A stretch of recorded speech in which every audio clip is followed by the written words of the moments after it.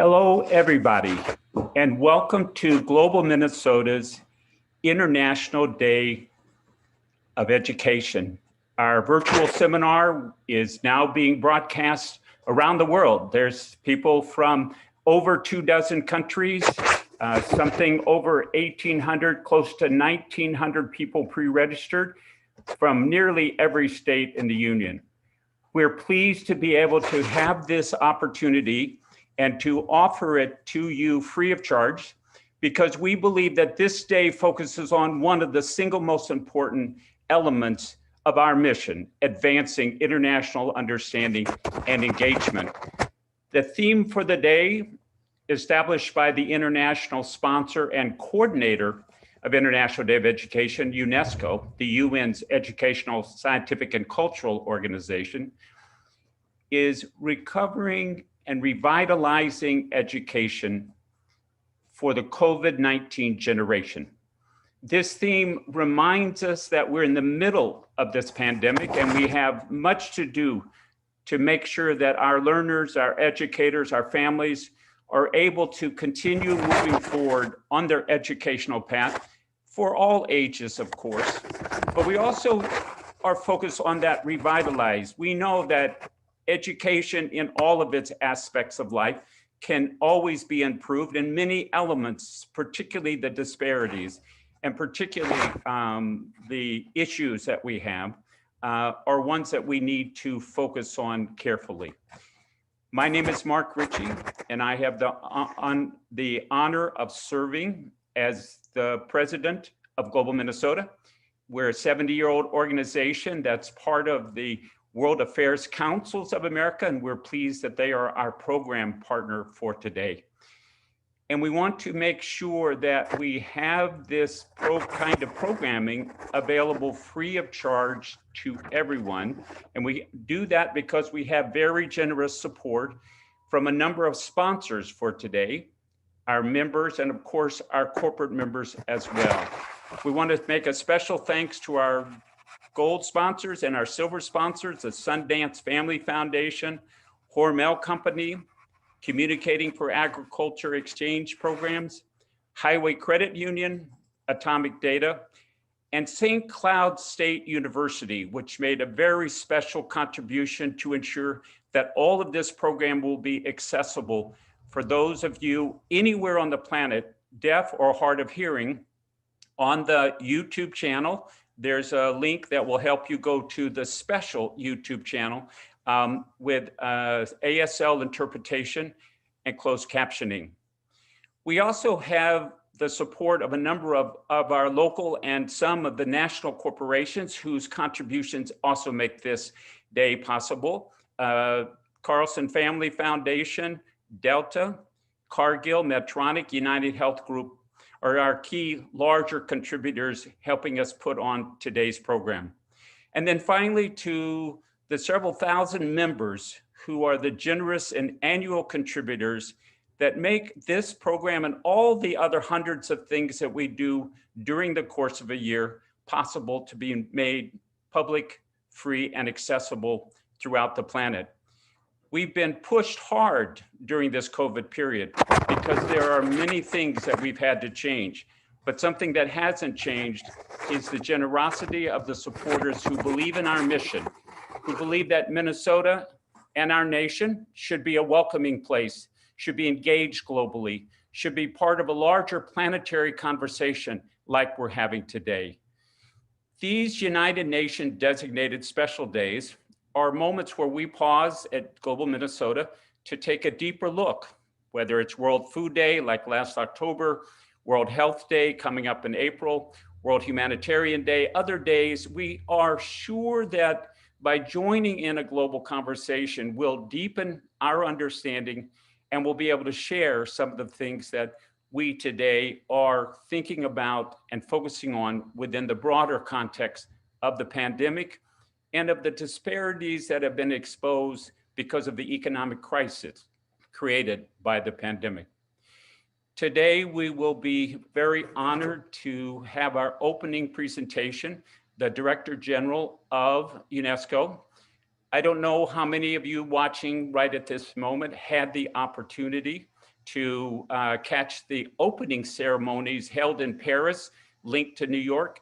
Earlier this morning. For some of you, it would have been quite early, but it was a powerful, very excellent beginning of this day, kicking off global observances and celebrations everywhere. And I hope you can find time to join at some moment and to watch those opening words. Director General Audrey Azoulay is the leader of UNESCO. She was a former Minister of Culture of the government of France. And she's been the key person that has kept pushing forward the concept of protecting our cultural heritage in places of crisis, in places of conflict.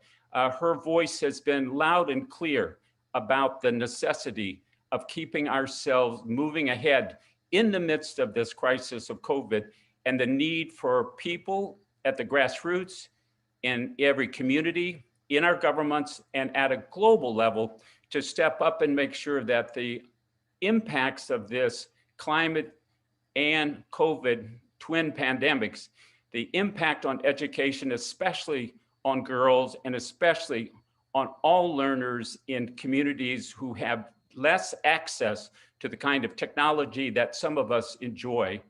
We have to make sure that we concentrate on those issues, and today will be a chance to really lift that out. Some of you know the history of UNESCO. It grew out of the League of Nations. There was an International Committee for Intellectual Cooperation trying to heal some of the wounds and divisions of the First World War. And at that first meeting, when the UN was being created out in San Francisco in 1945, a governor of the state of Minnesota was one of the 5 asked by President Roosevelt to be part of creating the United Nations. And our Governor Sasson came home from fighting in the war in the Pacific, and he was one of the strongest voices for human rights, for the broader understanding that peace only comes through justice. But he also was the advocate for keeping the society's voice present in international matters. And when Governor Sasson died relatively recently, Kofi Annan, who was Secretary General of the UN, who had graduated from university here in Minnesota, he eulogized Governor Sasson, saying that the international community had lost one of its greatest leaders, one of the people who kept the voice of society engaged in the great work of helping to create the peaceful global community. We're fortunate to have a governor with the same passion about making Minnesota a global place, a governor who has been himself a teacher, a public school teacher in social studies. I love that because I trained to be a social studies teacher. And Governor Walz also was for over 2 decades a listed leader of the Minnesota National Guard. And in this occasion, we are so pleased that he could take time to record for us a welcome message and to introduce our keynote speaker. They're in the middle of legislative session, and so we're just glad that there was time to do this. I'm very, very pleased to call and to ask for the message from our governor, Tim Walz. Hi, everyone. I'm Tim Walz, governor of the great state of Minnesota. A big welcome to the folks viewing this event from around the world. As a classroom teacher for more than 20 years and a parent of a child in public schools, I've seen firsthand the power of education to change lives. I believe that each and every child must receive an education that prepares them for success in the future workforce and in our democracy. That's why today's event theme, Recover and Revitalize Education for the COVID-19 Generation, is so incredibly important. Too often, race or zip code and income can determine the quality of a children's education. The COVID-19 pandemic has shed a bright light on these disparities as our educators, school staff, families, and students rose to the challenge of distance learning. Distance learning has been hard on our students. But for our students of color and indigenous students, low-income students, students experiencing homelessness, students with limited internet access, those in greater Minnesota, English language learners, students with disabilities, and many more, distance learning has been even harder. The disparities in our educational system hold back not only our students, but our entire state and country from reaching our full potential. And as schools get back in person, it's crucial that we work towards education recovery and revitalization together. We must tackle the challenge of the past and present, intentionally designing our education system to ensure that each individual student thrives. This means that each and every student's educational experience values who they are and supports them to reach their highest potential both in and out of school. I want to take a moment to acknowledge everyone who made this event happen. Thank you to the team at Global Minnesota, all of the speakers and sponsors, and the leadership at UNESCO for coming together to make this special day possible. I'm excited to introduce today's keynote speaker, the head of the entire Global International Day of Education, Director General of UNESCO, Audrey Azoulay. Director General Azoulay is the former Minister of Culture and Communication for France and a tireless advocate for advancing education for all worldwide. It is now my honor to welcome Director General Azoulay.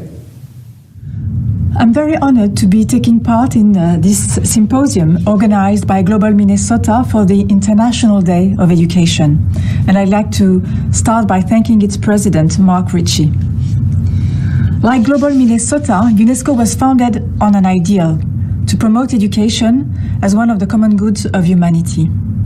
Because education is not only a basic right enshrined in Article 26 of the Universal Declaration of Human Rights. It is also an essential lever to respond to the challenges facing our world.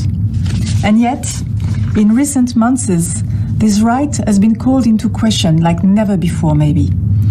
A series of crises has emerged, which we must rise above together.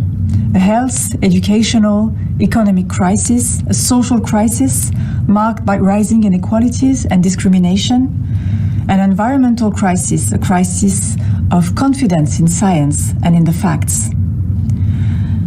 After a year as difficult as 2020, being pessimistic would be easy. But 2021 gives us many reasons to hope. Because, as the past year has shown us so painfully, education is a human right, a public good, and a public responsibility, as the theme of this symposium reminds us.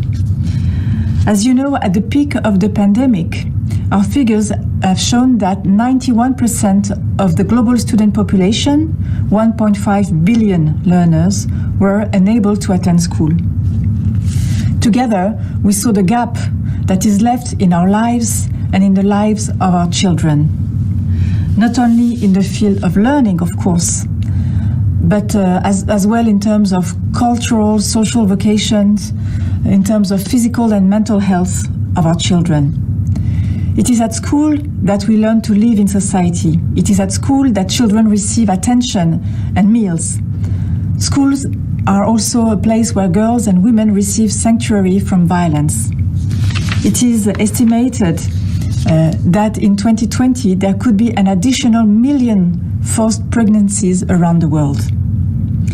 At a time when 11 million girls may never return to class, in addition to the 130 million who were already out of school before the pandemic, the danger is clear. Yes, 2020 was a year of disruption, but it was also a year of mobilization.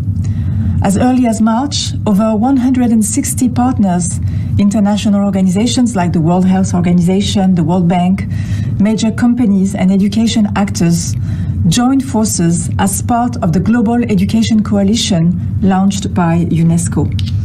I would like to thank all the US companies that joined this movement: IBM, Google, Microsoft, Uber, Verizon, and Facebook. Thanks to all our partners, the coalition and UNESCO supported the continuity of learning and the reopening of schools in over 70 countries, benefiting millions of pupils and teachers. Firstly, we took action on the educational front to ensure that learning could continue. But we also took action on the health front by organizing the sharing of best practices.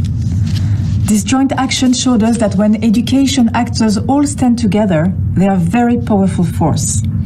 This is true in emergency situations, but it is also true for long-term challenges. Against racism, against anti-Semitism, against discrimination and social injustice, education is our best ally.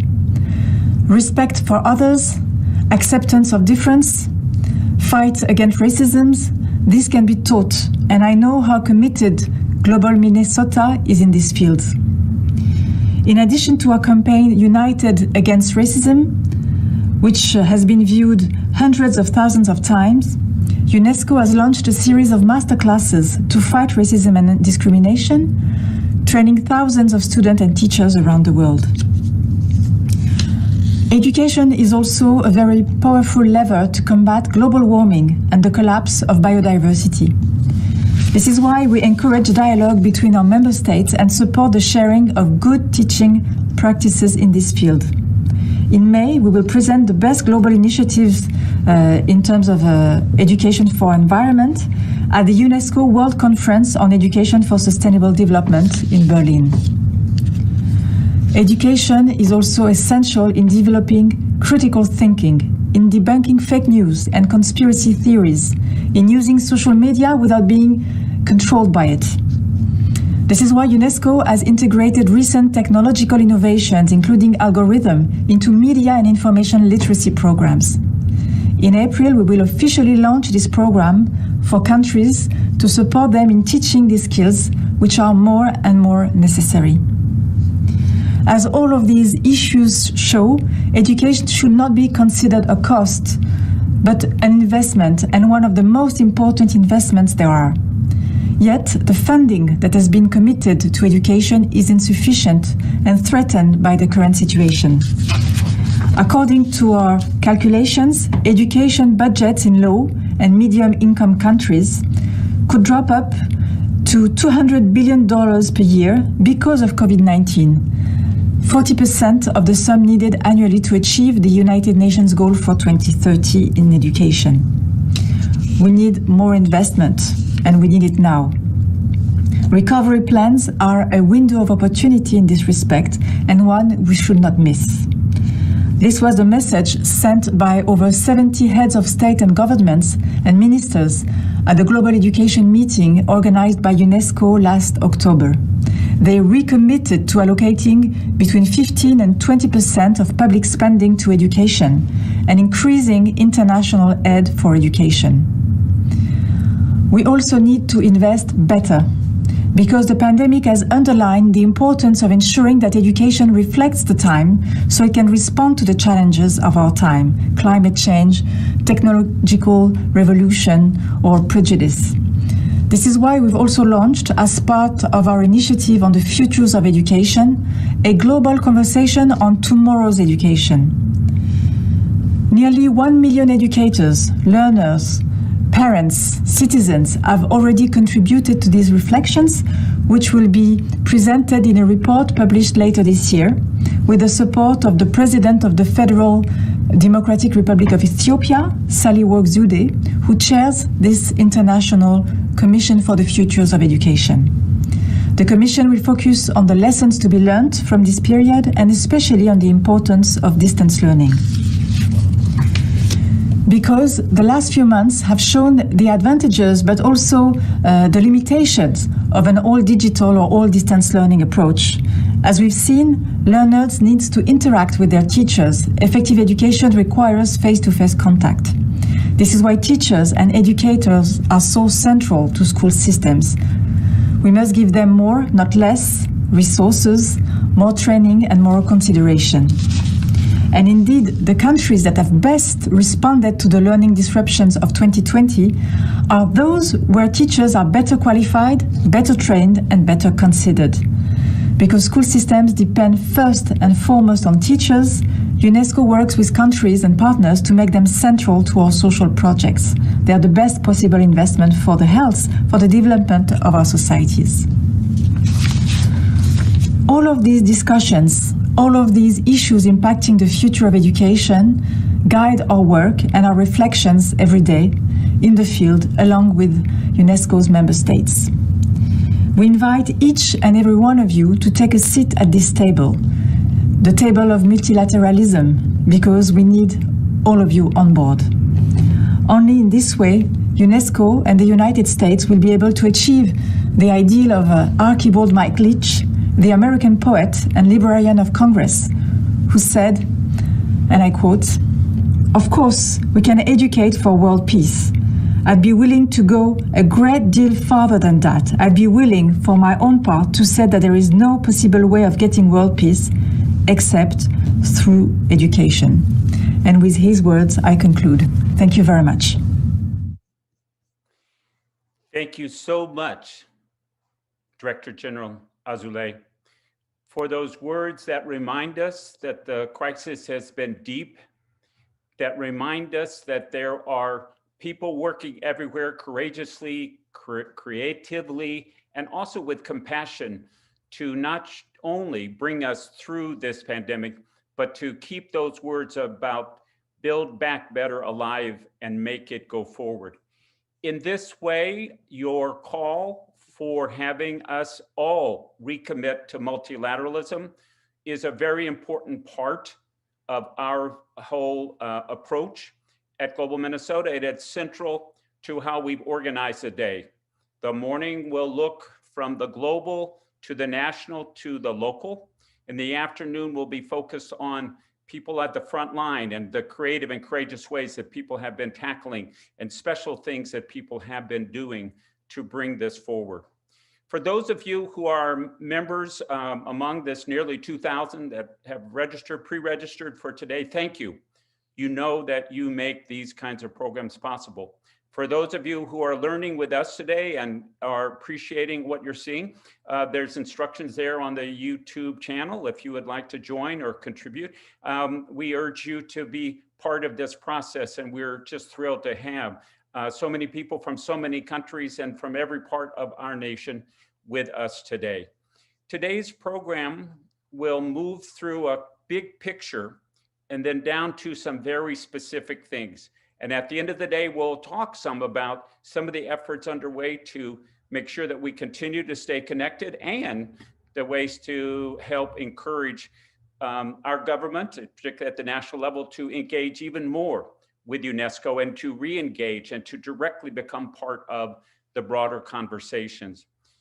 A person who will help us think about that in the next phase is the Global General Secretary of Education International, which is truly one of the most important and central of global organizations that have brought together around the planet educators, 32 million, in fact, in the organizations in over 170 countries from around the world. David came to that position about a decade ago, or to that organization. He's only recently become in this position. But in his career, he, among other things, was a public school, high school teacher, also was one of the education specialists at the Organization of American States, and served as an associate director for the National Education Association here in the United States. That focus, that moving from the local in the school to the hemisphere and the nation, and now stepping forward to be the leader for the Global Association of the Educators, is an example of the kind of leadership that individuals can, and many do, bring to this notion of using education and how we learn from each other as part of the process of building peace, of building this planet into a more peaceful, a safer, sustainable, more resilient place. I mentioned earlier Governor Stassen, who was tapped by Roosevelt to be one of the founders of the United Nations.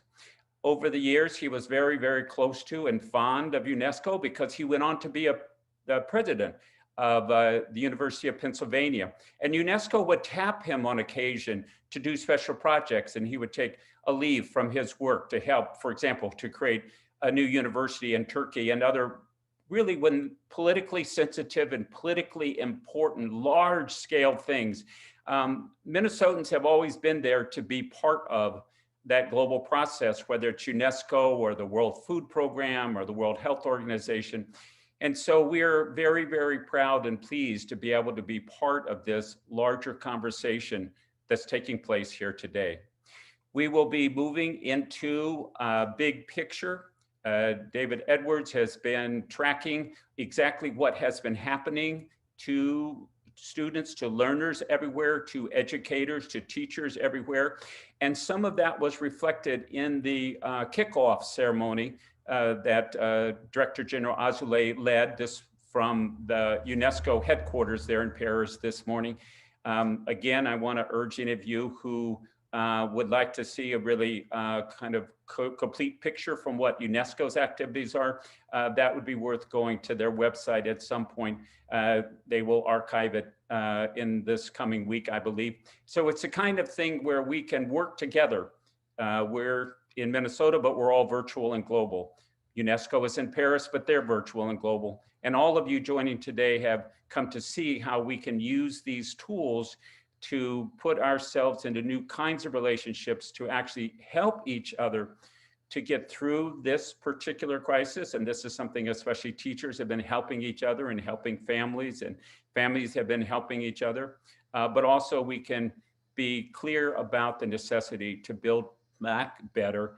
And that makes me very, very pleased that Dr. David Edwards could join us today from his offices in Brussels. Dr. Edwards, are you there? Can you join me on the screen? Hi, Mark. Welcome. Thank you very much. It's so nice to be with you. I want to thank you in your capacity as president, Mark, and also Global Minnesota, and thank Governor Waltz for his words. And I also just wanted to say hi to my friend Mary Catherine Richter, who I know is now your education commissioner, but I knew her previously as an AFT leader and member of Education International. It's just a real pleasure to join you all today. And I thought that was some very helpful but sobering information from my friend, Director General Azoulay. And I want to, thanks to her and her many other colleagues around the world, the perspectives and priorities of educators and students are not just simply an additional viewpoint. The input of teachers is instead becoming embedded into global discussions on the way forward. And advocates in the education sector are working together now in common purpose to an unprecedented degree. And I'd like to say that UNESCO, under Audrey's leadership, deserves much of the credit. In that spirit, I wanted to speak with you all today about the teaching profession globally, as Mark said, in the context of this past year, what we have experienced, what we've learned, and a little bit about where we are going, and most importantly, where we need to be going. I'd like to start by telling you a little bit about EI. Mark mentioned it already, but Education International is the global federation of education unions representing more than 32 million teachers and education support personnel, from early childhood education to university, in 385 affiliated member organizations in 178 countries. Our headquarters is in Brussels, where I am speaking to you from right now, and we have regional offices in Africa, Asia, Europe, Latin America, North America, and the Caribbean. Our mission is to promote the universal right to quality public education, advocate for the professional status, rights, and working conditions of educators, to be a leader in the fight for social justice and equity. And then came COVID. In the span of months, 1.5 billion students out of school. That's billion with a B. And I think it's really hard to wrap our heads around such a number. It's as if a global hurricane swept through and each of us was cast into boats to do the best we could. Of course, existing inequalities were laid bare and exacerbated by the crisis. So the people of the world, same storm, but very different boats. Imagine no access to the internet. That's nearly half the world's population. Picture no electricity. That's close to 1 billion people.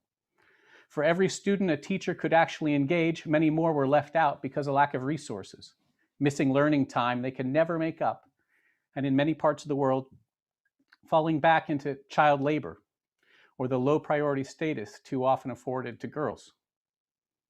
Wherever they could, educators stayed on the job, reinventing their professional practice by the hour, teaching lessons over internet video apps in Belgium, recording radio broadcasts in the Republic of Congo, driving school buses with mobile Wi-Fi to provide hotspots in remote locations of the US.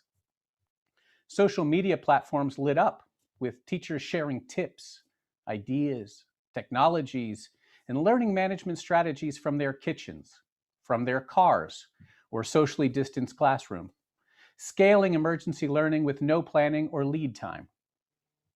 Everyone who could sorted through the chatter to find what worked best right now.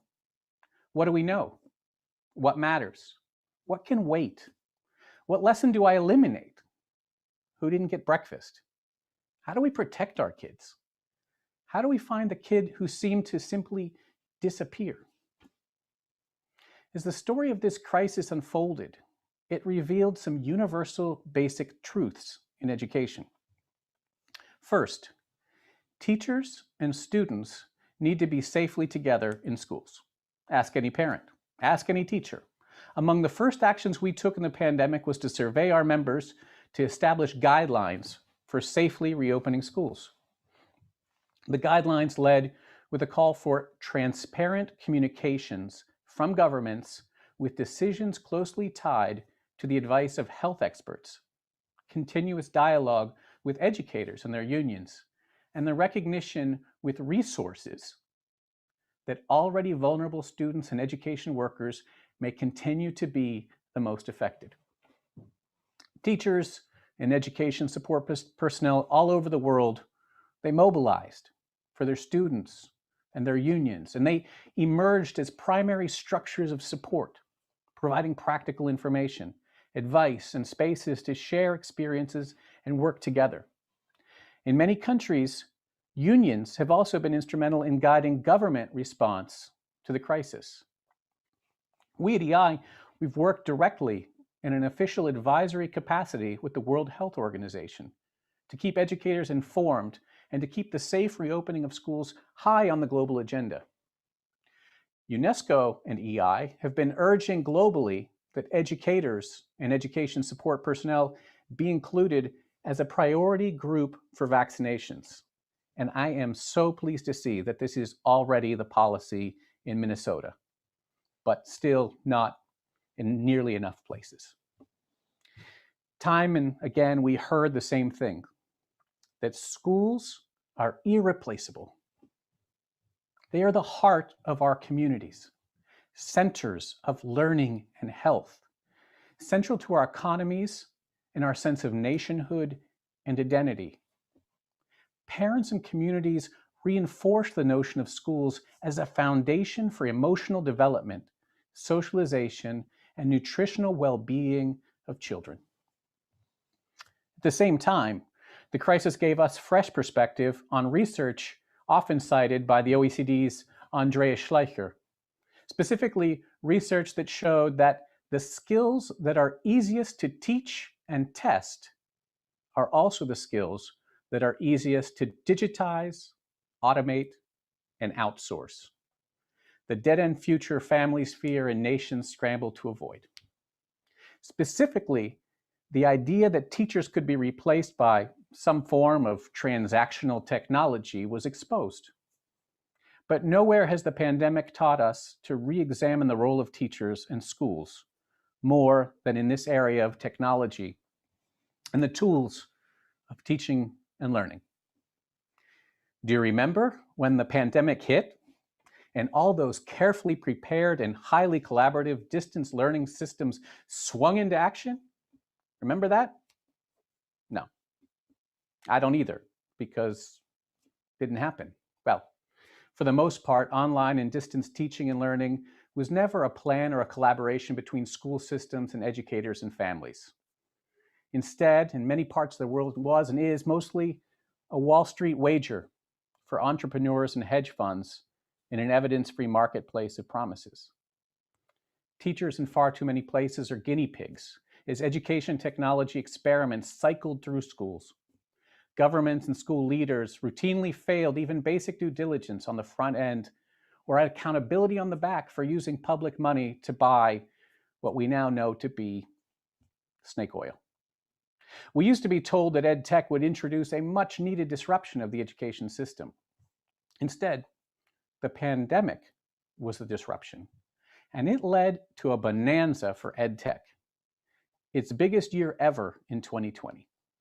Startups in the US alone raised a reported $2.2 billion in venture and private equity capital. That's a 30% increase from the 2019 total. So get ready. The salespeople are coming. Fact is, we do need better technology, better experiences. EI has had protocols in place to help guide the use of technology in education for many years.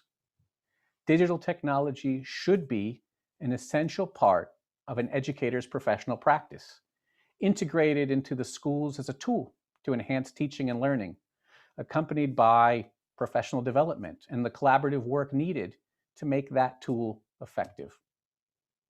Looking ahead, the lack of effective tools and resources and the absence of training and collaborative time to use what's already in hand is a symptom of an overall crisis that now seems certain to outlive the pandemic. The world's education systems are in deep trouble. Today, International Education Day, our colleagues at the Global Campaign for Education have launched the 1 Billion Voices campaign to raise a worldwide alarm about what they call the seismic threat to education progress already underway. The World Bank has already projected a potential 10% cut in education budgets due to the COVID-19 pandemic. Our colleagues at GCE said the world faces a tipping point as vulnerable communities, including children with disabilities, are excluded from education. Overall, they say it is increasingly urgent for governments to involve civil society organizations in the drawing up of education budgets. That's us. And it seems very straightforward, doesn't it? I mean, public demands for allocating resources and holding politicians accountable make a difference. Families and communities can join with teachers and others to insist that decisions about national priorities and resources be made in a democratic fashion. In some places, it's called social dialogue. In other settings, it's called negotiation. Where I come from in Western Pennsylvania, it might be called being at the table instead of on the menu.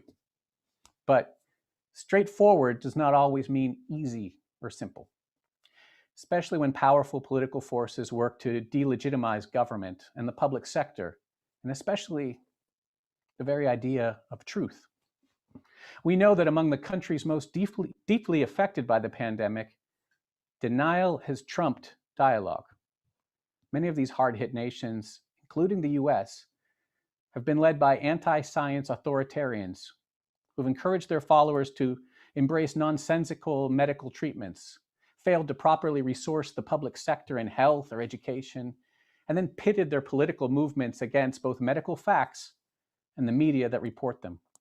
By contrast, countries that have experienced less severe outbreaks of the pandemic and are transitioning more smoothly back to school and work, focus sharply on science, have robust public sectors and media and unions. The tools to make government work in a democracy are straightforward, and they're built around the lessons most of us learned in school. Public policies must be grounded in fact. Fictions are fictions. They're not just the other side of truths. The public sector, like the republic itself, to paraphrase Franklin, belongs to us all if we can keep it. Health, education, public safety are public goods constantly under threat that can never be taken for granted. Last week, President Biden recalled the painful lesson taught to us by lies told for power and for profit. He said, each of us has a duty and responsibility as citizens, as Americans, and especially as leaders. Leaders who have pledged to honor our Constitution and protect our nation, to defend the truth and to defeat the lies. After the last 4 years, these words have an especially profound meaning in our country. But they resonate around the world, especially at a time when the US begins to re-enter the global community. This re-entry comes at a time of profound and deepening crisis for children and education worldwide. The UN Secretary General Antonio Guterres called it a defining moment for the world's children and young people. Less than a decade ago, the UN unanimously declared that free, high-quality, equitable education is a critical global goal for sustainable development, essential to democracy, and a linchpin to solving the climate crisis and hunger, just for starters. Educated societies with vital public sectors are healthier. Family incomes are higher, national poverty is reduced, so is child labor and violence against girls and women. EI was so proud to help lead the fight for these goals, mobilizing educators in a 2-year campaign in every continent, in every corner of the globe. And all of us know that quality education is not inevitable. Like democracy, too often we realize its true value only in its absence, when we are forced to pay the price for a crisis born of ignorance and neglect, of dismal and, let's face it, deceitful leadership. As educators and unionists, we have the responsibility to teach and defend the truth. Going forward, we have an added duty, an absolute responsibility to identify, call out, and correct misinformation, disinformation, and outright lies. I will say, fully acknowledging my partisanship and revealing the content of my absentee ballot, that the US election has already had a profoundly positive effect on the course of the pandemic in the US, and the effect will only grow and have a global impact. Let this same transition be the start of an equally profound effect on the lives of all of our children everywhere, because the whole world is watching. Thank you very much. David, thank you so much for those inspiring words, but also for that big picture about how impactful this COVID has been, about all those different ways that educators and teachers and families and people have responded, and about the challenges in front of us, especially when some would cut further or some would not directly address some of these issues. And so I wanted to ask you just a little bit more here, very specifically, this campaign, The Billion Voices. Can you tell all of the folks watching from around the planet how we could get involved? What's the way to find out just a little more about that? Sure. So Global Campaign for Education is it actually goes back to, without getting into the sort of education history, it goes back to Dakar. Before, there were Sustainable Development Goals, we had education for all. And at that time, the world leaders were not listening to civil society. And so all of the social movements, the NGOs, the teachers' unions, it was actually partly led by Nobel laureate Kailash Satyarthi. We got together and we formed the Global Campaign for Education.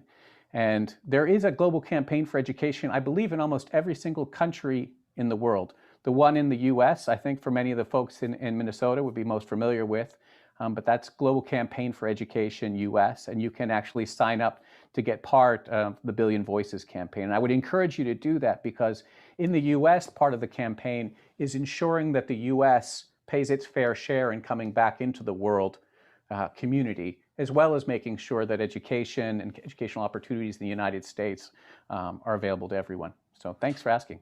Yeah, and David, you know, we're in Minnesota devoted to the Sustainable Development Goals all along. I see the pin. And so, for example, on World Food Day, of course, we were looking at the goal of zero hunger. And on World Health Day, you know, good health and well-being for all. In fact, we want to bring a World Expo to Minnesota on Sustainable Development Goal number 3 on good health.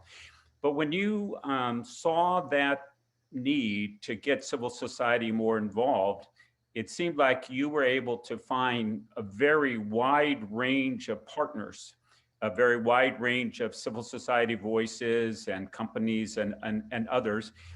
Is this now a way that we could see that term, Build Back Better? Could Build Back Better be, in fact, build back and reach those 17 Sustainable Development Goals by 2030? Well, I think it's a great question, Mark. I think I'm a big believer in social accountability. And And I think the way in which you get social accountability to be embedded into making sure that we deliver on the SDGs is first and foremost to make sure from a rights-based approach that all families, all parents, all students, all communities understand what those goals are, what the indicators of their success are, and the ways in which to get involved in sort of making sure that governments, live up to the commitments that they've made to realize, like every year at the high-level political forum, governments come and they give updates on their, on their progress. And I think that, the constituency of civil society is one of the most powerful that we can have. I do think we have to be careful because it's not a gift that governments give or that anyone sort of gives to us. It's a responsibility we have, and we have to be able to claim it forcefully, and we have to be able to, once we get the space, also show up. One of the things that I often think is that no is not a policy proposal. It's good to be able to say no, but it's really important for civil society to come together and generate really good proposals for financing, for funding, for follow-through, for monitoring, evaluation, and so on. So I think there's a huge role. I think it's an important part of the SDGs. And I think it's something that we have to continue to work at because civil society sometimes runs the risk of being an afterthought. Let's invite someone from civil society to this panel, to that thing. And we need to really say, no, the main social accountability mechanism is civil society. Well, I really appreciate that perspective because I know, some of the things we work on here, for example, the Sustainable Development Goal 3 about health, 3.6 is reduce road fatalities and injuries by half by 2030. Well, it takes everybody to address distracted driving, drunk driving, road safety engineering, public education enforcement. And I know for us, like some of our largest players, like for example, the company Cargill, who internally made the decision to ban the use of cell phones by anybody during the day or at night on their phone, and took the lead on lobbying the state legislature to get cell phone distracted driving banning. So your message about how we all are responsible resonates, I think, with that general notion that we're now deeply moving towards governance by goals, so to speak. We have climate goals that we must reach. We have goals on deadly driving. We have goals on zero hunger. I know that your organization and teachers in general have been looking down the road. What are the issues that have become, ones that we've heard about? Director General this morning spoke about the technology questions and others. I believe that there's some initiative underway to try to strengthen and update the Convention on the Rights of the Child. We're in a new era. The first convention was coming out of the First World War. Children were abandoned, children were wounded, children were dismembered, children, were in fact a critical part of what we understood about why we could no longer go on with these wars and these world wars. Can you give us any insights into where that kind of movement from what's an afterthought to what's crucial to what's a right might go into the future? Yeah, no, I think it's a really great question. And I think a lot of us and a lot of agencies are rethinking the assumptions that informed the decision-making at the time in which some things were drafted. The CRC, the ratification of it in our own country. Convention on the Rights of the Child, excuse me, the Convention on the I get caught in acronym soup. I don't know if you do as well, but absolutely. It's one of my big problems. I try. But, it's partly because of the ratification process in the United States. When I was at NEA, we worked on the CRC campaign. But if you look at the sort of the movements now, if you look at it sort of Malala, if you look at the climate movement, if you look at what students themselves are doing, they're no longer the subjects, or they're no longer sort of the objects of they're the subjects of their own destiny. They're rights holders who are not going to wait for others to sort of solve their problems. They have views. And one of the things I'm really excited about, whether that's in terms of climate literacy or climate action, is I'm seeing student activism paired up with teacher activism and citizen action, demands for civic space, demands for civic education, for science to be taught, where you also have it going worldwide, where you have the Global Students Forum, which is now forming. You have all sorts of student organizations that are, you have the Youth Forum at the COP, at the Climate Summit. You have it at the UN. And there is actual accountability mechanisms being developed by young people, by the rights holders, who are going to inherit this planet, who are already not even waiting for inherit it. They're here now. It's not something that's going to come to them later. They're already claiming this is their planet, this is their future, and they're not going to stand by idly while someone tries to talk to them about clean coal curriculum or something like that. They want to actually know what the science is on renewables and things like that. So I find that to be really exciting. I think one of the challenges what we're going to have is that how some of these organizations are funded and supported so that they're sustainable and can continue. They have a governance structure so that they can't be gamed and picked. And that it's part of the larger sort of social accountability mechanisms that I talked about earlier. I know in the United States, we've been really, really impacted by how young people have been the leadership on gun violence, because when terrorists wanted to terrorize society, they went and shot our children, and the children have said, stop, no, we must change. It's also been the case in the racial justice movement and the climate movement. So in this last election, the youth vote was the record breaking, and not just the vote, but every aspect of old-fashioned organizing was driven, and dynamically so, by young leaders. So it seems like one part of this future of Building Back Better includes that input and that leadership and direction from the young people who are in fact leading on the social movements. I know one of the big issues that will roll forward is the re-engagement by the United States at the global level. Minnesota wants to host a World Expo, and we were not able to put forth a bid because a couple decades ago, Congress decided that, well, we don't need to do that. And they had just dropped out and stopped paying dues of the international body. It took a lot of work to get consensus in the legislature with 2 presidents, but we were able to get them moving. And once they re-engaged and got the back dues paid of the Bureau of International Exposition, then suddenly the embrace of our ideas, our bid, our concept, and just of us as Americans rejoining the international, body, especially because we were so crucial at the creation, just gave a lot of energy. And I'm anxious to see how that will re-energize us when we do move towards the total re-engagement in UNESCO. And I know that the National Education Association in the United States, among others, is really taking one of the leadership roles. And I believe that in one of our green rooms here, Lily Garcia, the immediate past president of the National Education Association, who's written a powerful call on the US to rejoin. I wonder if Lily can, oh, there you are. Lily, greetings and welcome from El Paso. We won't talk weather yet. We'll get to that later. But Lily, your leadership in both the Education International, but here in the United States, in the NEA, is really important.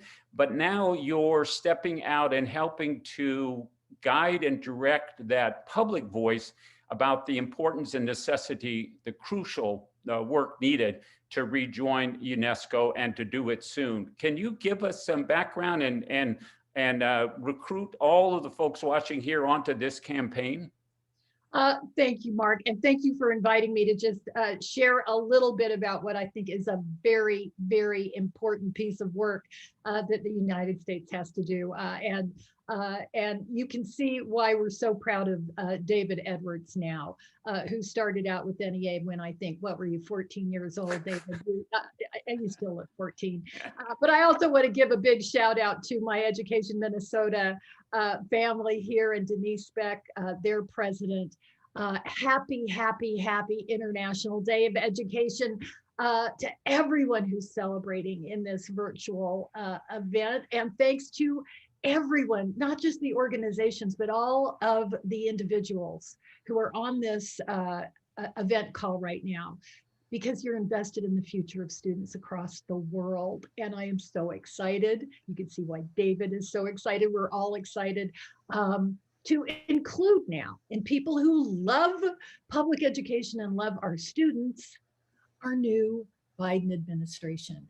We're not always going to agree with everything that they do, but we've got an open door, and they do appreciate what we have to say as educators and as advocates. So I have hope today like I haven't had in oh so many years. And I want to congratulate President Biden. Can I just say those beautiful words one more time? President Biden. So thank you, President Biden, for taking very swift action to bring the United States back into the world community after 4 years of unnecessary isolation, because our voice and our influence have been absent in so many places in so many ways. And my heart sings that some of the first actions of this new administration were to lift up the importance of American participation in things like the Paris Agreement on climate change, the World Health Organization, the Human Rights Council. And now it's time, especially on this International Day of Education, to add returning to UNESCO to this list. So let me just give folks just the briefest background. The UN, and UNESCO, of course, is an acronym. So David's right. We need to stop talking in alphabet soup. The UN Educational, Scientific, and Cultural Organization was founded in 1945, right after the horrendous World War II aftermath. It was the American poet, Archibald MacLeish, who wrote the first line of the UNESCO Constitution. And it's a line that defines its mission. It guides how its programs will be developed. He said, since wars begin in the minds of men, it's in the minds of men that the defenses of peace must be constructed. And so for 75 years, UNESCO has labored in this construction of peace, using the tools of education, science, and culture to build those bridges that join us in our common humanity and our connected futures. And our hands in the United States have been absent too long from this labor.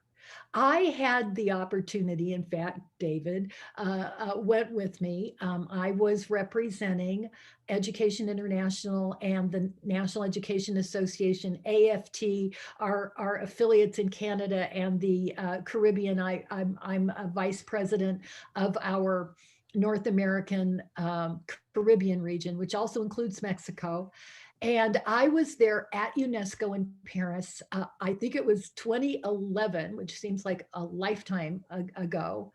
And I was there representing the World Federation of Teachers Organizations. As David said, 32 million educators, 174 countries. And we were there to participate in World Teacher Day, which was a commemoration and participation in a policy roundtable on the state of the teaching profession. And we were preparing the framework of action around the soon to be adopted Sustainable Development Goals, and UNESCO was the lead agency on education. But while all that work was going on, I was just amazed at what else was going on in that building. Across the hall, throughout the building, were parallel discussions regarding World Heritage Sites, anti-Semitism, discrimination in all its forms, press freedom, scientific advancement. And I loved that UNESCO understood the importance of all of these connections. I am a certified elementary teacher. My life's work has been as an educator to realize the education of what we call the whole child: creative, critical mind, healthy body, ethical, compassionate character. And I felt that harmony of connections and purpose in UNESCO. There was no one size fits all, just memorize this. It was holistic. It was an epicenter of global collaboration around not just the most important ideas that shape the future of the planet, but the most fundamental values that have to serve as the building blocks: education, science, culture, in service to what? To a more peaceful, just, sustainable world. And I don't look at UNESCO's work as an act of charity, that the United States needs to get back into UNESCO because we're somehow the donor nation. UNESCO's work is an act of justice. And it's not just about fixing developing countries. UNESCO impacts me as an American teacher working in one of the richest countries on the planet. I need UNESCO. I need a place that brings the world's finest minds together for collaborative discussions, publications, training on multidimensional approaches to child development, reflective pedagogy, on the nature of learning itself, to know, to be, to do, to live together. What's more relevant today and more foundational to American challenges than the rise we've just seen in anti-democratic forces, authoritarianism, white nationalism? A lot of diverse organizations and individuals who are using the common tools of disinformation, distrust of the other, divisions based on race, ethnicity, culture, by denying science, whether it's COVID or climate change. Their purpose is the opposite of peaceful justice. And it lives here in our home, here in the United States. We need UNESCO in this essential long-term work of peace. But today, right here, right now, there is urgent, immediate work to do. It can't wait for the long term. The immediate crisis of rebuilding education systems ravaged by this pandemic. It's going to require all hands on deck right here, right now. And America's been watching from the back of the room. UNESCO's Institute for Educational Statistics is the premier global body aggregating educational data. Its Global Education Monitoring Report team is at the forefront of analysis and insight. Its International Institute for Education Planning systemically brings together the best research, the best training on education planning. In fact, UNESCO's Global Education Coalition is the world's main body where all education actors from the public and the private sector can come together to coordinate the response in addressing the needs of those over 1 billion students that David was talking about, who lost access to schooling and educational services. And you know that those students live in the world's poorest nations and in the world's richest nations. The United States has the world's richest school systems and the world's poorest, depending on which zip code you live in. We need this help. The United States can't afford to be a simple observer. We have to have a seat at the table, contributing, learning, designing, improving. And it has to be practical and evidence-based, and it has to maintain the highest standards of equity, of access and opportunity. I was really taken by your comments because they were so reflected in all the world examples brought together this morning at UNESCO's kickoff ceremony. because they tapped into people's experience, but it was a reminder how important UNESCO is. And you've just summed it up beautifully for us. I think about this from a lot of different angles. Global Minnesota works a lot in the schools, but we were born by a group of women community leaders 70 years ago, 1951, who could see that international students were coming to Minnesota and to the whole country, and some were having a rough time. Some were being met with racial attack and other really serious things. And they said, we cannot tolerate this. They created first a kind of informal group to greet and then welcome and then support international students and faculty, some, but mostly students. And we've grown since that time. But this morning in the UNESCO program, there was a leader from the international organization that does a lot of the international exchange of students.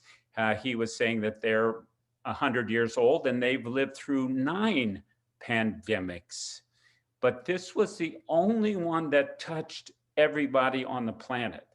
And I was taken by his overview, that historic understanding, but also about how he has distinguished this particular pandemic from the others that have been devastating in different places and different times in different ways. And I believe that that's part of the wisdom, in a way, of those who created a UNESCO, a World Health Organization, a Food and Agriculture Organization, et cetera, is that they knew that over time we needed to gather and sustain attention, expertise. You were describing the international statistical bodies and others. And we also need to make sure that by knowing our history, we know what is similar and what is different. We know where we've made progress and where we're falling backwards. And it feels like this moment now, and you both have referenced the kind of new energy coming from Washington. I was struck by that in this YouTube channel where Dr. Jill Biden, just a couple days after the swearing in, did a seminar and some speaking for that the teachers put together in the United States. And I think anyone watching this now could find that, but she was so clear about both the passion, but also the commitment, the long term. But she also was, she explained she was having to teach her classes as she was getting on the plane to go to the inauguration. I mean, this is a teacher now at the highest levels who gets it, but also has the ability to articulate it in ways that learners, educators, and others. So I feel like my broken heart of the grief and the dislocation, and we could describe this in all kinds of ways, is one part of me. But another part of me is the opening up that is happening in the conversation and the real possibilities of re-engagement, but also, as you were describing, how you as a teacher, as a leader, need UNESCO, but also we need each other. This idea of the pandemic, we're Minnesotans, so we're always quoting, Paul Wellstone, our senator who was killed tragically, and his most famous quote, just flat out, we all do better when we all do better. Now people are creating new ways, like we can't all do better until we all do better when it comes to this pandemic. And this is going to be part of our heritage and who we are going forward. Is the question isn't, how did you handle? The question is, how did you build back better?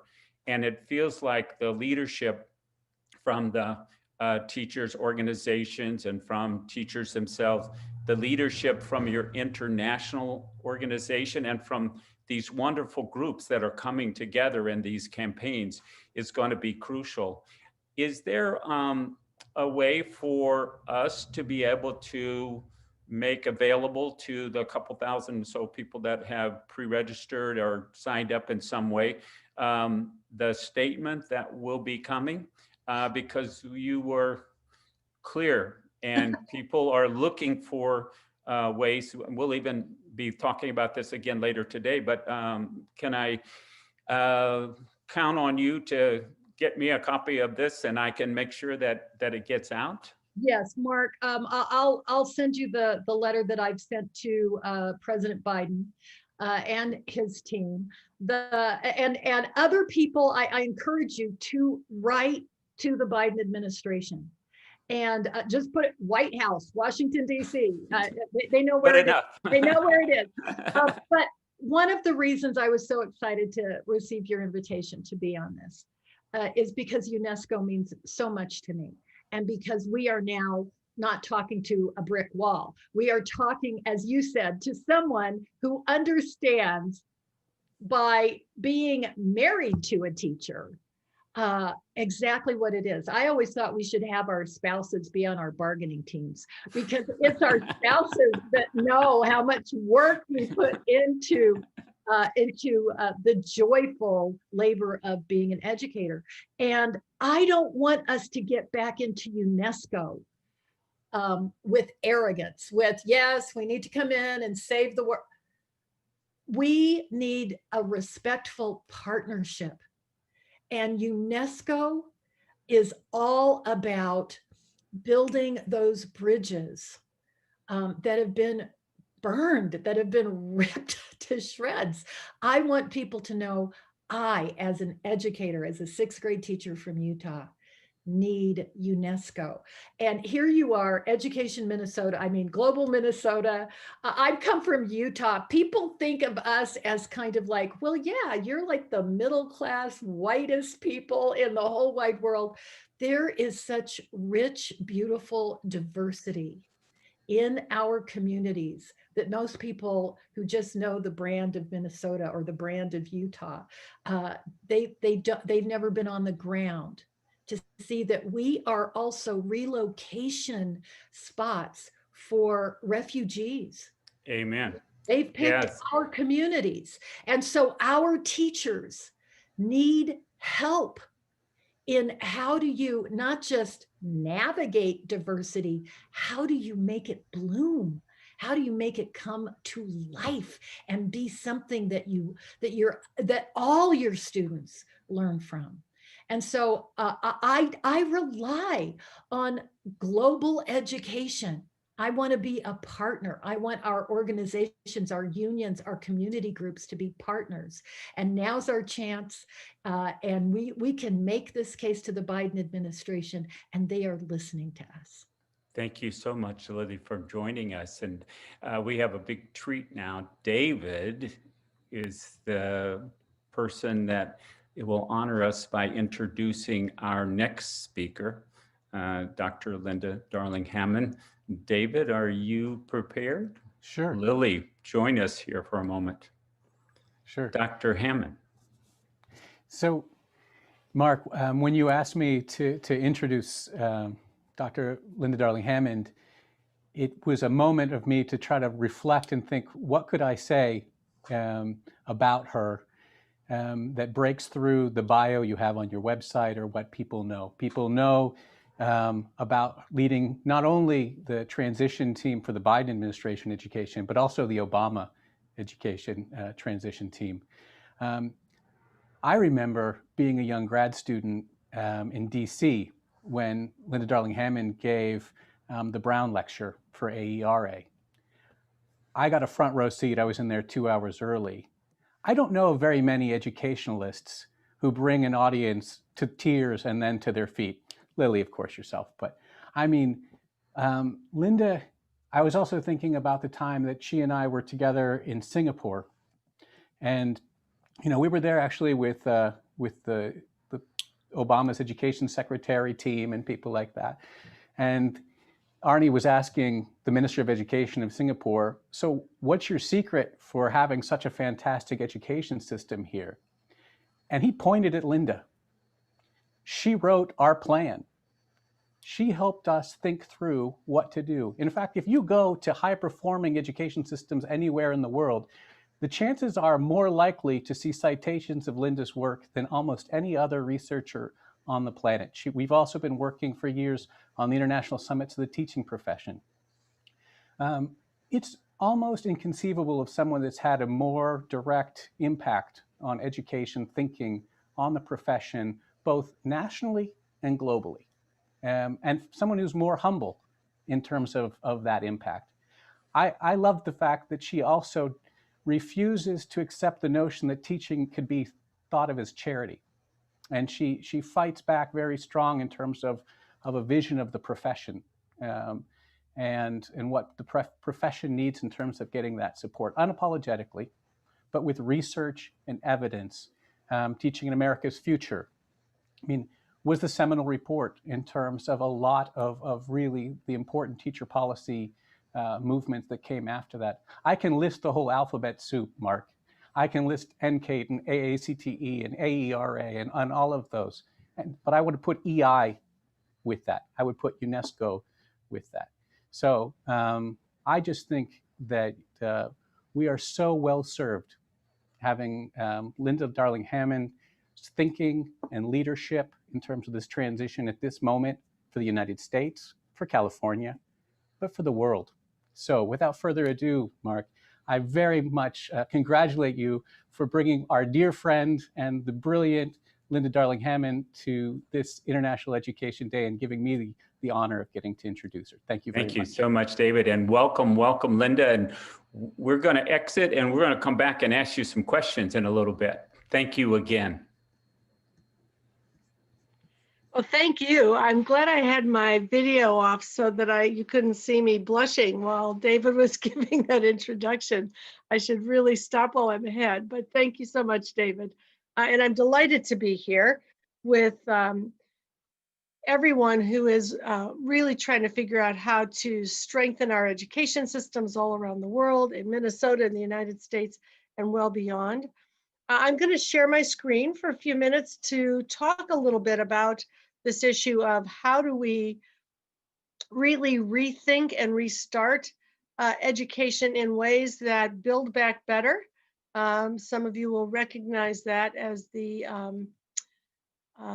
Biden theme, and it is what we've been working on in the transition. I will say two things about the transition.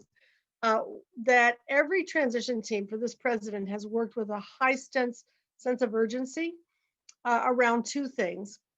One is, of course, dealing with the pandemic, getting everyone to a place where we are safe, where we are able to move forward in terms of public health, in terms of our personal safety, but also to reopen schools in safe ways so that children have the benefit of all that their teachers can bring them. And the other pillar for the transition has been the pillar of racial equity and equity in all forms. And when we think about restarting and reinventing schools for equitable learning, for empowering learning, we want to build on some of the most important work that's gone on in the world that David already mentioned, and that many of you have been a part of doing as you innovate, as you share ideas, and as we really have an opportunity to use the disruption to rethink the systems that we're using. So it's not any surprise to you that we are facing a public health crisis. We're facing, of course, an associated economic crisis, a civil rights crisis, certainly in the United States, but actually in many places around the world, as there is really a recognition of the deep inequalities that are surfaced at times like these and the need to correct those, and a climate crisis, which is related to the ways in which governments have behaved over many, many years. And I will certainly put the US government at the top of that list in the last 4 years. One of the things about moments like these in history is that they often lead to major generational social change. And if you think back to, certainly if I use the US history, to the 1870s and Reconstruction, 1900s with the transformation from an agrarian to an urban society and the progressive education movement that John Dewey led that went along with that. In the 1930s, in the Great Depression, we not only had the Social Security Administration and many other big social policies enacted, but we also had the Progressive Education Association transforming schools around the country. In the 1960s, education innovation went alongside civil rights activism and reforms in the 1990s. And here we are in 2020 on this 30-year cycle with these very big opportunities for progressive educational change. We do, of course, face these yawning equity chasms that threaten major segments of society, and that focuses our attention, as it must, to the issues of equity and systemic racism and ways to correct those long-standing challenges. We have the largest economic disparities since 1929. In fact, at this moment in history, the top 1% of wage earners in the United States controls about 50% of the, more wealth than 50% of the population. That's going to need corrections so that everyone can earn a living wage and be part of the economy. We have had inadequate action to address the health, safety, and economic effects of the pandemic. I will say there has been enormous innovation around the world, and we should think about that as we also think about how to mobilize governments to take advantage of what is being learned. And though both of those things live side by side, I happen to read the Journal of the American Medicine Association, Medical Association, JAMA, and the New England Journal of Medicine on a regular basis. I get them every day, and there are 10 articles a day about what we're learning about COVID-19, about treatments, about variants of the virus, about how to deal with it, about public health. The explosion of knowledge has been just incredible, and the sharing of that knowledge. And the same thing is true in education. And these are moments that really trigger a renaissance in the way people behave with one another, collaboratively often rather than competitively, with innovation and invention in the moment. So this is a part of the context as well.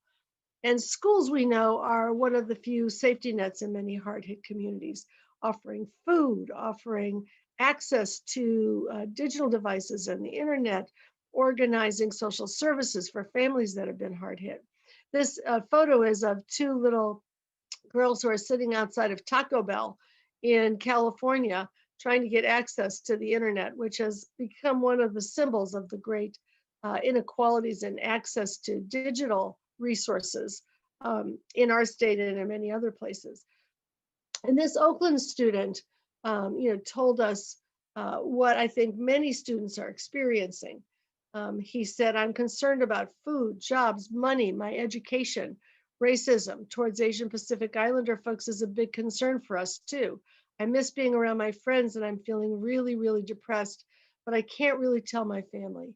So young people are bringing a lot of trauma, a lot of anxiety into their experience with schools, and educators are responding with empathy, with strategies to support social and emotional learning and supports. And this is really changing the way we think about the purposes of schools. So Learning Policy Institute put out a report this last fall on restarting and reinventing school. You can find it on the Learning Policy Institute website. And it talks about all the ways in which we should capture the innovations and the necessities that are going on now to reinvent school as we are really bringing students back to physical school over the coming months. Reinventing school means focusing on authentic learning and equity, harnessing the knowledge of human development learning and effective teaching that was accumulated over the last century and needed for the next. We are still in many places trying to break away from the system that was created in the early 1900s, the industrial mass education system that was put in place to put children on assembly lines that had been invented by Henry Ford in the auto industry, to bureaucratize schools, as Max Weber, who was a theorist who kind of spoke to bureaucracies, noted, bureaucracies are perfected to the extent that they are dehumanized. And the point was that we would govern by rules, not by individual proclivities. But that has created a way of doing school in so many countries that is not adequate to the moments that we have before us today. So we do know some things from the sciences of learning and development. These have been captured in some recent syntheses of the knowledge base that are really important, and I think that have been pushed aside in some cases through other policies that focus on, the mechanisms of schooling. First, of course, relationships are the essential ingredient that catalyzes healthy development and learning. In fact, in our brains, it is the relationships that parents have with their children, that children have with other children and adults, that actually build brain architecture. They cause the way in which people put things together and learn and develop neuron connections. The hormones associated with that, the oxytocin that is associated with getting a hug and feeling safe and protected, is also associated with building brain architecture. And similarly, difficult emotions shut that architecture down. Children actively construct knowledge by connecting what they know to what they're learning within their cultural context. So we need to make those connections possible. As John Dewey said, we bring the child to the curriculum and the curriculum to the child. And that requires a way of knowing children deeply and connecting what we want them to learn to what they already experience and know. Learning is social, emotional, and academic. If you come into a classroom situation feeling good about the teacher, feeling trusted, feeling excited about what there is to be learned, you learn more. And if you come into that setting with trauma, with anxiety, with other things that have happened, or with the view that you're going to be stigmatized and stereotyped in that setting, then your brain shuts down and you learn less. So social and emotional learning is not a frill. It is actually the pathway to academic learning. Students' perceptions of their own ability influence learning. So if schools see their charge as ranking and sorting, rating and grading, telling students and everyone else who's above, who's below on a unidimensional idea about achievement, they're actually impeding the learning process for students who are ranked and sorted in that way. The thing we need for schools to, of course, be doing is supporting students and seeing their own learning strategies, strengths, assets, and building on those, as well as their talents and interests. And we need the systems of schooling, the ways in which people structure such things as funding and assessment and curriculum to reinforce that view, the view of potential and development, rather than the view of ranking, sorting, and selecting. And of course, adversity affects learning. Effective schools have to be trauma-informed and healing-focused. And we know a great deal about how trauma actually undermines students' learning process. But we also know that relationships that are strong and consistent are also part of the healing process that allows resilience to occur. So this is a time, as this Atlanta parent put it, to reprioritize, to see if something can be different. As she put it, to reset the system, we have to take a loss, but we can recoup the loss if we actually get kids excited about education, create a more positive space for them to learn. This is the document I was talking about, Restarting and Reinventing Schools, really rooted in what we know about how children learn and develop.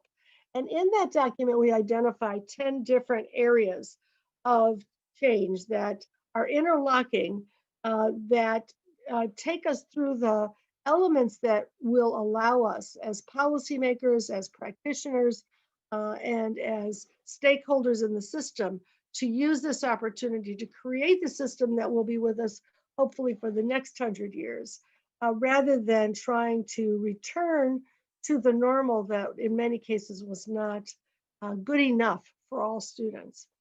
The first part of getting back to school, of course, is closing the digital divide. We've done a lot in many countries to do that. We need to take this the rest of the way so that it never reemerges again, so that the ability to be connected, not only with your teachers and peers in your own local school district, but with children and teachers around the world, as is often happening, where kids are doing projects with each other across global boundaries and developing a notion of globalism and unity in the world. That has to be part of what the instruction is when we go back to physical buildings, if we're not in them right now, and as we continue to build the system. That requires a set of policy changes as well as resource allocations. We need to strengthen blended learning in ways that allow students to engage interactively with each other and with interactive materials that really help them learn. We've seen that there are ways that children can really learn more effectively in some cases with the combination, the right combination of teachers, peers, and opportunities to connect with ideas, research, other people, and interact using these technology platforms. We need to build on that. We need to assess what students need both socially and emotionally and in their home contexts, as well as academically, and really use that as the basis for figuring out what to do next. And then we need to transform the teaching and learning process. That includes, of course, ensuring supports for social emotional learning. One of the things I have really been thrilled to see, certainly across California, but also across the US and the world, is how schools are front loading and prioritizing the social and emotional learning elements that at one point in many places were pushed aside. We don't have time. We now see that we must have time.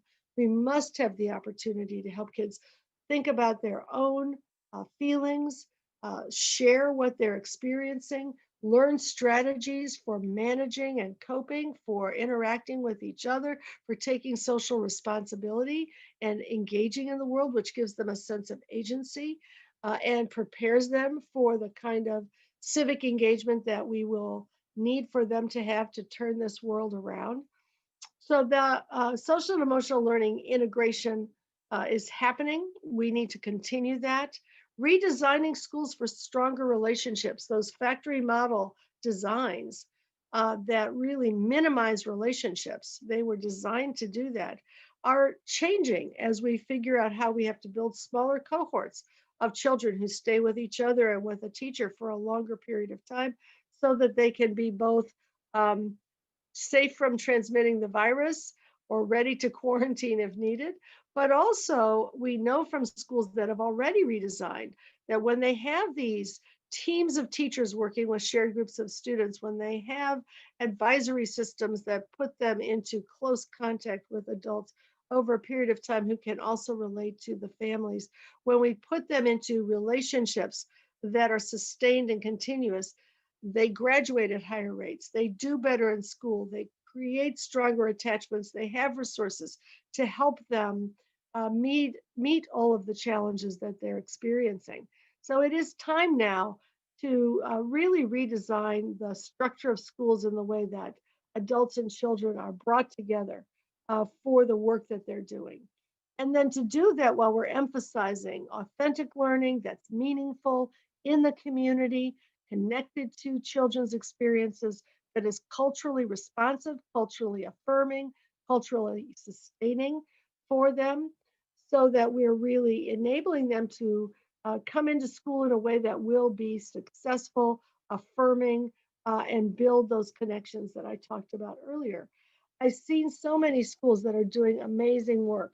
One school we recently just completed a study of is Humanitas Social Justice High School in Los Angeles, where as COVID, as they had to go into distance learning, as the pandemic began in March, they were doing project-based learning already. They decided to study COVID in their community.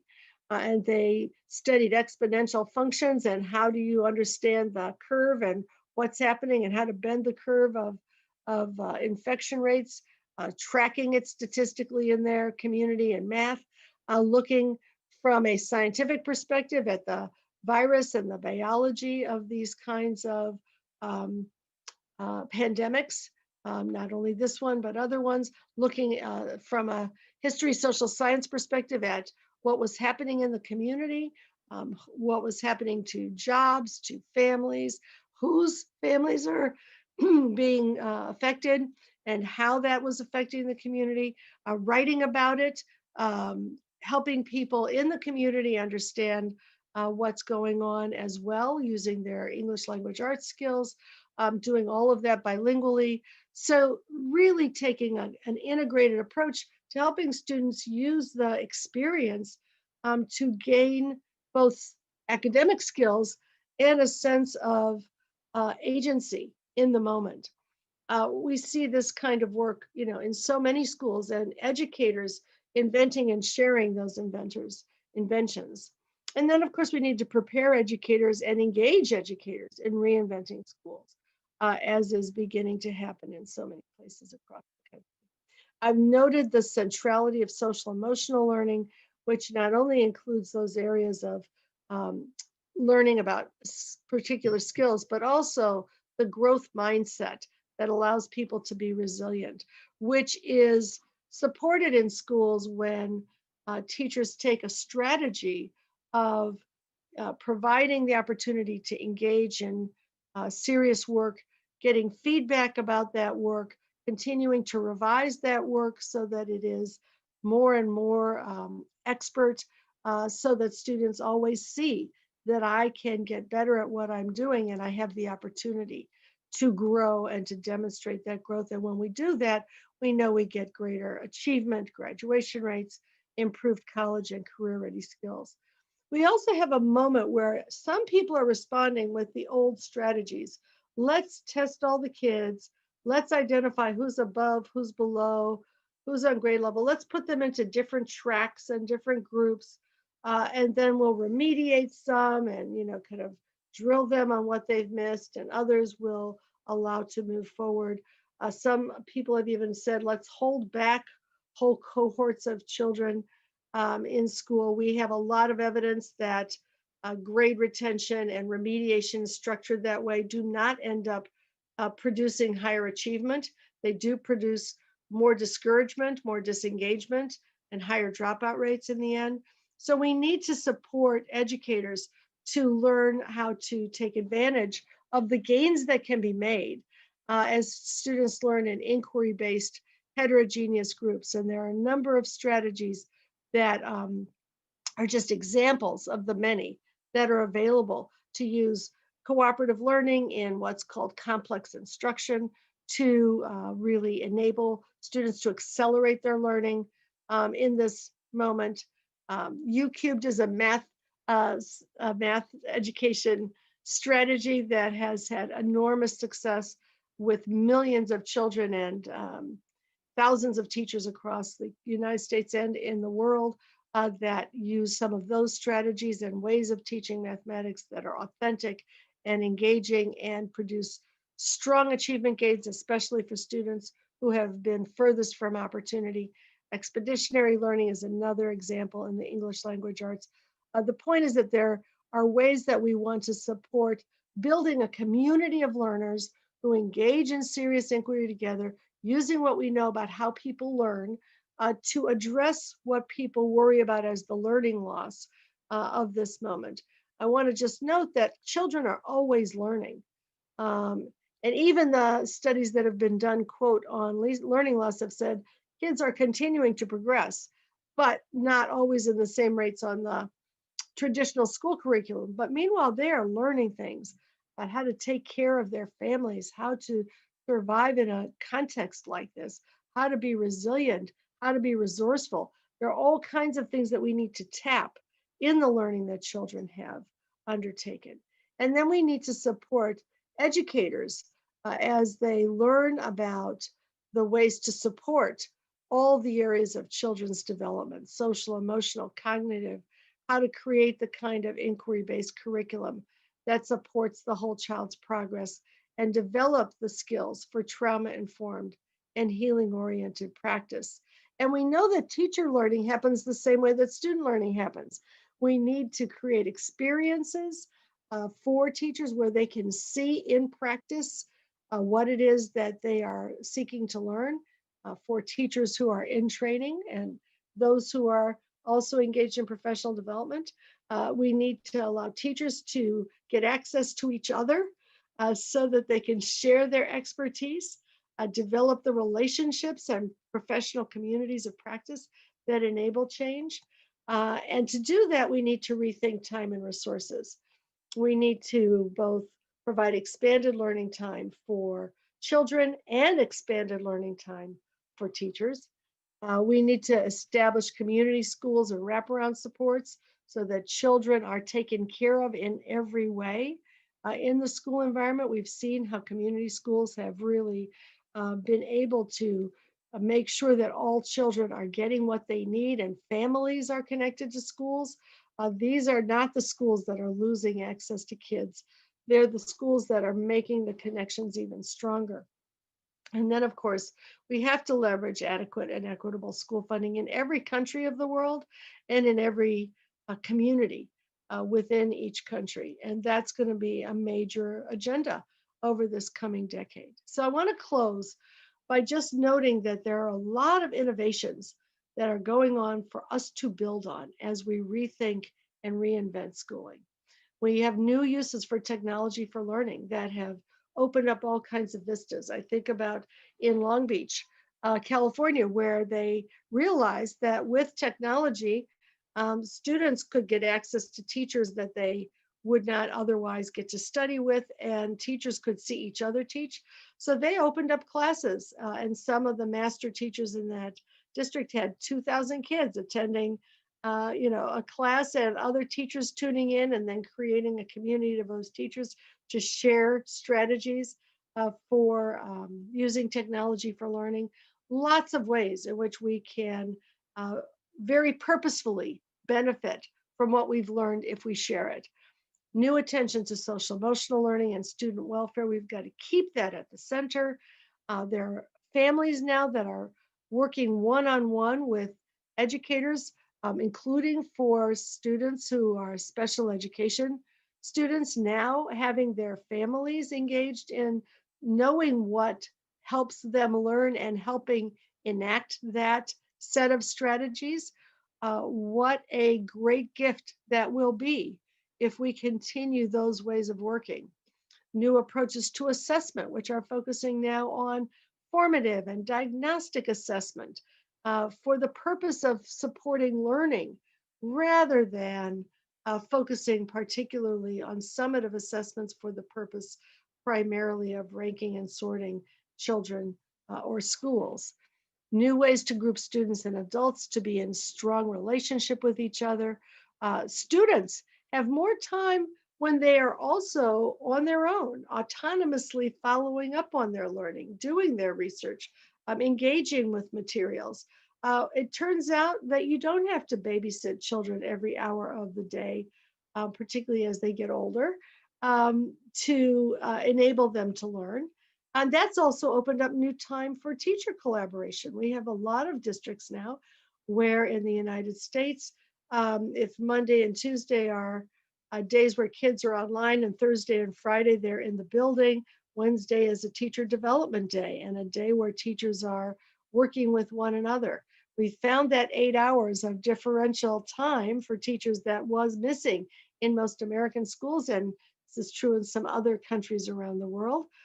We need to keep it along with the new pedagogies that are enabling this kind of growth and the new ways of collaborating that we are developing across classrooms and schools and even countries. So I know that this is a challenging time, and it is out of these moments of challenge that we really see great changes occurring. And I'm reminded of the words of Robert Kennedy, who noted that it is from numberless diverse acts of courage and belief that human history is shaped. Each time someone stands up for an ideal or acts to improve the lot of others or strikes out against injustice, he sends forth a tiny ripple of hope, and crossing each other from a million different centers of energy and daring, those ripples build a current which can sweep down the mightiest walls of oppression and resistance. This is in fact what's happening among educators. within and across countries right now. And we need to understand that each time we take a step to dare to think differently about how to support our children, that ripple of hope has effects all across the world. Thank you. Wow, Dr. Darling-Hammond, this was so overview and giving us not just a global look, but a look inside of what the profession is doing, what the learners are doing, what they're saying, what the parents. It's a very, very complete picture. And I appreciate David's story and his introduction of why the people in Singapore were so excited and so anxious to say, you, Dr. Darling-Hammond, helped them build really one of the premier public education systems on the planet. I want to circle back on just a little point about that, because I have had the great pleasure of watching a number of the interviews and postings in Edutopia. You were one of the participants in that amazing ongoing look at where is education going, what can we be doing, et cetera. But one that was caught my eye was this question of international competitiveness, partly because Global Minnesota is always thinking about connecting Minnesotans to the world and the world to Minnesota. That's how we operate. And you made the point that consistently we've been way down the ranks in terms of how our education system prepares us, all of us, for this global economy. A lot of different things in that global economy, but some of them have to do with language and communication. Some of them have to do with relationships. Some of them have to do with skills in particular types of technology or particular types of ways of thinking. But you spoke in that Edutopia event about things that we could do that would move us up and make us more engaged and more successful in the international economy, in the international community. And it seems like that's part of building back better. Is there some guidance or ideas or some things to point to that could get us moving forward on that international side of preparing all of us, including our younger learners, for that future economy, not for the one that's been easily decimated by this pandemic? Yeah. Well, there's so many things to think about there. One is, of course, we want to be part of the international community, which we haven't been over the last 4 years, and we need to re-enter the international community. And, you know, that was something that when the Obama administration came in, had to be done as well. And we re-engaged with OECD, and we re-engaged with the countries that were holding summits together to say, how do we understand education? And we began to be able to learn from other countries what their strategies are. And that's, of course, critically important. There are a couple of things that we can learn from others. And of course, we need to act on now. And there is a real strong, as I mentioned, a really strong equity agenda in the Biden administration. But one of the things that we do differently than other high achieving countries is we fund education so unequally. And we have such a tattered safety net for children. So we have the highest poverty rate of children in the industrialized world by a very large margin. And we don't have universal health care. We don't have the support systems for children and families to ensure the kids are well taken care of, both in schools and out of schools. Our funding systems for education are very unequal. We spend 3 times more in the wealthiest state than we do in the lowest funded state. And then within states, we spend 3 times more in the highest funded districts than in the lowest funded districts. That's got to end. That is, you know, an antiquated notion of how to structure an education system that really holds us back. If you look at the data from things like the PISA tests, and if you look at schools in the United States, in which fewer than 10% of children live in poverty, which is more analogous to others in the world, we rank number 1 in reading. And if you even look in schools where fewer than 25% of kids live in poverty, we're number 3 in reading in the world. And that's way more kids in poverty than any of the other industrialized countries have. We have almost 1 in 4 kids living in poverty, growing homelessness, all the rest of the, the challenges that kids experience. Where we fall down is the growing number of schools that are high poverty, concentrated, high poverty, segregated, typically more than 90% African American and Latinx students, which are under-resourced. And those schools, do much less well because they don't have the resources that they need to deal with the needs that the children have. We don't have universal pre-K, all of these things. So one of the things we can learn from other countries is how to organize our system so it is truly equitable, so that it has the on-ramp that's needed. And I hope in these next few years, we'll also see ways to wrap around children with healthcare for all, with universal pre-K as part of the Biden agenda, with changes in school funding systems, so that there is, in fact, the opportunity to learn from not only the great teaching that goes on in the United States against the odds, but also the efforts of other countries. Well, it feels like that concept of the wraparound is that larger picture, both the individual attention to learners and the kind of universal attention, the wraparound, love, attention, all of the elements of a society taking care of each other, families taking care of each other, and in all of this.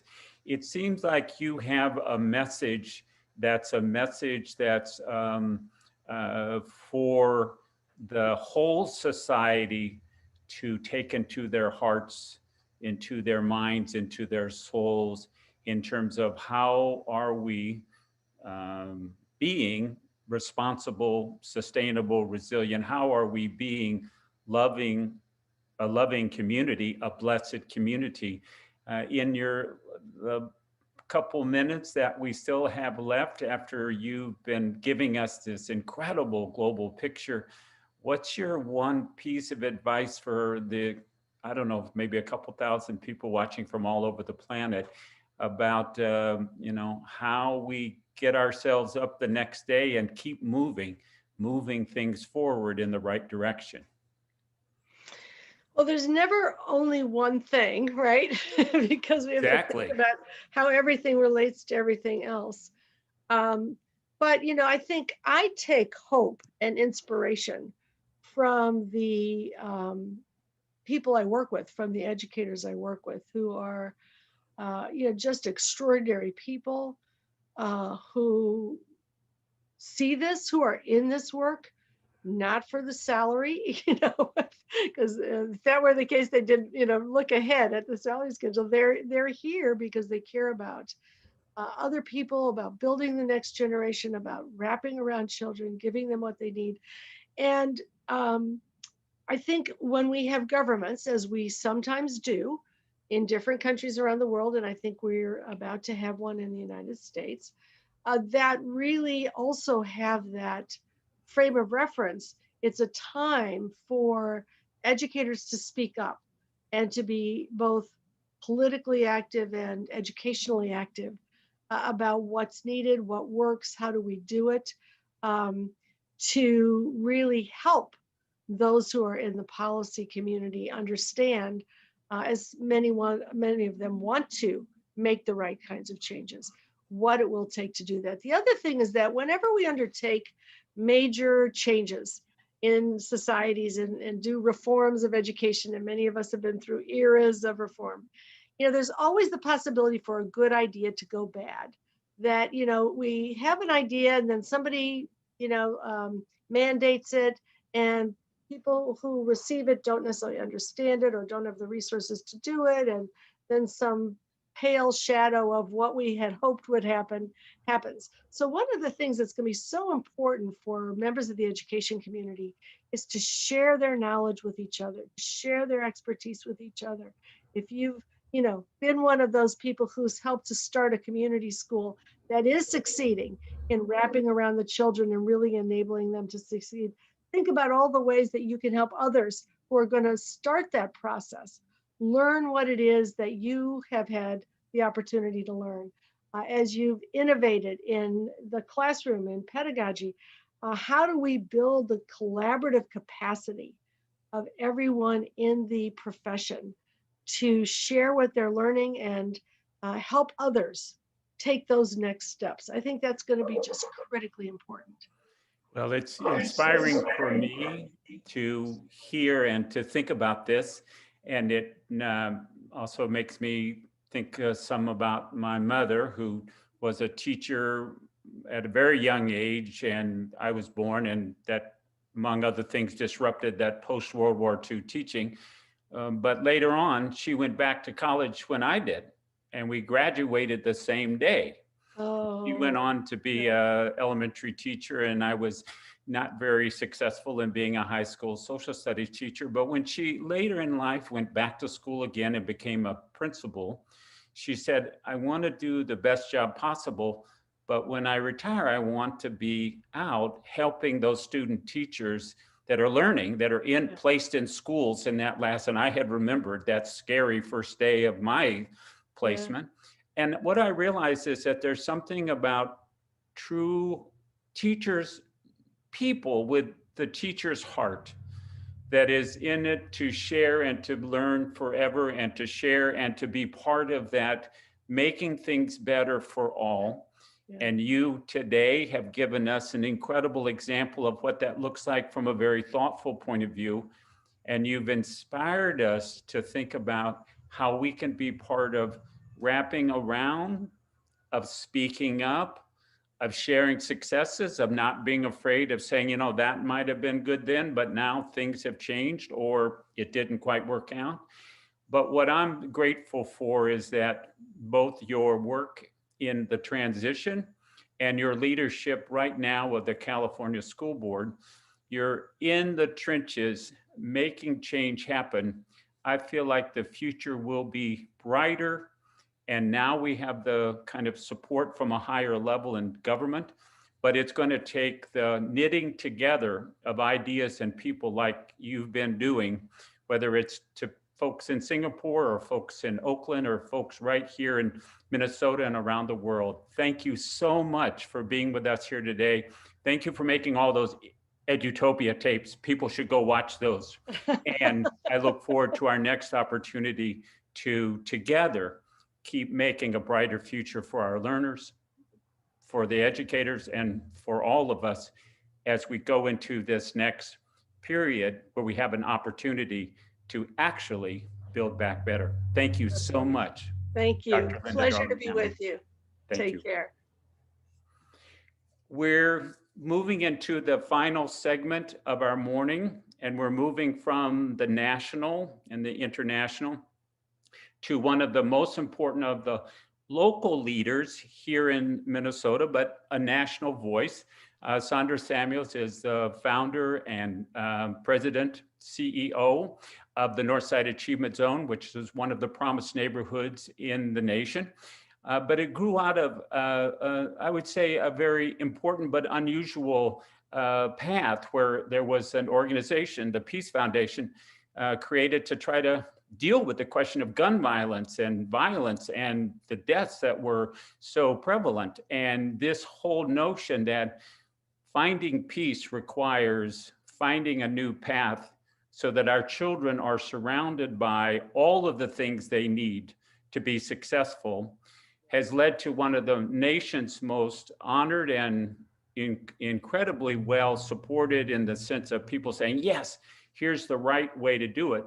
And that has been because Sondra Samuels had a vision of what it meant to really love all of our children and then to really prepare them and support them to be ready so that they could be all set to go, whether it was college or what part of life. I'm so thrilled, Sondra, that you could be with us here today, and very, very happy to give you this opportunity and to hear that story of how Northside Achievement Zone is moving us ahead and building things back better. Yes, thank you. Well, Mark, so great to be here with you and with the international community. What an amazing day, the International Day of Education. I mean, I just like, I didn't even know it existed. And so I feel doubly honored to be a part of it. And so, as Mark mentioned, I am Sondra Samuels, President and CEO of the Northside Achievement Zone. We are located in North Minneapolis and Minnesota. And I want to talk to you about what we're doing to address as a community a different approach to education and to supporting education. And we did have a way, we didn't start that way. We started addressing violence, as Mark just mentioned. And so what I want to do is I want to show you a video of Promise Neighborhood. So you'll get a grounding in terms of who we are. And then I'm going to go backwards and tell you how we began, how we had this evolution from a violence prevention organization to one that was based in community and the power of place in supporting schools and families to educate all of our children. And so I have a video I want to show you. And before that, I always like to do a little bit of poetry as part of my presentations. And I am a Hamilton geek. And there's one song, Dear Theodosia, if any of you have seen it internationally, and I know there's all kind of things around classism, you know, who could afford it. But anyway, Dear Theodosia, and Hamilton and his nemesis are talking about their children, their very young children in our very young country. And in the United States, certainly when you put us up against China, we are still just a twinkle in our parents' eye, you know, in terms of the time we've been alive. But I'm not singing. You'll come of age with our young nation. We'll bleed and fight for you. We'll make it right for you. And if we lay a strong enough foundation, we'll give the world to you. We'll pass it on to you. And you'll blow us all away. Someday, you'll blow us all away. And I truly believe that. And I believe that foundationally, their children don't come in pieces. There's so many things they need, including education. But education is a solid foundation upon which a child grows and develops and comes into his or her own efficacy. So let me show you a little video about two Promise neighborhoods. So we're a Promise neighborhood, the Northside Achievement Zone, and there's also a Promise neighborhood in Kentucky, Berea, Kentucky, that I want to share with you as well. And Promise Neighborhoods was a program that was created by the Obama administration in 2010. And the intention was, his administration said, we've got to do something innovative in terms of education. And you heard the speaker beforehand, and you know there's been so many different types of education reform.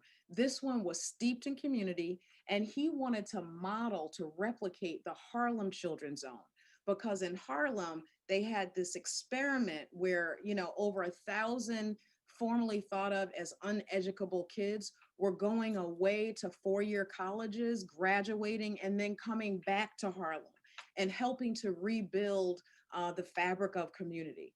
And so when Obama became president, he said, why should there just be one community where a promise is being made? Because in Harlem, they had a Promise Academy. They have Promise Academy. He said, every community should make a promise to its children. And so he promised to replicate Harlem Children's Zone in 21 neighborhoods, which he did when he got elected. And we were one of those neighborhoods that was selected because of our focus on education and all of the wraparound supports. And Berea, Kentucky was also a community that was selected. And that was we got selected in 2011, Berea, Kentucky in 2010. They were part of our 2011 implementation group as well. $28 million for 5 years to build up what you're about to see in both our neighborhoods. Okay, and I've let's see, I need to get access to sharing my screen. There we go. Thank you.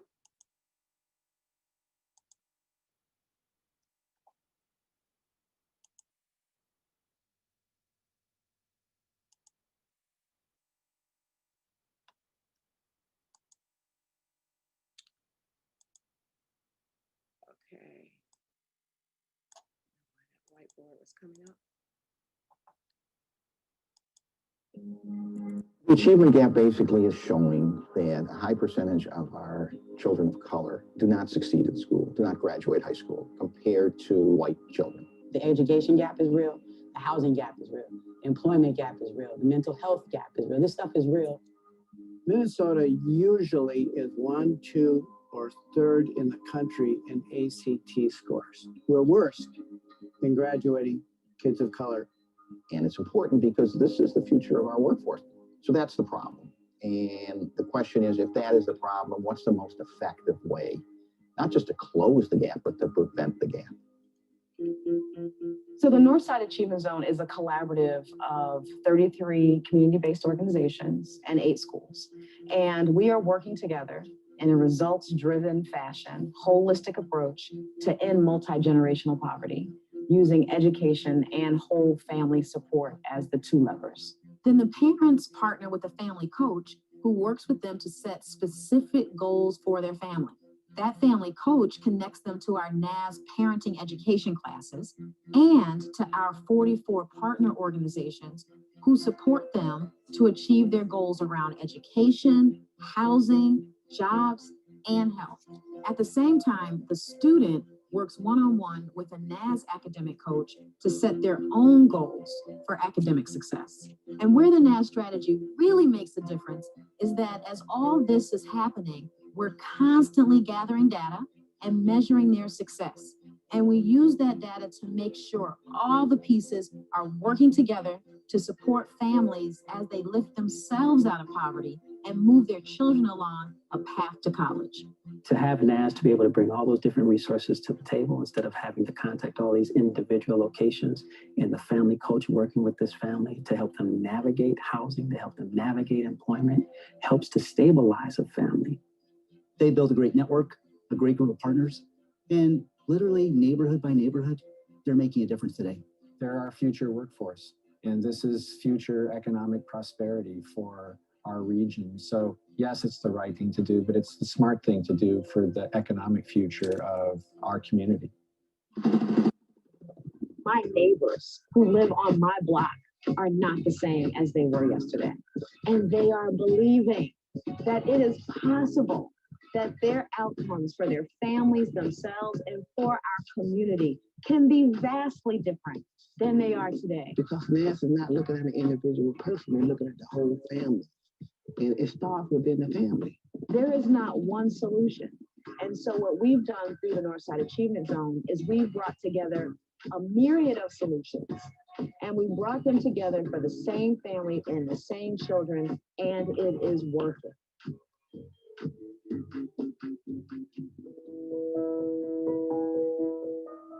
Knox County has a very high poverty rate, unemployment rate for adults.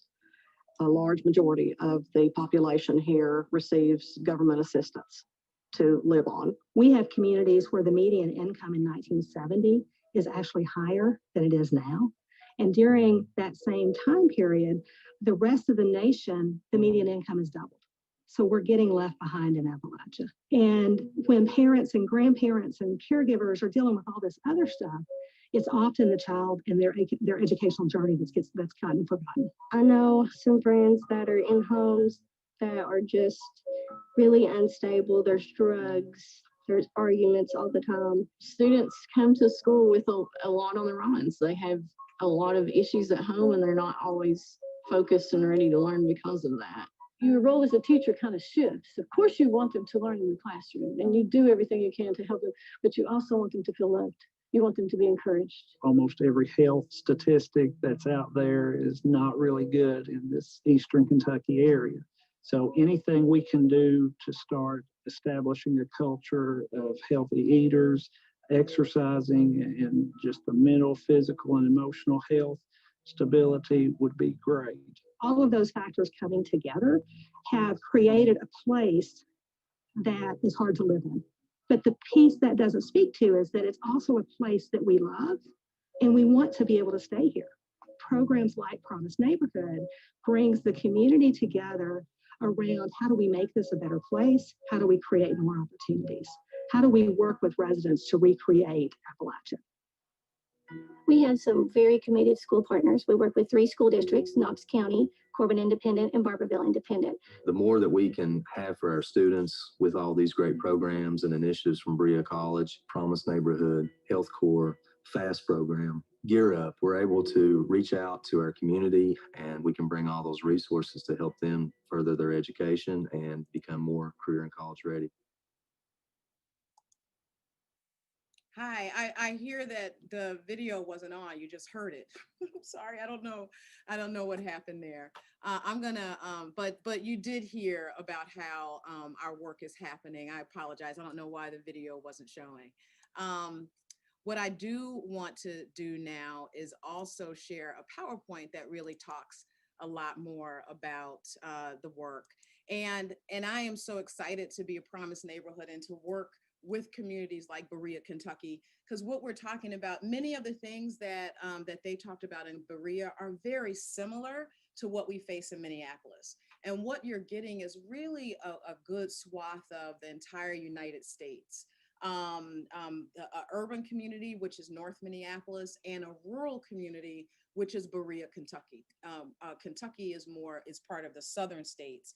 And so all of us addressing some of the disparities that happen in a place and knowing that the solutions need to come from that place. And again, it really builds on what the previous speaker talked about in terms of, it's not just education when you're talking about places that have been so isolated, disinvested in, and left behind. It's social emotional supports. It's all the wraparound supports. It's making sure children feel loved. Now, all children need it, but particularly when you're talking about children who are steeped in generational poverty.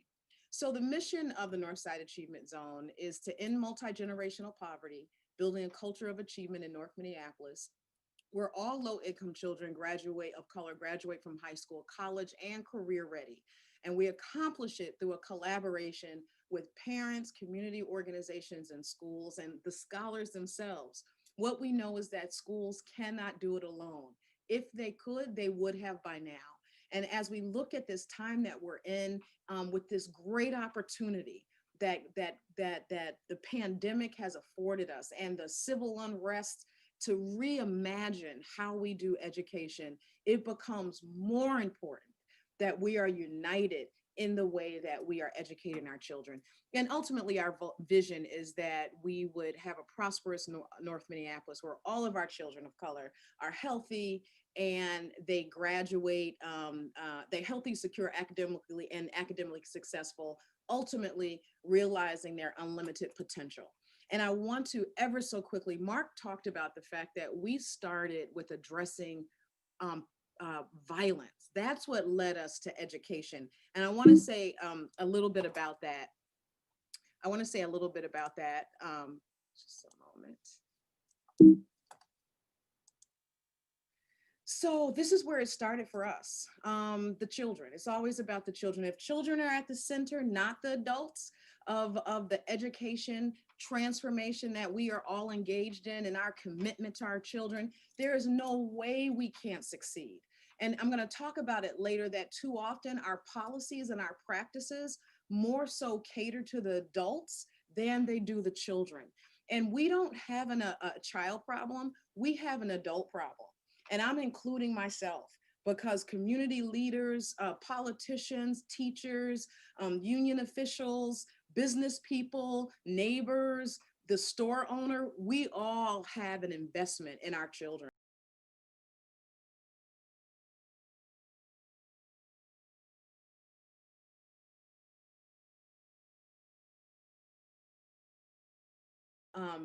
Screen here is showing a number of the children who were murdered in between 2005 and 2011. This was the reason we started the Peace Foundation. These children here, I could even call out names of the children. And this is just one page. I have many, many pages, but this is the reason we started the Peace Foundation. My husband and I, and a partner of ours named Michelle Martin, who's white. We're from inner city North Minneapolis. She was from a more well-heeled white part of white Minneapolis.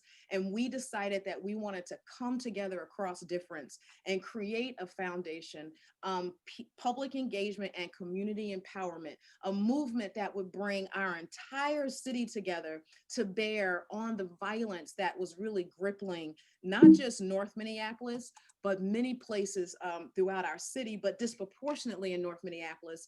In fact, in 1996, Minneapolis was dubbed Murderapolis. And right now, we're starting to see the same high levels of violence, the pandemic, then the murder of George Floyd, and all of the civil unrest, the rioting, the looting, the closure of many of our businesses, burning down of businesses. Our city council announced that they want to defund and dismantle the police. All of this is adding the pandemic with kids not having their safety net of school, going there, being able to eat, be safe, go to after school programs. I mean, they've been on shutdown with all of the crisis that we have been in as a society, and they're impacted most. And that's what we found with the Peace Foundation. And so we came together, Black, white, different parts of the city, and this is a Peace Across the Northside. Whenever every year we would have like 1,000 people come and just lock hands in a sign of solidarity that we were going to promote peace in our city. And it was such a show of force. I mean, across all kind of backgrounds and faiths and religions, the commitment to end violence. That's, you can see it on the left there, a long line, and it was as far as the eye could see. On the right, we had our youth engaged in sports activities with adults. One of our previous mayors, R.T. Ryback, is in this shot as well. But we really wanted to engage the youth to address the lack of peace in the neighborhood.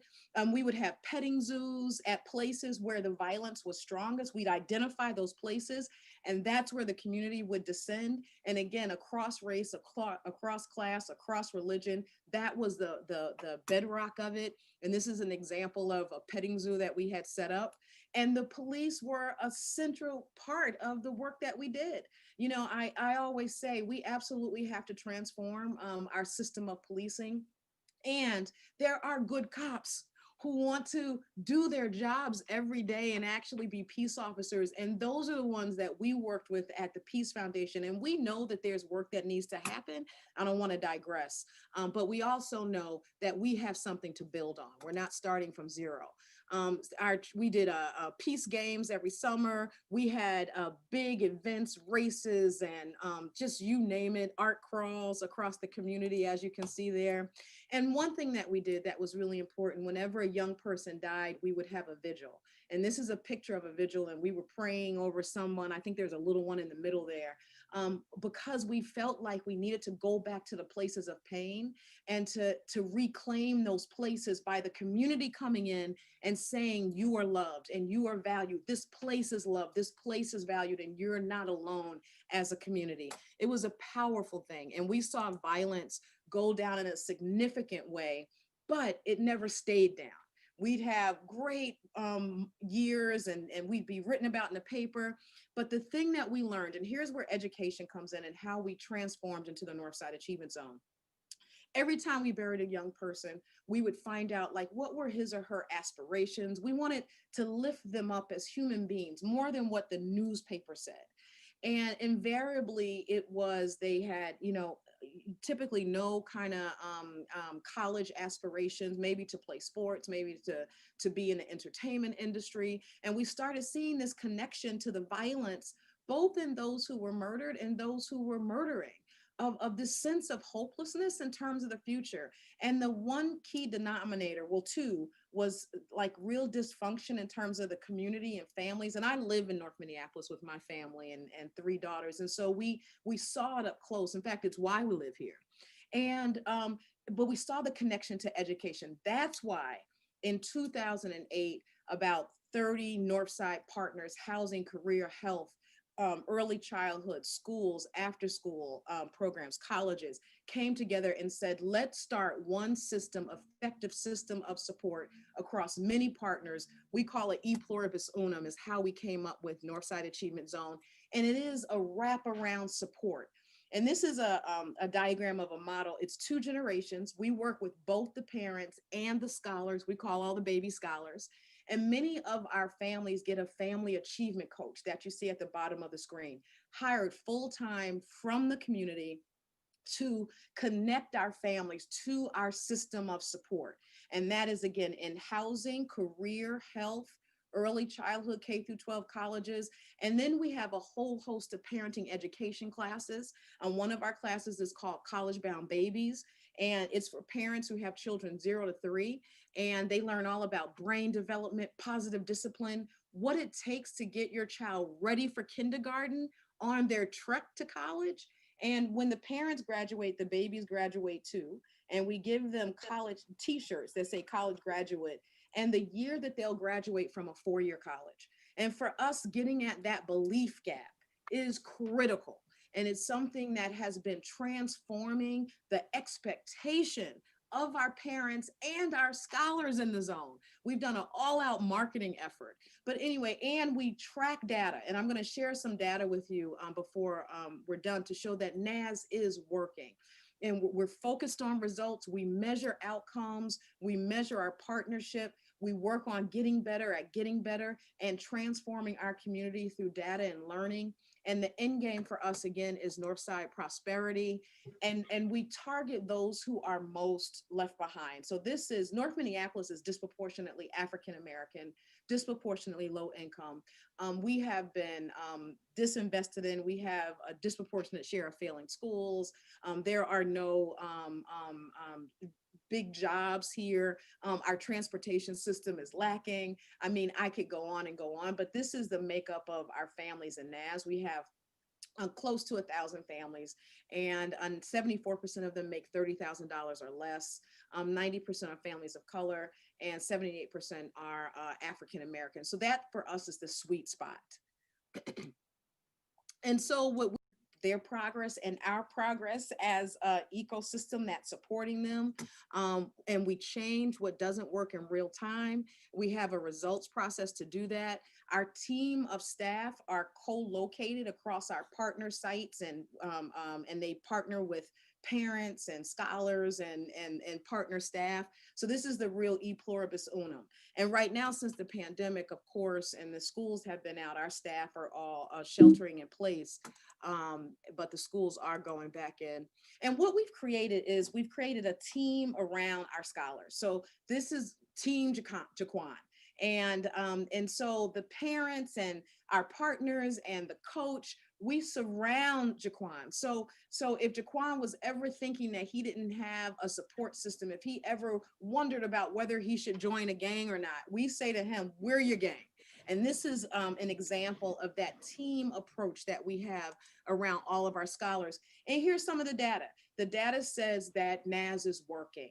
This is over a 4-year trend in both reading and math. And what you're seeing is the longer NAS scholars are in NAS, the better they do in reading and math. In fact, when they come to us, 18% in reading, 9% in math with this cohort, and you can see what it is 4 years later, and they remain in our same schools. This is also looking at NAS. More NAS is better when they have a coach that I talked about earlier, and they're in one of our partner schools. The purple is a coach and in one of our partner schools getting the academic strategies, and the gray is a coach only. So we know that the layered approach is what absolutely works. And then early childhood and, again, kindergarten readiness. High school is a lagging indicator about whether we've educated our kids or not, right? Kindergarten, whether they're ready for kindergarten is really key. And we've been able to, as NAS, to get many of our scholars into high quality early learning centers. And so the peach shows the number of early childhood scholars we have. And again, we call all our baby scholars to get at that belief gap. And then the gray are the high quality centers that they're in. And then the red are early childhood scholarships that NAS has been able to provide the families. And that's something that we constantly raise money for because we know how important it is. The first 1,000 days of a child's life, 80% of the brain is developed, and that and everything is kind of scaffold and really shapes whether a child is ready for kindergarten. This is just showing some of our early childhood partners and the kindergarten readiness rate. We're really excited. Our partners are all high quality, and the children are definitely showing up at kindergarten ready to learn. So I'm going to start to bring this to a close and just say, you know, after me, you're going to hear from two men that I absolutely adore and highly respect. And they're going to be talking about education policy. And I wanted to say some things about that before we're done, because no matter with everything that we're faced with right now, especially how COVID has peeled back the covers of the disparities, the deep disparities across race and across class in this country, the murder of George Floyd, I keep saying that it's not a coincidence that it happened here in Minneapolis. It's like an iceberg, and George Floyd's murder was just the tip of the racist iceberg that happens here in Minnesota, because we have some of the biggest racial disparities around education. In Minneapolis, whereas only 22% of Black children read at grade level, 80% of white children do. In home ownership, 75% of white families own their own home. Only 25% of Black families do. In terms of income, the median income for a Black family is $36,000 across the state. It's $80,000 for white families. So $83,000, excuse me. So there are and then COVID itself, so many disparities. And so we can do all the great work on the ground that's possible. But if our policies do not work for our children, not the adults, then we will always take steps back. We will never, ever truly educate all of our kids. And I'm going to highlight one policy around teacher effectiveness, for example. I could highlight a lot of policies. And again, this is not just about schools, but this is what schools can do and must do. And we work on what parents need to do, what communities need to do, what scholars need to do. That's what we're doing in community, and we're depending on schools doing what they can do. So according to Minneapolis Public Schools, the teacher is the most important factor impacting a child's education. Any of you who are parents, you know that. You were students, you know that as well. If a child has a high-performing teacher for 1 year, they enjoy incredible advantages years out. Negative effects in terms of poor performing teachers on student achievement persist for years. One bad teacher and then one good teacher. Low achieving students are more likely to be in classrooms with lower performing teachers. This is an example of tenure, of experience of a teacher. Bethune Community School is in North Minneapolis. Lake Harriet is in Southwest, a more affluent part of Minneapolis.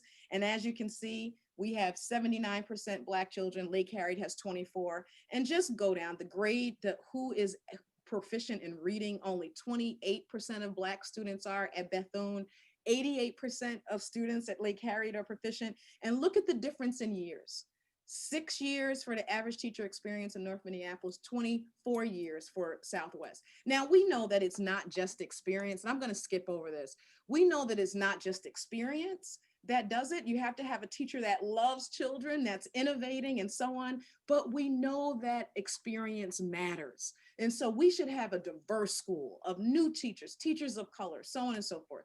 So some of the things that I believe need to happen are changing the teacher contract provisions so that we actually can have more equitable distribution, because one of the things that prevents that is the teachers union and their contract. And I love teachers. This is not bashing. I just want to keep it 100, as our parents always say. Then we need to incentivize teachers and pay them for teaching in schools, in communities that other teachers don't want to. That's why they're stacked in the well-resourced parts of Minneapolis. And then invest in the school communities in terms of the wraparound and things of that nature. And you're about to hear, and I could go on about policies. it's so important.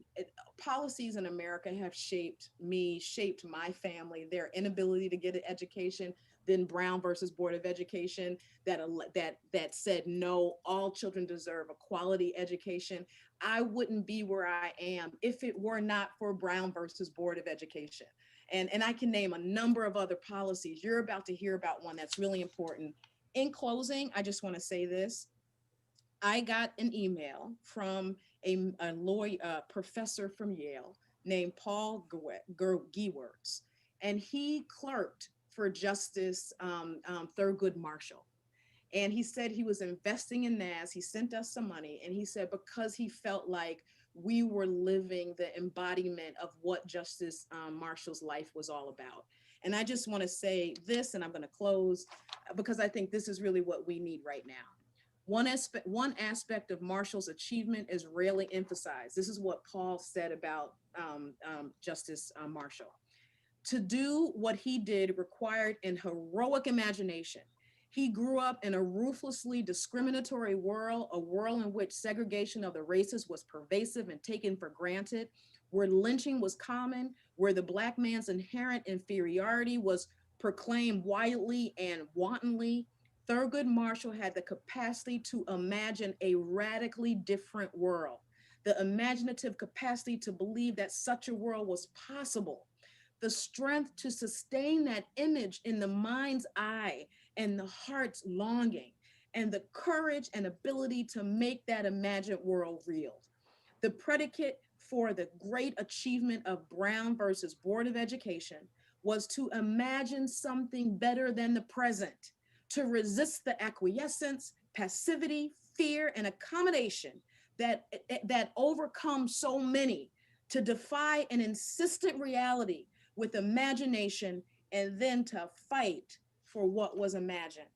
We're at that time in our history where we have an opportunity to reimagine what education looks like.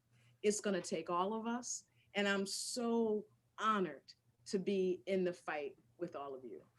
Thank you.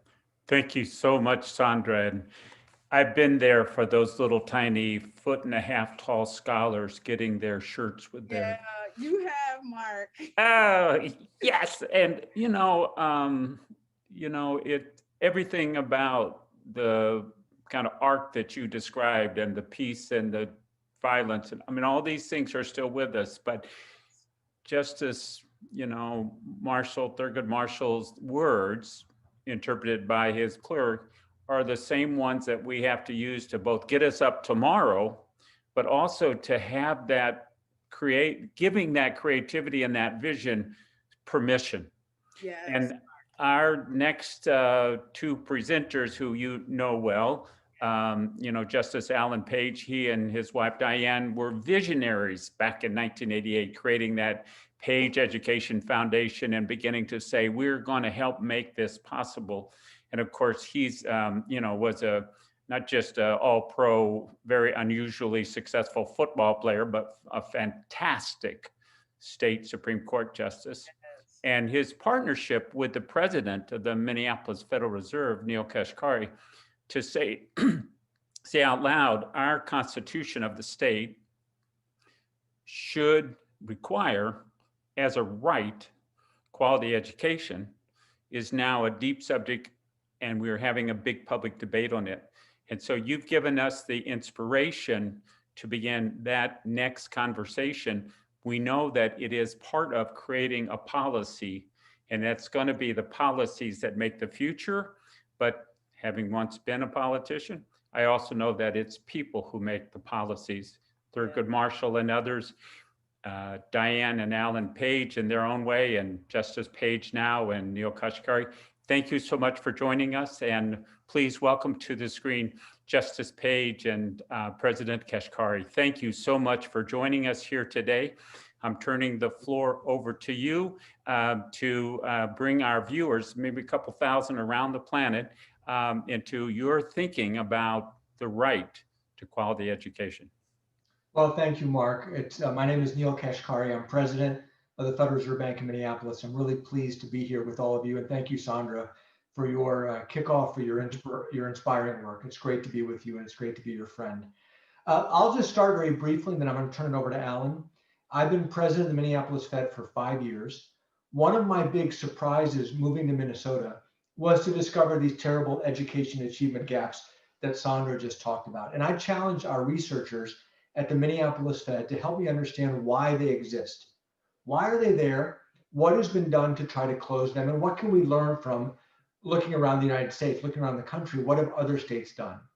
And what we've learned is in the past 30 years, there have been many good faith attempts in Minnesota to improve education outcomes for all of our children.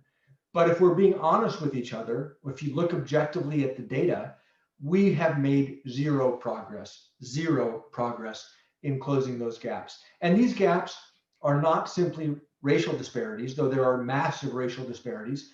There are socioeconomic disparities all around the state of Minnesota. Anywhere you go in Minnesota, what you basically find is that low-income children, white children, black children, brown children, indigenous children, are badly trailing their middle class and more well-to-do peers. And when we look around the country, there are states that have made real progress in elevating all of their children. This is not an impossible problem to solve. Some people will say, no, you've got it backwards. You need to first solve poverty if you want to solve education. They have it backwards. The most powerful tool we have to break the cycle of poverty is through quality education for all of our children. And some other states have shown it absolutely can be done. So when we looked at Minnesota, what we realized is politics seems to be getting in the way. You know, we are a divided state. Two parties are divided, only divided legislature in the country. And each party has its own solutions for education, and they don't agree.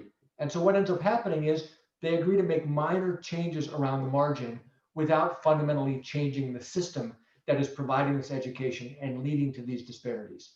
So more than 2 years ago, I reached out to Justice Alan Page, both because, as Mark said, he's had a lifetime of passion for education equity, and because he spent 22 years on Minnesota's Supreme Court.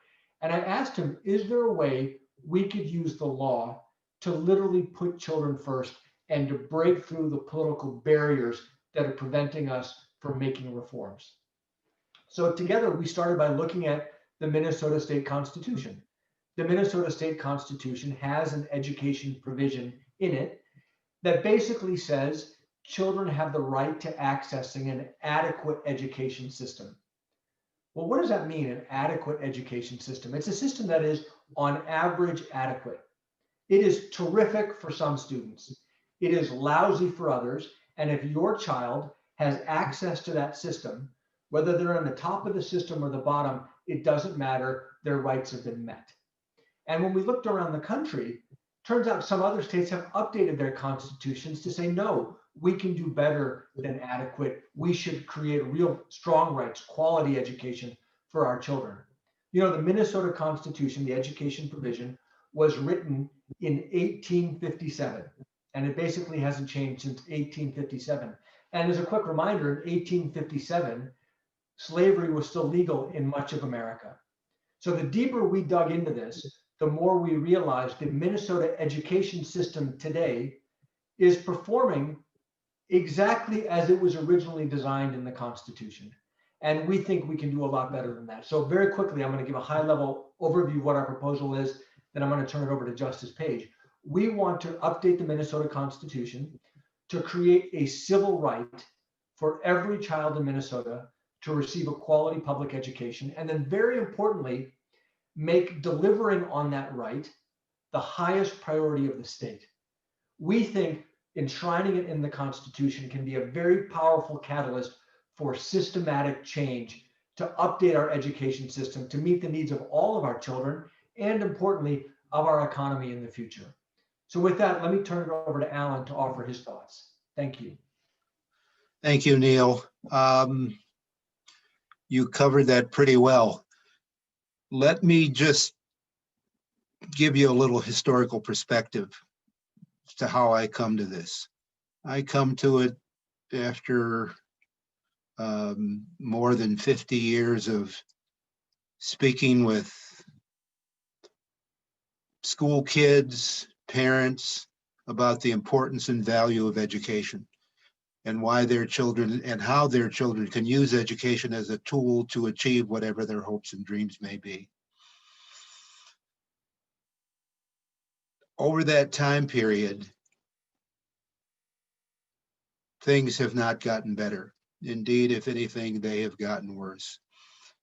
And when President Kashkari offered me the opportunity to join him in doing what we could to, in essence, change the future, in essence, ensure educational justice, I was thrilled at the chance. And so we, as Neil pointed out, we sat down and talked about what we could do constitutionally. What our guiding light should be. And looking at our current Constitution, it is clear that, as Neil pointed out, it focuses on the system and funding of that system. Well, education should be about children. And so we developed a proposal, an amendment to our Constitution that would put children first and shift the focus, not entirely away from the system and funding of that system, but putting children first. And as important in that is making sure that all children, individual children, children collectively, and children individually, are given the opportunity to receive a quality public education. And the language, just let me quickly go through it. All children have a fundamental right to a quality public education that fully prepares them with the skills necessary for participation in the economy, our democracy, and society. People often ask, what does all children mean? Well, just that, all children. Black children, brown children, indigenous children, rich children, poor children, rural children, urban children, able-bodied children, and disabled children. All children have a fundamental right to a quality public education. What do we mean by quality? Well, the Constitution, the language we've chosen, tells us what we mean by quality. The quality standard is an education that fully prepares them with the skills necessary for participation in our economy, our democracy, and society. So that's the quality standard. Next, we think it's important that in assessing whether quality is being met, that there be uniform standards. So the language goes on to say, as measured against uniform achievement standards set forth by the state. And let's not conflate the measurement tool for determining whether quality is being met with the quality standard. Those are two different things. As we exist today under our current constitutional language, we have fallen into the trap of using the measurement tool as the quality standard. And that doesn't serve anyone well. Indeed, it disserves everyone. And so it's important that we get away from the system that we have now that measures failure of schools. And at least as I understand it, having talked with any number of teachers, it doesn't do anything to help teachers or students prepare themselves for what they need to do in the future. As important as anything in our proposal is this last sentence. It is a paramount duty of the state. That is to say, it's a state responsibility, and the state would have no higher responsibility in anything it does than to ensure quality public schools that fulfill a child's fundamental right. And when I say it's a state responsibility, that means it's a legislative responsibility, an executive branch responsibility, and a judicial branch responsibility. We create, this proposed amendment creates a right to a quality public education, but a right without a remedy is not much of a right. And so it's important to understand that when the state fails to provide and meet a child's right to a quality public education, then that child will have a remedy which will help vindicate that right. It is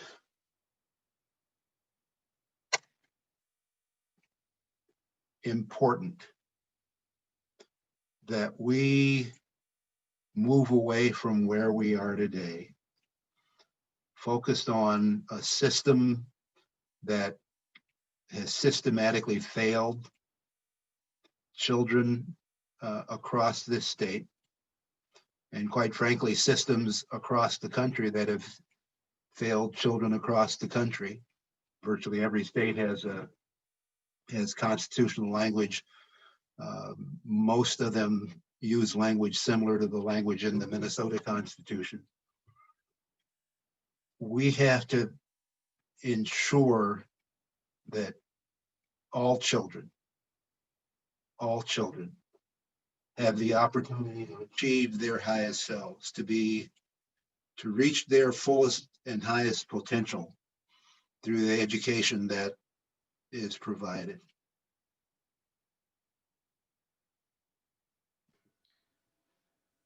Let me just add one thing. Thank you, Alan, and then I'll turn it over back to Mark. If you look at throughout American history, the biggest changes in our country have come through the establishment of civil rights. Think about the Bill of Rights, the freedom of speech, the freedom of religion. Think about the 13th Amendment to the US Constitution, which finally prohibited slavery, the 15th Amendment, which gave freed slaves the right to vote, or the 19th Amendment, which gave women the right to vote, and then, of course, Brown versus Board of Education, the landmark Supreme Court case. We are talking about creating a civil right for every child to receive a quality public education. That's the biggest idea we could come up with to change the direction of our state and make sure that we break through the barriers that are leaving so many children behind. And no, think about one more second, the right to vote. Imagine if the right to vote came with an obligation on the state to ensure that your rights were fulfilled, that you really had the chance to vote. That's essentially what we're doing here. The right to a quality public education, and then saying this is the state of Minnesota's highest responsibility to make sure all children's rights to that quality education are fulfilled. So we're excited about this. We think this can lead to transformation over time, and we appreciate the opportunity to be with you today. Thank you both so much for giving us this big picture, the historical perspective, but also that analogy so we can think about this in regards to our current situation. We've debated the right to vote and things pretty recently here in Minnesota. So I want to ask you both, either or both of you, how is this tackled in some other states? I know that through a court case, the Detroit schools in Michigan, was established by a court that there was a right to literacy, that the school system at a minimum had to be providing literacy to students. And this was, not a full loaf of bread, but it was part of a bigger lawsuit that, going after the whole system. Are there things in other states underway or that have come before us, or other options that give us some other sort of information to be thinking about that can be part of this discussion? Well, I would first note that if if I'm thinking about the same Michigan case that you're referring to, the district court found a right to literacy. The Sixth Circuit overturned that decision. There So is that was the no federal court overturned, said there was no. There is no federal right to education. As far as what other states have done, and Neil, you can chime in here anytime you want, but the state of Florida back in the late 90s, 98, 99, amended its constitution. Language, not exactly the same as ours, but certainly stronger than our current language, that became the catalyst for the state, the legislature, the executive branch coming together and changing their education system. Back at the time of that 1998-99 constitutional amendment, both Minnesota and Florida, in terms of measurement of reading score and math skills for 4th and 8th graders, were somewhere in the mid 30s, 30th to 35th in the country. After Florida amended its constitution and made wholesale changes in the way they provide education, Florida is now 6th. Minnesota is still 30 to 35th. So not that we want to follow Florida, but what is important in what Florida did was by amending their constitution, it created that catalyst for change. And if we get our constitutional amendment passed here, that's not the end of the discussion. That really is the beginning. That's when we decide what an education for the 21st century and beyond is going to look like. You know, you talk about constitutional language, you talked about Brown versus the Board of Education and Thurgood Marshall. Our courts rely on precedent. And precedent means you look back to what came before. And often it's when you're interpreting language, particularly constitutional language, you look at the language that was put in place and what the meaning of the words were then.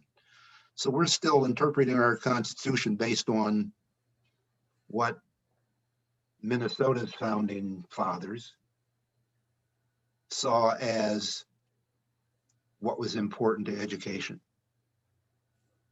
Now think about that. Think about, as Neil pointed out, slavery, the fact that the world has changed dramatically since 1857. And I asked the question, why is it that we can't be the founding mothers and fathers for the future so that we're looking forward using language that we know and understand today and not looking back to a time when people were held in bondage? Well, I'm struck by the historic moment of this time where people are thinking so much has been opened up, COVID, the murder of George Floyd, the economic dislocation, I mean, everything. And it does remind me that our ability to take a look at this Constitution and to think forward was affected by those founders in the first instance. And, you know, we had two constitutions in the beginning. They're still around. One put forward by one party that took away the right to vote of freed African-American men. The other that maintained that right. And there was a big fight about this, physical and otherwise. And in the end, the compromise was taking away that right to vote, but a very, very, in comparison to other states, simple process for amending the Constitution. And the Minnesota Republican Party then took 3 different tries at amending so that the right of freed African-American men could be restored in Minnesota, and they were successful. Took a decade. There's a lot to that story, but it's a reminder that all things are, go down a path that's not a straight path, but goes in and out. And we have this system of Minnesota for changing our Constitution. I was in office and you were on the court at a time where people attempted to use the Constitution to make it much harder for people to vote, making it impossible for some people to get married. So we have to be aware that constitutional change is a very significant approach. But that seems to be the genius of what you're proposing is it's a moment where very serious change needs to be said out loud and adopted. And Brown versus Board of Education did not overnight change the country. I was a young boy in elementary school in the South of the United States, born in Georgia, living in Georgia and Florida. It didn't change overnight. We've banned drunk driving. Can I just say one thing? It didn't change everything overnight. Correct. Thank you. But and all of these things take some time. It changed in very short order. It made it possible for the Voting Rights Act, the Civil Rights Act of 1964, all of those things would not have been possible, but for Brown striking down this concept of separate but equal. Yes. And so it didn't fix education the way we all would have liked, but its impact was certain and relatively swift across the board. And in this new era right now, what are the ways that citizens can better inform themselves, participate in this discussion? Because unlike other paths to policy change, this one goes first through the legislature, and then it goes on the ballot for the voters. I'll quickly answer that. Alan and I are talking about the idea. I come at it from the lens of the economy. He comes at it through the lens of justice in his career and his life. An independent campaign is formed called Our Children Minnesota, which is organizing citizens or grassroots active at the Capitol to advocate for this. And so they could reach out to Our Children Minnesota and participate alongside and as part of that. Can I add one more thing? I really appreciate the historical context that you and Alan just offered, why I think this is so important. I think we are at a gut check moment in Minnesota. To answer the question, are we finally serious about addressing these terrible disparities that we have in our society? And I'm reminded, so it feels like the answer is yes, but then I'm reminded, I remember when Rodney King was savagely beaten, and I don't remember 93 or 1994, the whole country was up in arms over that. Now we're going to change. It was going to be the catalyst for change. And then nothing happened. And so to me, we're at a moment where we can use this energy. You talked about it, Mark, whether it's George Floyd or COVID, and say, let's come together and let's make the change. And the beauty of changing the Constitution is it makes the change permanent.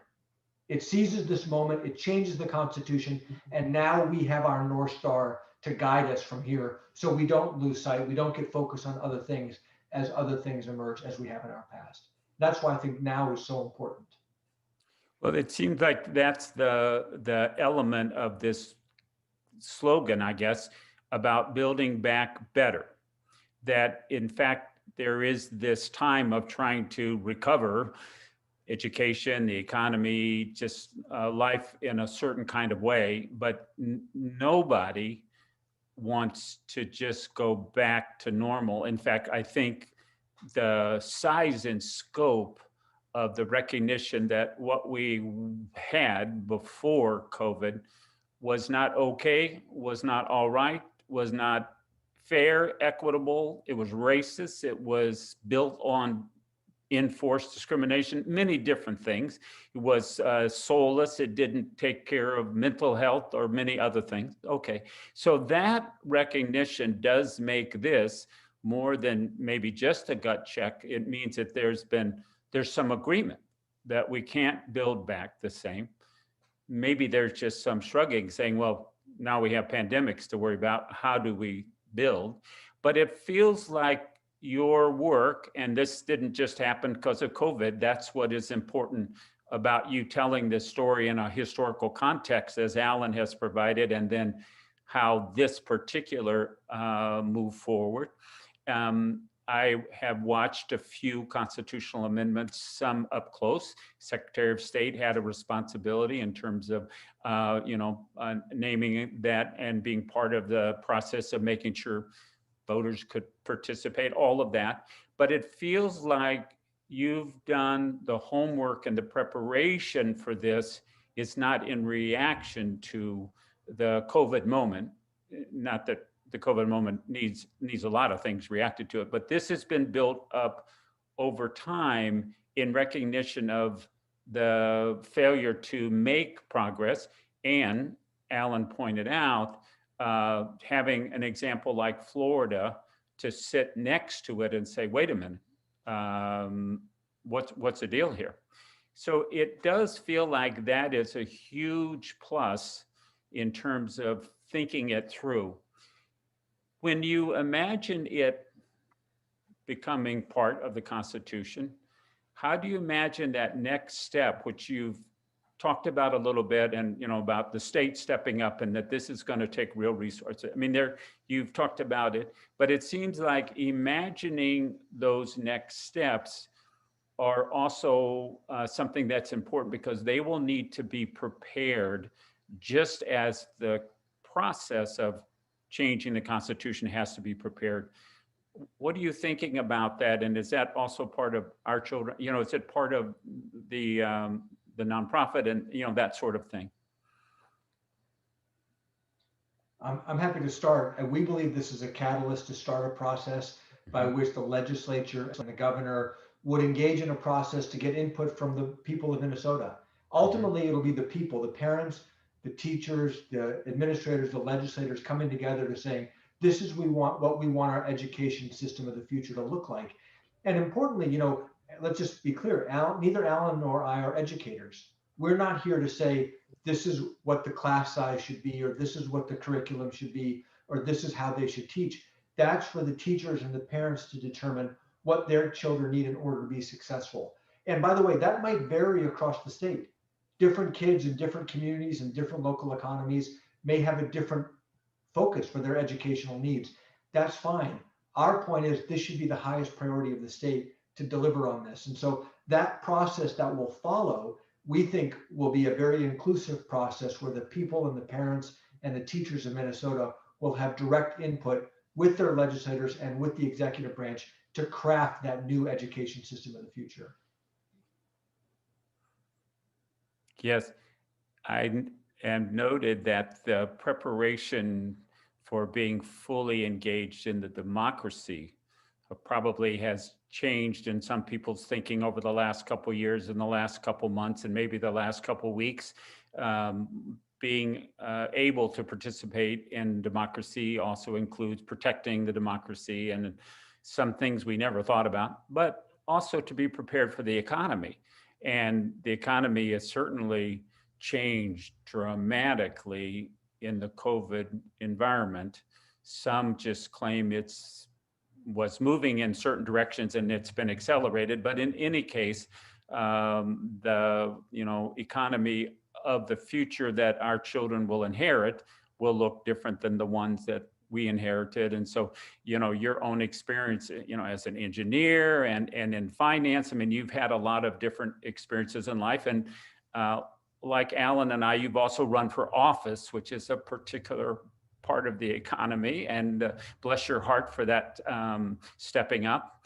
But I'm wondering if this is a catalyst for also a bigger conversation, not just about what would a quality education that will prepare students for those characteristics, that kind of future, but what is our democracy, and how do we approach it? What will our economy be, and what do we want our, I'm guessing that you could be taking this gut check moment about a very specific thing, which is the disparities in our educational system in terms of achievement and other things, and helping to lift it into a conversation about what kind of democracy, what kind of economy, what kind of society.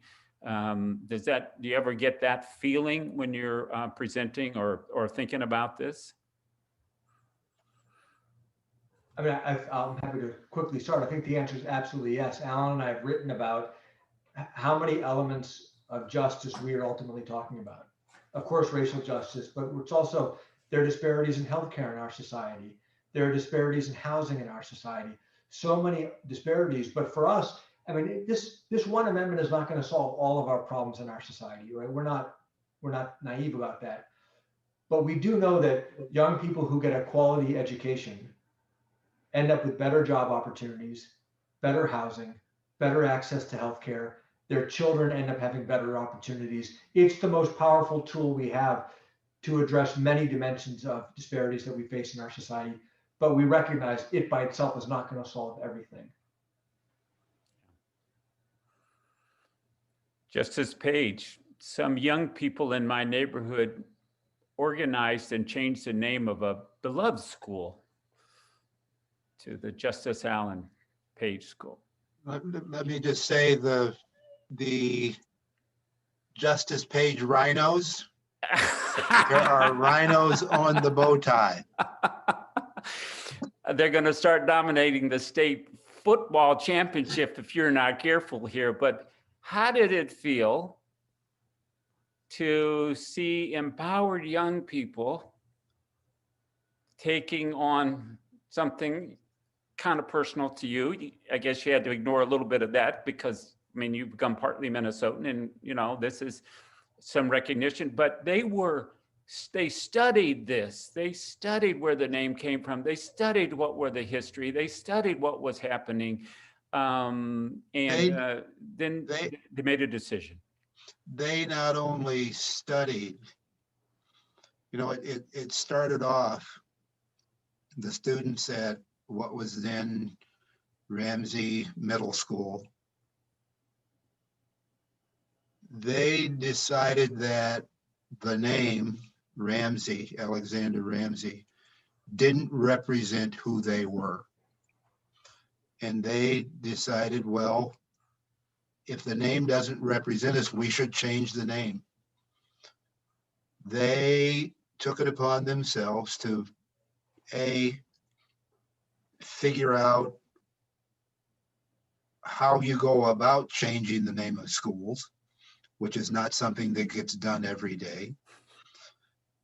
They not only figured out how to do it, they set about the task of doing it. That meant they had to engage the school board.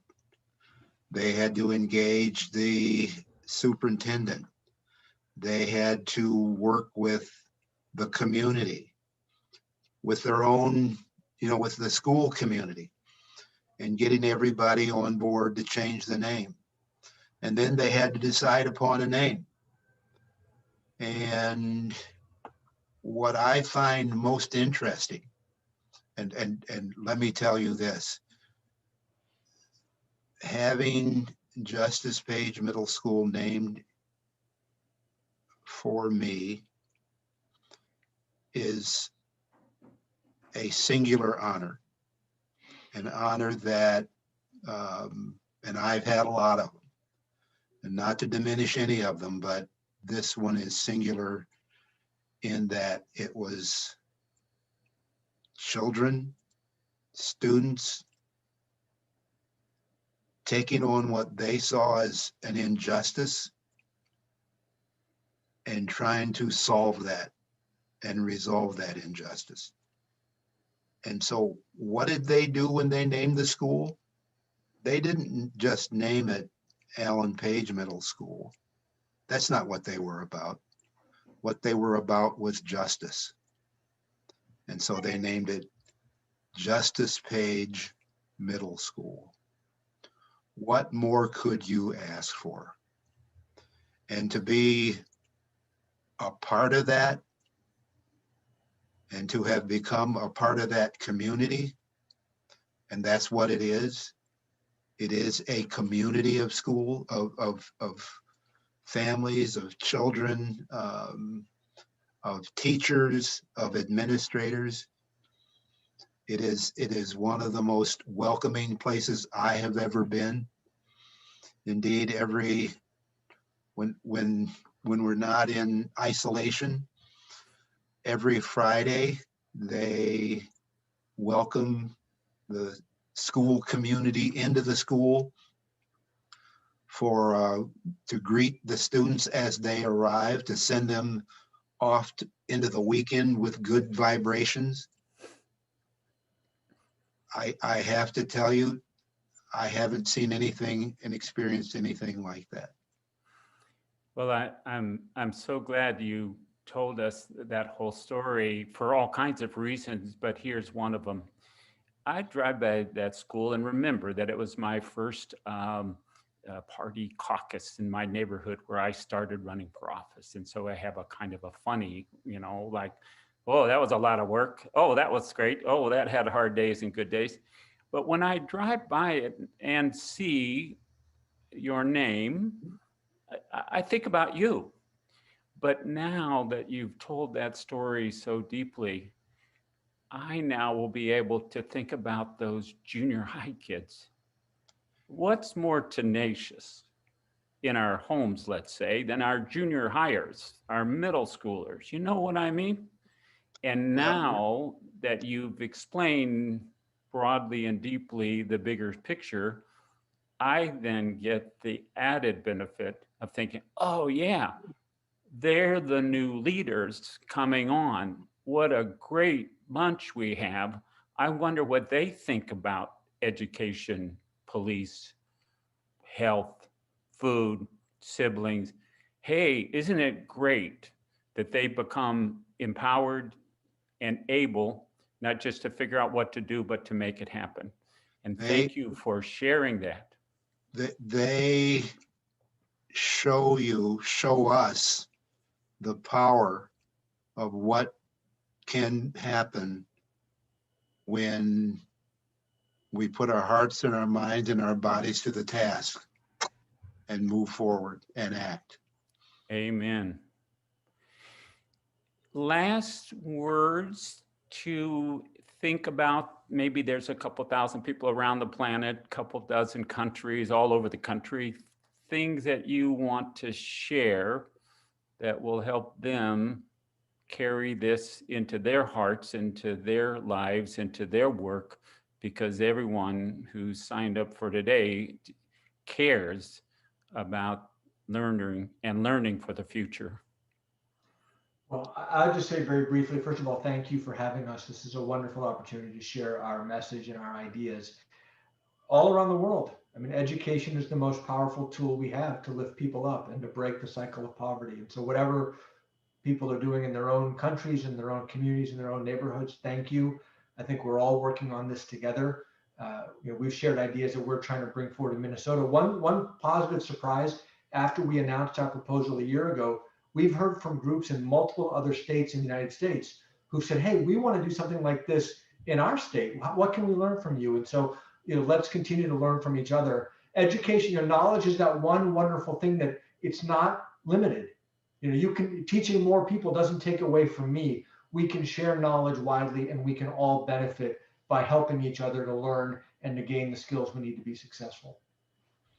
And I would just close by re-emphasizing the example of what the children of Justice Page Middle School showed us. They showed us the power that we have to bring about change. They showed the power of what happens when we act. And we all have that ability. Some of us, move the needle a little further than others. Some of us move it a little less. But when we act, we're all moving the needle. And everybody in this conversation today has that power. Thank you both so much. Thank you for your life of service to our community and to the nation and the planet. But thank you for taking time today and for giving us this overview of a way to think about what do we do in this, let's call it gut check moment, to make sure we create the possibility and then act on building back better. I'm really looking forward to checking out that website. Our Children Minnesota? OurChildrenMN.com. OurChildrenMN.com. Thank you very much, President Kashkari. Thank you, Justice Page. And Justice Page, I also want to say the Diane and Alan Page Educational Foundation, incredible contribution to our community now and in the future. Thank you again. Well, thank you, Diane. She created something there that we as a state can be proud of. Yeah, and its impact goes on. And that's how I think about the work that we're talking about here today. Exactly. We may not see all the pieces, but we're making it. And, we inherited a state in good shape and in discredited shape. And our job is to keep making it better. Thank you so much. And we're going to return now, give people a little tiny break. And this afternoon, we dive into some of the specifics of what people are doing. And you've given us a kind of, I would say, a deeper way to think about all of the tactical things that fit our grand strategies, but those are about what kind of future do we want to create? And then what does that say about who we are as a people? It's a daunting task, and you've given us another path down that direction. And I so appreciate you coming today and giving us this treasure from your life, from your experience, from your wisdom. Thank you. Thank you, Mark. Thank you. Greetings again to everyone who's joined. My name is Mark Ritchie, and some of you have come on at different times, but I have the honor of serving as president of Global Minnesota and moderator for today. There are a series of programs set out for the rest of today, and you will have some information about that. But I wanted to give people just a little bit of framework. This morning we were looking at the kind of global, what's happened with the pandemic and the COVID-19 situation. The theme of the day set by UNESCO, the United Nations Educational, Scientific, and Cultural Organization, which is the kind of global organizer, was recovering and revitalizing education for the COVID-19 generation. So we've looked globally, we've looked nationally, and we've really looked locally. And this afternoon, we're going to take some of the specifics about how COVID has affected different parts of education and the creative ways that people have been responding. We're going to have a little tiny break, about 5 minutes or so, coffee, etc. But we will begin very precisely at 1 o'clock. I want to make sure that we have a chance to gather again. And we've had a kind of an amazing set of opportunities that we've heard about this morning, but this afternoon it will be equally rich and incredible in terms of specifics.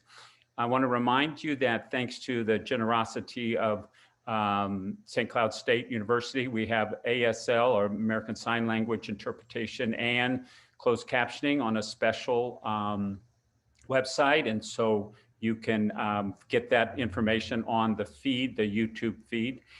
This afternoon, we will be starting out, looking at a number of the specific things that people are doing. So I'll pick that up a little bit later.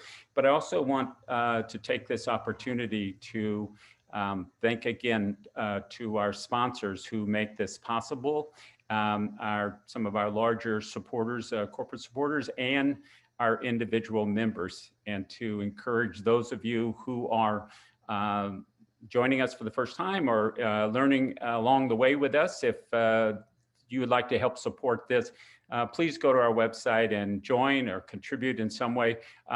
It's the contributions of individuals and our membership that really make these free programs. Hormel Foods and St. Cloud State and Sundance Family Foundation and Communicating for Agriculture Exchange Programs are our gold sponsors. Atomic Data and Highway Credit Union, our silver sponsors. And we're, again, so grateful to the individual members who year after year sustain us and make it possible for us to offer these now global educational programs on an educational basis.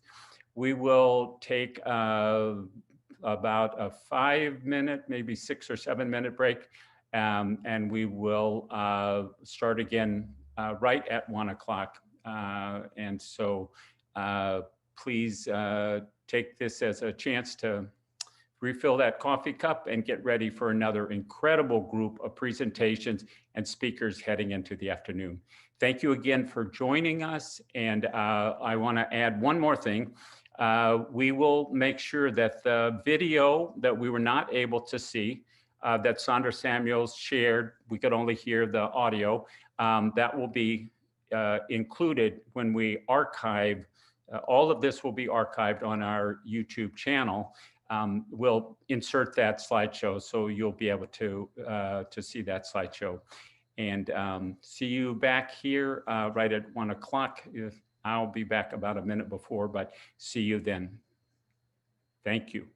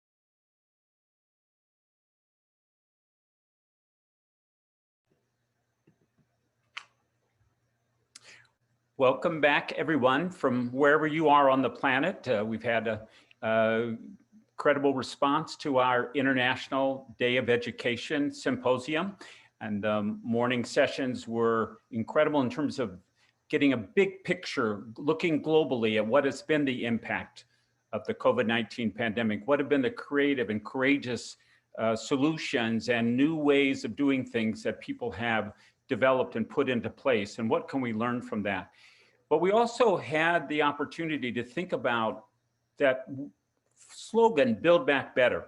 Some big ideas on a global level, some national ideas, and we've got some momentum, but also some very specific ideas from right here in our own community, but ideas that have application from around the world and worldwide. I got a note from a friend from Jamaica who was listening to Sondra Samuels talk about the link between the violence in the community and the need for real education that wraps around all of our children. And he just said, this is important for Jamaica as well. So this afternoon, we're moving into a new set of discussion about things that are being done, could be done underway, that give us opportunities to build back better. And some of them are in direct response to some of the changes. The pandemic has changed things like international education and exchanges, et cetera. But some of them, it's been the case that the COVID pandemic has accelerated. And our first presentation will be by Jack Dangermond, who's the founder and CEO of ESRI, ESRI, which is the organization, the company that has really carried out the creation of geospatial software, the kind of explosion over the last 50 years of connecting what they call the science of where. Jack Dangermond was an architect student here at the University of Minnesota, although he was from California. And he fell in love with geography while he was being trained to be an architect. He began thinking of the ideas of how to bring those tools together. And you'll hear in the interview how this really does make a difference and make a change. Jack Dangermond has been so kind to be part of this afternoon's program, and we're going to be seeing some exciting changes that are coming and things that they are making available to schools everywhere, all over the United States and around the world. We'll also be hearing from Atul Tandon from Opportunity International. How have they seen the changes to education at the grassroots level globally? And also we'll have the same opportunity to hear from the Malala Fund, who've done their incredible work in Nigeria and really many countries, but they've gone through and they've really dug into finding out how that experience has really affected people, what's going on. So thank you again for joining us, and I'll be back to you after these series of panel presentations for the next phase. Thank you again, and take it away, Jack Dangermond.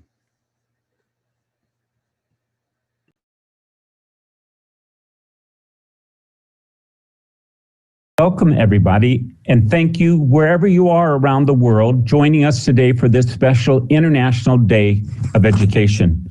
I have the privilege and opportunity to introduce one of the real pioneers in our world today who helped start and been leading the technological revolution that we sometimes call Geographic Information Systems, or GIS. It's really digital geography.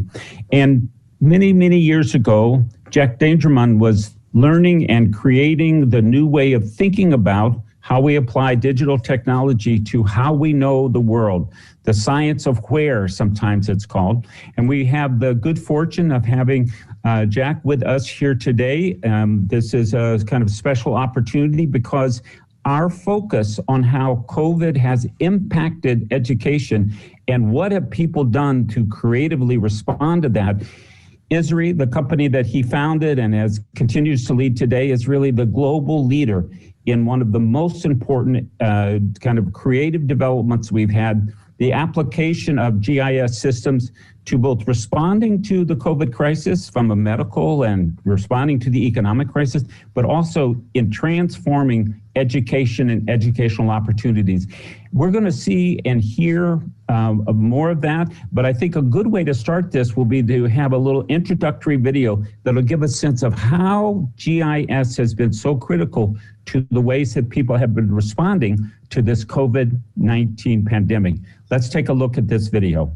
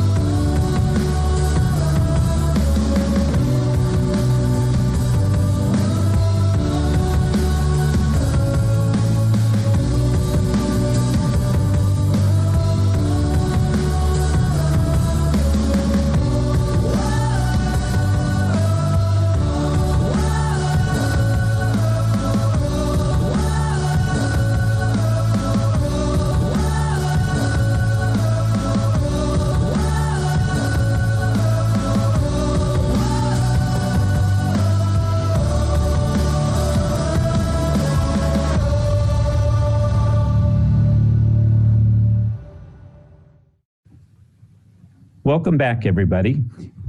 Jack, you have created a global network, hundreds of thousands of people being in the system itself, 10 million people making use of your GIS software, over 200 countries and territory. That's a little bit more than the UN, but changing the way that we, really think about mapping and think about where we are on the planet. And I was really impressed. I've been able to study and see some of the ways that GIS and Esri's software and their services have been used to respond. And we've been thinking about how it becomes an element in our education. I wonder, how did Esri begin getting involved in our educational system, our K-12, our university? Give us a little bit of background on how you were able to be so well prepared when this pandemic hit. Well, it's a complex question and it's a complex answer, I suppose. Esri started over 50 years ago, and we started by doing real projects. They would be environmental projects applying application of geographic thinking to land use planning or environmental planning, or picking the right location for something like a school or for Starbucks, for example, today. And very gradually, we built a kind of methodology. And this methodology involved measuring the world and then analyzing with map layers, overlaying them on top of each other in a computer, and then making maps, and then supporting people who made decisions. And this process taught me a lot. So I do project by project, little planning projects, little environmental studies, and I learned by doing, which is today very popular in education, this idea of project-based learning for kids. And what we discovered is that many of the universities initially acquired my software and started teaching with it. And what they were teaching is the application of geographic science to all the complex problems that the world is facing. And this has just grown. And some very creative teachers back in the late 80s and early 90s began to say, Jack, could I have your software to try it in high schools? Maybe we could get kids to learn by doing in high schools. One of the famous ones is Cass High School in Detroit. And the kids there learned by doing. They measured problems of lead poisoning in the population, and then they would visualize it, and then they solved the problem by getting all the kids to scrape all the lead paint off of the houses. They learned by by doing and took it to action. Well, I think better than me explaining this, it's best to sort of see a short video that actually shows kids in Roosevelt High School in Los Angeles actually applying this idea of geographic science and learning the mechanics of computing and solving problems. Great. Let's try to run that video right this minute.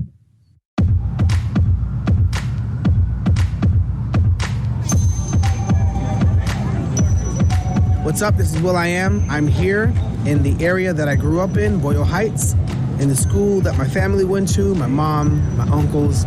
There's my uncle right there. Yep, number 21. Now, in Boyle Heights, we have magnet program and an ESRI GIS, Geographical Information Systems program. When I was dreaming in the projects about having a career in music, I live right here on Ficus Street, behind the laundromat. When I was in the projects, my mom's best friend name was Dee, and Dee had two sons, Jermaine and Beanie. They were like rough. You would have been like, yo, I don't know if these guys are gonna make it. And this is how crazy and magical the world is. Beanie moved to San Diego, and Black Eyed Peas had a concert there in 2005. He hits me up on our website. He's like, Willie, it's Beanie from the projects. I'm like, what are you, Beanie? He's like all dressed in a suit, no longer like gangbanging or anything like that. He's like super clean. I'm like, yo, Beanie, like you really transformed. He was like, yo, I met this teacher that changed my life. I'm like, what do you do now? He was like, GIS. I'm like, what's GIS? Is that a new gang? He was like, no, GIS, well, like, Geographical Information Systems. I input maps and like understand communities. 5 years later, I meet Jack Dangerman. He shows me his maps. He's like, these are GIS. Beanie works with ESRI. One of the teachers that transformed Beanie's life was an ESRI guy. Me and Beanie, we survived the projects. And education was the spark that altered our course, because we could have just ended up a statistic. And now we're doing our part to get other kids on that path of transformation. Welcome to my family. You got a great family. Jack Dangerman had this awesome technology. Type in like 90023 and you could ask the system anything. Like how many people voted that's been in jail that are diabetic? And there's other ideas like Obama's stimulus plan where you could see it and it's transparent, was built on GIS. Hospitals for emergency ambulance response use GIS. And to couple all that entry is very powerful. I was like, yo, type into the map how many drive-bys happened in the past 5 years. He was like, we don't have that information. I was like, exactly. Let's teach my kids how to create maps. That way they can input things that they see in the community.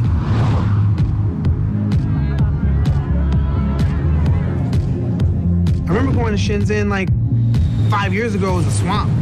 Now it's making everybody's device they have in their pocket. I want Boyle Heights and Watts to look like Shenzhen. Wouldn't it be awesome to go to, Facebook, be like, yo, this is my, the CTO, Jerome. Yo, where you come from, Jerome? Yo, grew up in them projects. And now, Boyle Heights was the case study. And since then, Jack Dangerman and ESRI have donated $1 billion worth of maps and tools for K through 12 across America. Started here at Roosevelt.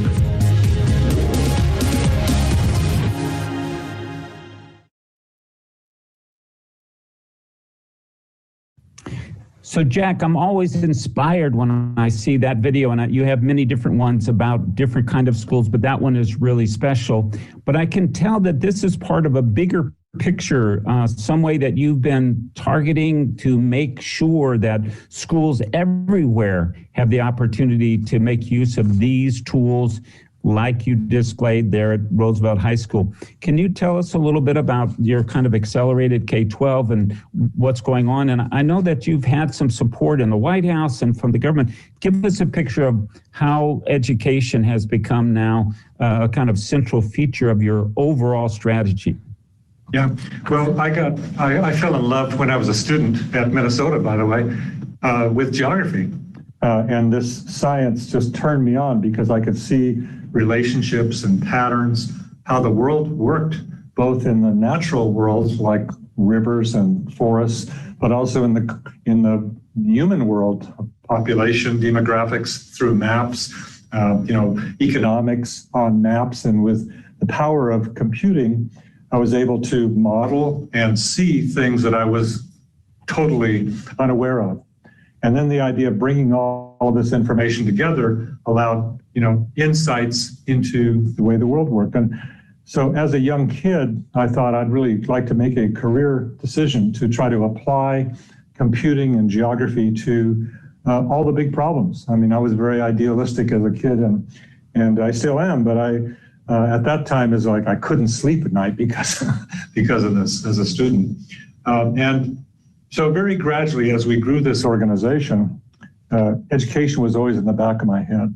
So these kids like at Roosevelt and thousands of other schools like them, by the way, have been pushing the envelope for me, building the next generation of kids who are spatially literate, who actually, I didn't have that privilege of learning geography in an applied way. I mean, okay, I'd learned place names and, okay, that's Africa, that's Alaska, so on, but it wasn't the same. Project-based learning, like the kids at Roosevelt shared, is a masterful way to learn. Instead of memorization, you develop memory. People looking at maps associate the real world with the maps. And it's their experience. It's kind of an abstraction of their real experience. And kids, all of us actually learn by real experiences, not memorization. You forget that stuff. So I think we sort of struck gold here. So we experimented with a few schools, and then I had the great opportunity to meet with President Obama as part of his Connect Ed program. And he was attracted to this idea of applying maps in education. So together we stood up a program to give all of our software and cloud resources for learning to every school in the United States.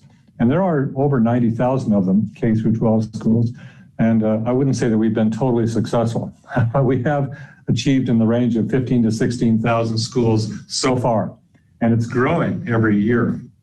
I mean, it takes a lot because you have to learn the technology a bit. You have to, as a teacher, and you have to know something about problem solving and nurture kids along that pathway. But today, we're growing it aggressively.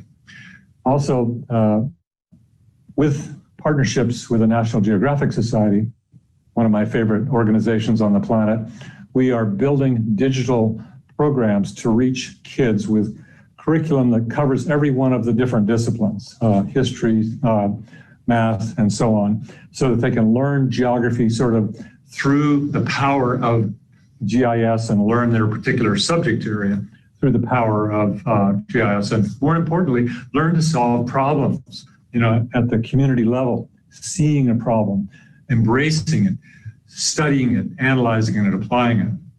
So recently, we've made the decision to expand this vision to do every school on the planet.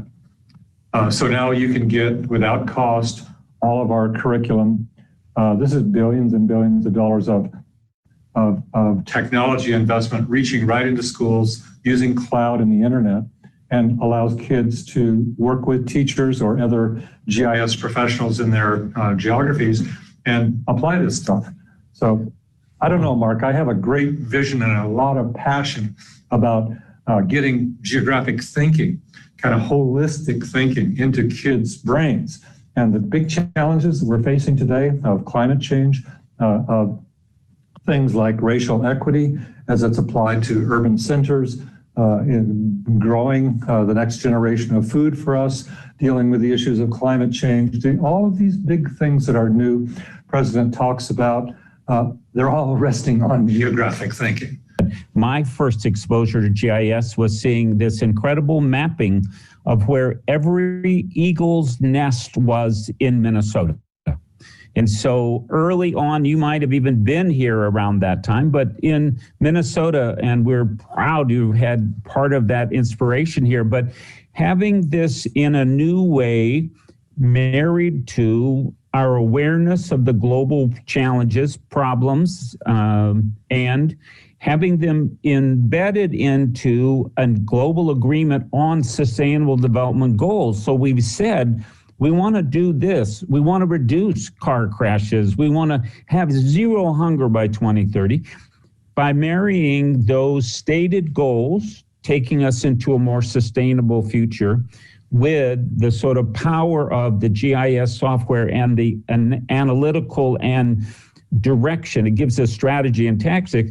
It feels like the dream that you've had that's kept you up at night, that's kept you awake, is now being kind of supercharged by a crisis on the one hand that says we are all connected globally, and by a solution on the other side that says, yes, and we can map that connection, we can learn that connection, we can use that connection to see where we're endangered and where we can find opportunities, or we can keep each other safe from whether it's a terrorist threat or a climatic, a hurricane. It's interesting that these users around the world, these millions of people, young people, old people, are embracing this technology and the methodology of measuring, doing science work, and telling the truth with information to come up with strategies that can underpin a better society, a more sustainable world.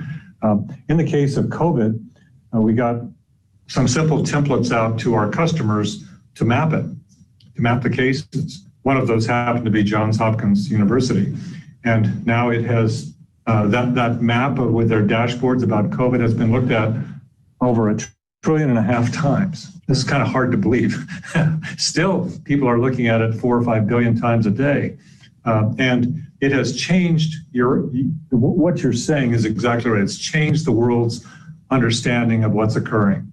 It's allowed people to realize in an interesting way through mapping that what happened in Wuhan affects them. And I think this is the beginning of a kind of geo-enlightenment, and geography and computer mapping and GIS will be a way to enable that, to create spatial literacy, not just how do I get from A to B or where is it, how do I get there, but to understand all the complexity of the world around us. And it's not only its complexity, but its beauty and how it's interrelated and how we're part of that. And the footprints that we lay down are connected to everything else. To bring that kind of literacy into kids at an early age, well, that's very exciting to me. This year is a kind of a warning pandemic. We know it can be much worse, much bigger, much faster, more deadly, and we've been warned.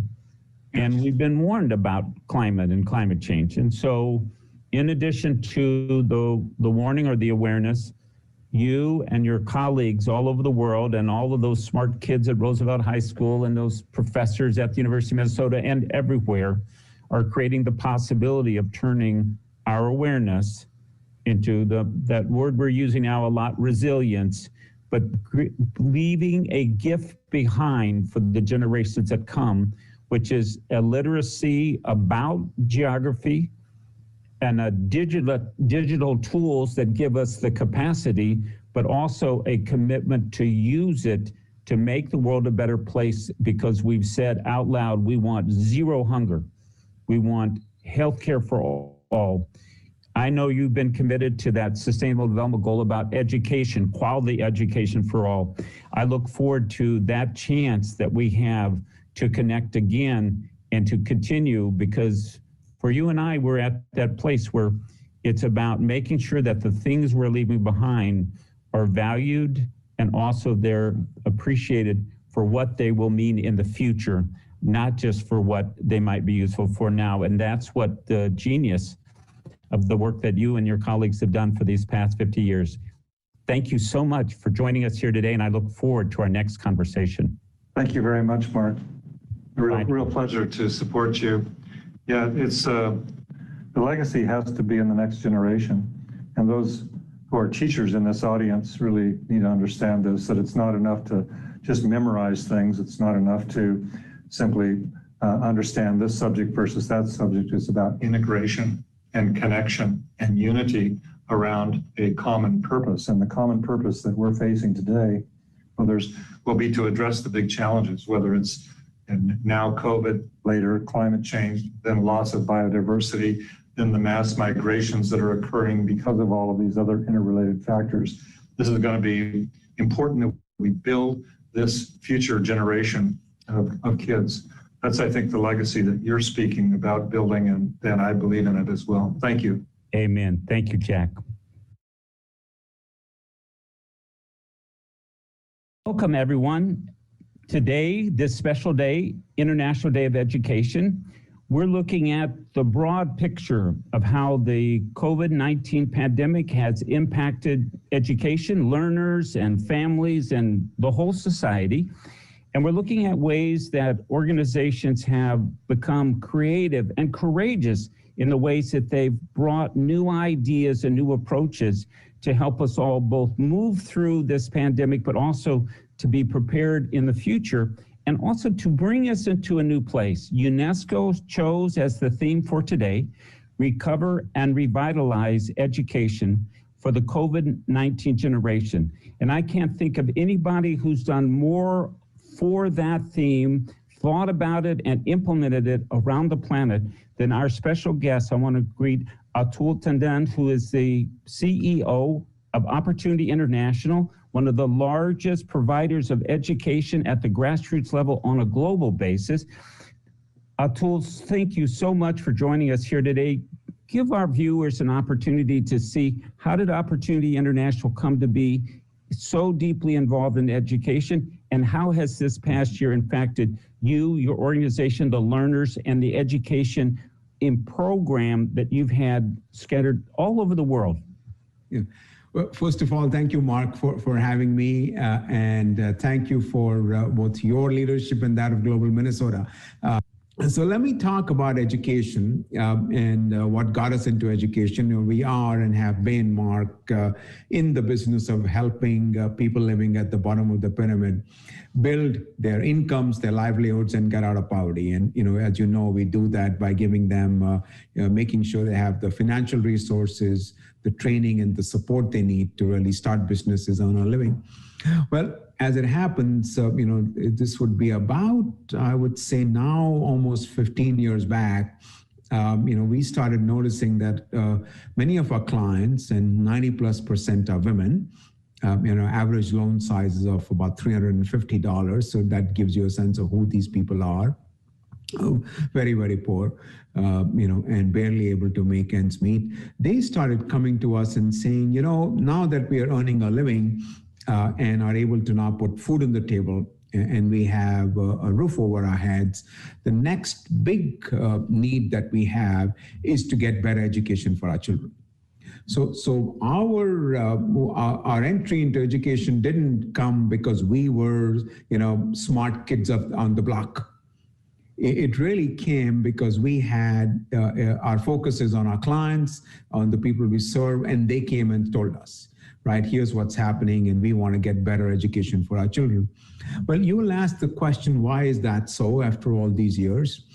And the facts of the matter, even today, 6 out of 10 kids are not learning around the world. 6 out of 10, you know, 264 million children who should be in school are not in school.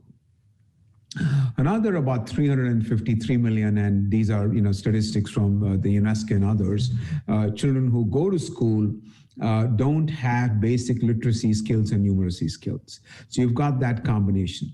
And so the mothers are coming to us and saying, you know, we want help. We want our kids to go to better quality schools. You know, those schools charge a small fee, so help us. So what we found was that the funds that we were giving them, Mark, and the funds they were generating from their businesses were now going to provide for the education of their children. So being a financial services organization, the question we asked ourselves, well, how do we help not only these mothers, but other mothers do the same thing? Let their kids have affordable education. That led to the genesis of the education finance program, which Now, as of end of last year, December 31st, we were in 24 countries, 63 local partners, and I'll tell you a little bit about how the program works. Over 7.2 million children benefited since the start of the program. End of the year, we had about 3.8 million children in schools, 14,500 schools. And in over that period of time, we have lent upwards of about $370 million. So it's been quite for now about 12 years into the program, effectively since launching. It's been quite the journey. What have been some of your strategies and tactics that various of your partners in different countries have used to sort of turn and try to pivot to make the best of the current situation? It's been rough. I mean, very, very rough. We all have had a rough time dealing with COVID. We've been pretty much movement restrictions at home, not able to leave, and for every one of us, it's been a difficult experience. But for the poor, it gets especially difficult. And then for the children, so one, your parents, had a small business in the local marketplace. The marketplaces are shut down. Well, guess what? There is no earning in the family, no wages in the family. Building construction stopped. Your dad was working as a day laborer, no money. Your mom selling from a little stall, market's closed, no money. And now your school's closed. And so as a result, you've got kids at home, no visible sources of income, no education. And Mark, what breaks my heart is in all our schools, the schools that we have around the world that we are financing, we insist that there is a daily meal program because we know the kids are not getting enough nutrition at home. I mean, that's just a fact of life. Guess what happens when the schools are closed? Right? I mean, you can fill in the blanks. I mean, these are children who are not only not getting education, they literally are facing, malnutrition. So it just is all of these disasters coming together. Peak of the pandemic, 1.6 billion children were out of school last August, 1.6 billion children. Even today, end of the year, early this year, about 20 to 25% have gone back to school, but mostly still are out of school. It's not very clear, openings are going to be sporadic at best. So what have we done to help these, both the schools and the children deal with the impact of the pandemic? One, what we did was to make sure that, remember, our model is to use our philanthropic capital to get local lenders, local banks to extend credit to school proprietors in a renovation program, so building new schools, new classrooms, increasing the size. And then we have a parallel program where we then help the schools improve quality, organizing the clusters, they learn from each other. So you've got two things going on simultaneously. You've got the financing coming from the local banks, you've got opportunity working with the schools on improving quality. So what we did was, one, we asked the banks to declare moratoria so that, the schools are closed. These are small local business people. They're running a school with, a few kids in the school. Well, how do you pay back your loan when there is no money coming in from the school's closed? So we had loan moratoria going on. Secondly, we wanted to help the proprietors be able to open schools when the markets didn't open, right? So we really helped them figure out how to run the school in the absence of funds coming in, how to negotiate with bankers, how to use their facilities for other purposes. Some of them actually set up community gardens where local people could come and, either purchase some of their vegetables and other things, and as a result, the school had an income, or at least, had the in-kind capacity for the kids and the families to survive. They had things to eat. Others did, other things to earn a living. So we helped the schools to say, how do you survive? We then helped the school teachers to actually start to learn from each other, connected them of all things on Facebook. So they could form clusters, so they could learn from each other. How do you educate a child who all that they have is maybe a little, what you call a dumb phone at home? They don't even have a smartphone. How do you educate a child? What do you do?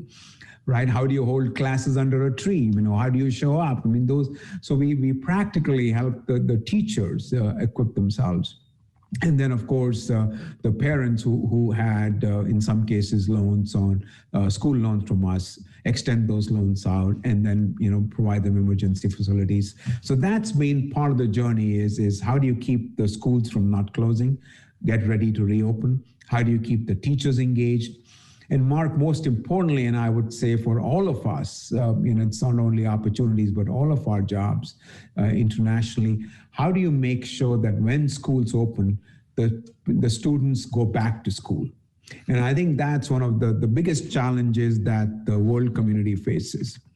We've learned from prior experiences, Ebola, the Pakistan earthquake, you go to the Haiti earthquake. I mean, what happens is if kids stay away from school for a while, a fairly large number of them never go back because parents now are using them for, earning wages and helping the family to survive. Well, so give our viewers some of the ideas that you've seen that you have some faith and some hope can help this next time around for us to do a better job. Better.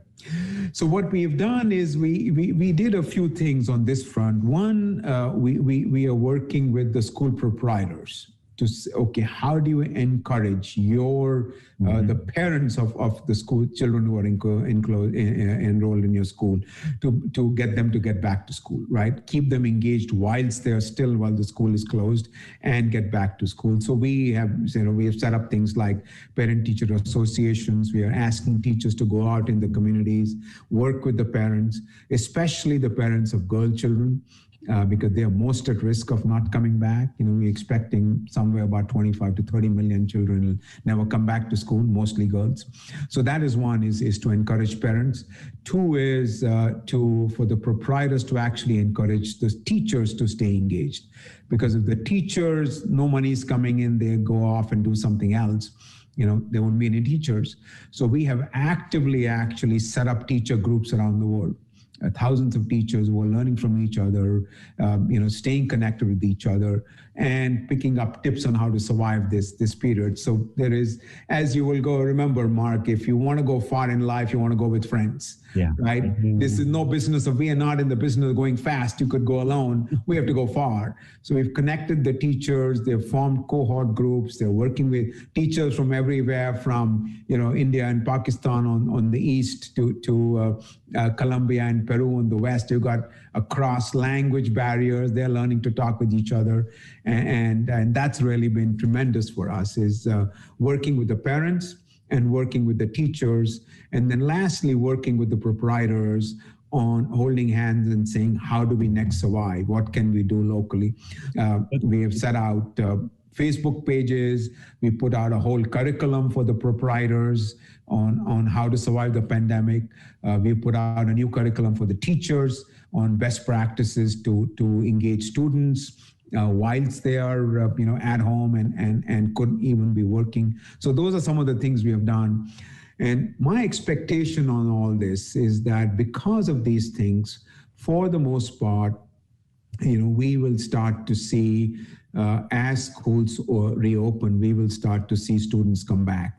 And I am very hopeful actually of that, in that our expectation, country by country, and what we are seeing is that for the most part, the students are coming back. They do need some financial support, and we are providing that. Where parents are still at loss of income. So, we are stepping in to actually actively reduce the interest rates on the loans to the school where needed, and providing support to the family. So there's a little bit of a bridge till they're able to get back to normal.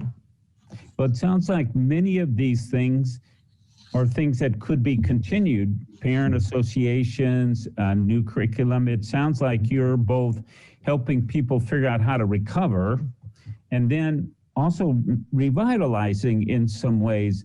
Are there sort of new approaches that you have said, oh, we've got to make sure we bring that into this next phase, this next post-COVID phase that you're excited about?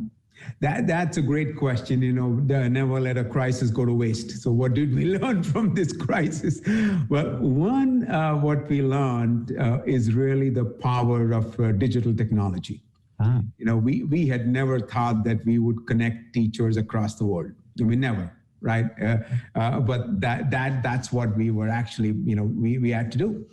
So now, we are, in fact, I'm going to read to you is that what we have set up is a school leader and teacher mentor training program. Right. So we have identified teachers who are leaders in their own schools and so, all right, how do they get to mentor other teachers? So you're learning peer-to-peer learning, and that's being delivered electronically. So that whole program will now be available globally for thousands of our teachers. There is pathways to reopening. We put together, in fact, the proprietors put together a sort of 3-phase reopening plan. So we've gathered all of that and are now making that available to all of the 15,000 school proprietors around the world, and that's all being done electronically. And some of the proprietors are teaching the other proprietors, other school. So that's the second part of what's happening here. And then the third part, which we're still trying to figure out, and I'm sure we will, is how do you engage students better with limited technologies? But what we found is that even here, turning the school and thinking of it as a community hub where parents get together, teachers get together, students get together, whether the school's open or not, how do you turn it into a community hub? That brings tremendous strength to the school community, to the parents, to the teachers, to the students. And that is, I think, one of our biggest ahas. The third thing that will continue is we are now getting teachers to actually evaluate each other's curricula across countries, and teaching methods. So I think those kind of things are a gift of coming, the good things of the pandemic. And I'm hopeful that they'll now scale in the future. What is it that would make your heart sing if you were reporting of what has been accomplished at a global level coming out of this year of pandemic? What would make my heart sing, Mark, that's a great question, would be that the kids are back in school, right? And in fact, more kids are in school that we have, often used saying we have built back better. That would make my heart sing, that the kids are back in school, that now we are able to offer, we know how to improve the quality of education in these schools. Third thing would be that, and I'll close with this, is that there is globally a better feeding program for children. Because even today, millions of children are facing malnutrition. And I think to that end, what I'm excited about is even that opportunity, just even this year in the pandemic, we actually expanded into 3 countries. In the last 2 weeks, we've received 2 very new 2 awards from the U.S. government, from USAID, for expanding into Zambia and into DRC, and are now talking to them about 6 to 8 more countries. So what would really be joyous for me would be that not only the 2 we have, but we have had more starts. So as a result, you're looking, even through the pandemic, you're looking at a much expanded footprint of our education finance program, more kids in school, more schools open and running, better quality education, and families that are not simply thankful, but are thrilled that their kids get to get a great education. I'm joined in this segment of our day of Crystal Ikani Musa, who's the country representative for the Malala Fund in Nigeria, and Habiba Mohammed, who is the director of the Center for Girls Education and is one of the education ambassadors for the Malala Fund. Thank you both so much for joining us here. And Crystal, please give us that vision of how this research came about, and then how this has been converted into a response that's inspiring people to keep education moving forward. Thank you, Mark. Good afternoon. As Mark said, my name is Crystal Ikani Musa. I am the country representative for the Malala Fund. I'm based in Abuja, Nigeria. I would tell you about the Malala Fund. We are an international organization that focuses on girl-child education, ensuring that every girl gets 12 years of a free, safe, quality education. We do this by partnering with local organizations who are our partners on ground. And through this, one of our program areas, which is the Education Champions Network, we work very closely with our education champions. And we have one of our education champions here with me today. Her name is Habiba Mohammed. I would allow her to introduce herself and tell you a bit about her organization. Good day, my name is Habiba Mohammed, and I am the Director Center for Girls Education based in Zaria, Kaduna State, Nigeria. And I am an education activist for Malala Fund. And what we do is to support girls to go to school, to continue schooling and to complete their schooling. So at the Center for Girls Education, we provide safe spaces for girls to learn and lead and be what they want to be in life. And we support them with other critical skills, which includes life skills, vocational skills, entrepreneurship skills, and informations on reproductive health, gender-based violence, and the rest.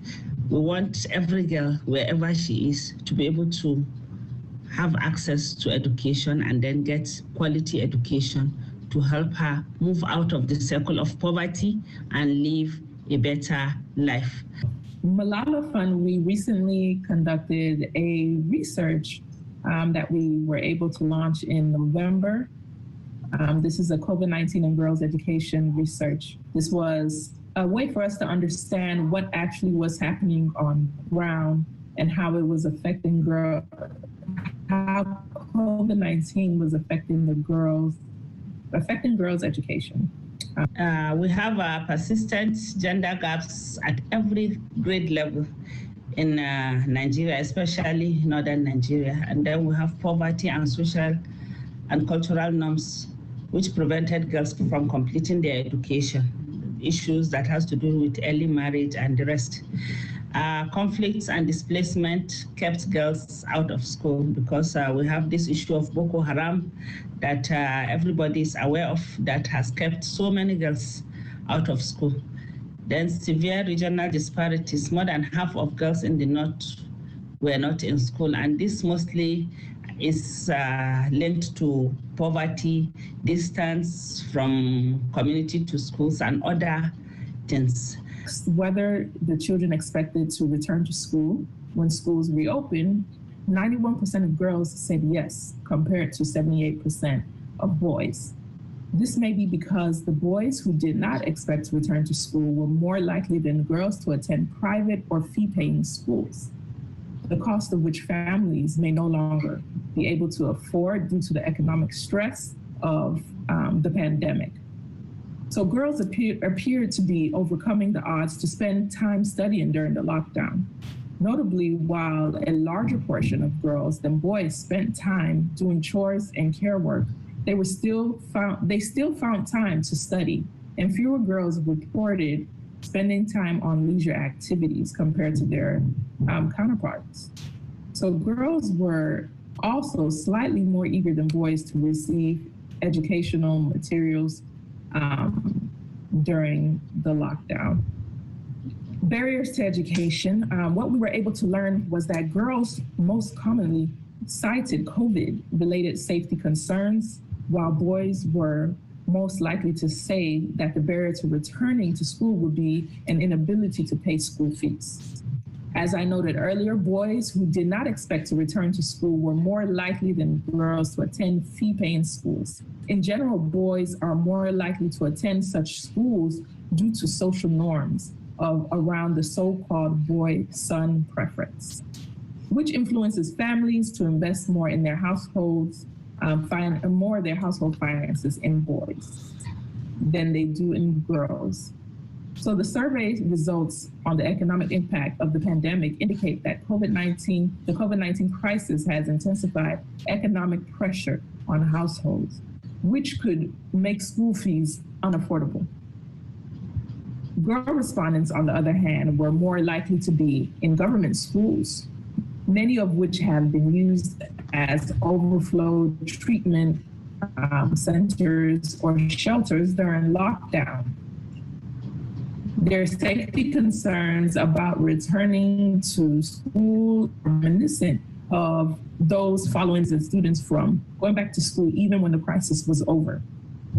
Some girls also cited lack of money as a reason for not returning to school, perhaps because even attending government schools require funds for things like uniforms or transportation. These are the hidden fees associated with government schools that are supposed to be free. In addition, girls reported that domestic chores at home will prevent them from returning to school. Although girls' answers on time suggested that despite chores and care work, they were finding time to study during lockdown, their responsibilities clearly still influence their prospects of returning to school. Girls need more support while learning. That's you. They fare worse than boys. We can see that 77% of boys and girls reported that they could spend under 2 hours a day studying, compared to the approximately 5 to 6 hours per day spent on lessons at school before the pandemic. This could be due to one, low technology access. Students who were able to use smartphone at home reported not always being able to afford data. Two, lack of alternative to tech-based learning. Only 9 out of 1,300 households reported having received education materials. Just 3% of households received support of any kind from school or teachers. Then we have the third, which is insufficient support at home for girls. 1 out of 4 girls, or 50% more girls than boys, said they received no learning assistance of any kind from anywhere. So economic stress on households. Over 80% of adults reported facing financial difficulties during the pandemic. Less than 10% felt they have sufficient employment opportunities where they live. And 52% stated that they did not have enough food at home and they were using various coping strategies that could ultimately have negative impact. So effectiveness of alternative learning options. One, we have distance learning. Distance e-learning and our educational TV or radio was not accessible to all. Was not accessible to all when the required devices were present in the home. Offline materials such as take-home packs or textbooks were not available. In a government survey, offline options were not common among 22 states surveyed. So bringing children back to school. Students are reluctant to return to school due to fear of being exposed to the virus. So it is imperative that government find ways not only to ensure that schools are safe, but also to communicate school safety to students, because most students felt that since most of the schools were used as places where COVID-19 patients were kept for isolation, they felt that the virus is still there in school. So it's like that fear of going back to school and then contacting the disease is there. Our survey revealed the difficult financial strains facing many households in Nigeria during the pandemic, especially those dependent on the informal economy for income. For example, in most of our communities, mostly parents will go out to seek for what they will eat that day. And it was very difficult to be able to survive on this during the COVID because of the lockdown and the fear that when you go out, you will contact the disease. Most girls were married off because parents are seeing them as a burden. They are feeling that if the girls are married off, they will have an easier life because at least minus one mouth to feed will be easier for them. So this issue of early and forced marriage was so rampant during the COVID.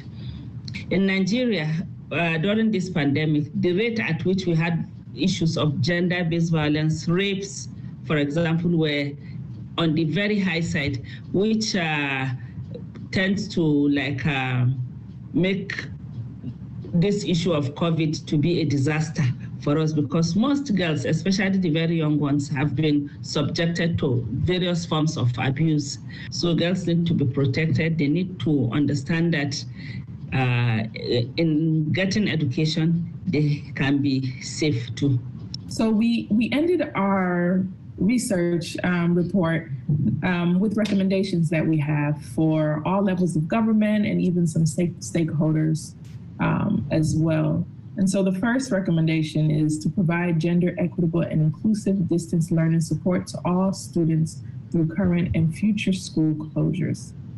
We need the federal government to review their Learn at Home program. This was the alternative learning option that they provided. Review it and to make sure that the marginalized populations actually have access to this program. State governments should also work with development partners and the state universal basic education boards to scale up their efforts to provide offline learning materials. Our findings show that majority of the participants did not receive any of the learning materials that the government said that they were providing.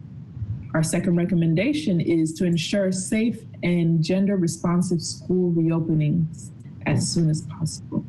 So schools were reopened in Nigeria in October, around October 12th. We're back in another closure. We don't know for how long. This was just announced this week. But regardless of that, we want the government to start thinking, the federal government to start thinking of ways that they can open back up in a gender responsive way. And so we've recommended our back to school girls guide to them for recommendation. We also recommend that that the federal government provides states with financial and technical capacity and support to help them within the state level to make schools also safe from COVID-19. And then to communicate health and safety measures to make sure that everyone is staying safe, teachers included, and to work closely with development partners so that together we can roll out a program that's education specific on conditional cash transfer programs or stipends. Then our third recommendation is to mitigate the economic effects of the COVID-19 crisis to help families prioritize education. And so we would like to see the federal and state governments to scale up social protection to help mitigate the negative coping strategies that that could impact re-enrollment, such as rushing girls into marriage.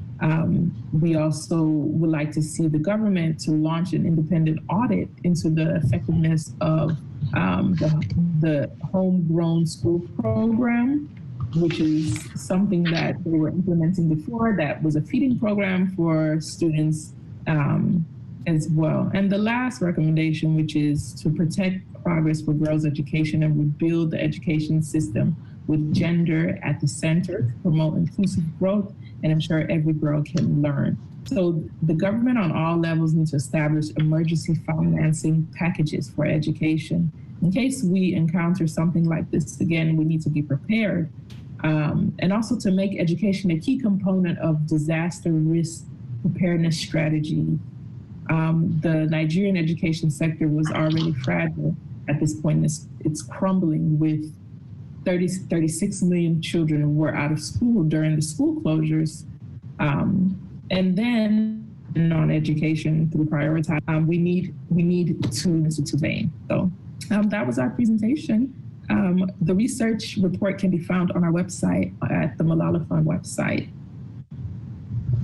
Crystal and Habiba, thank you so much for taking us into this picture, giving us the facts, the information, the research, and then inspiring us by your recommendations and the things that you're doing in the Center for Girls Education and in your statewide and national work there.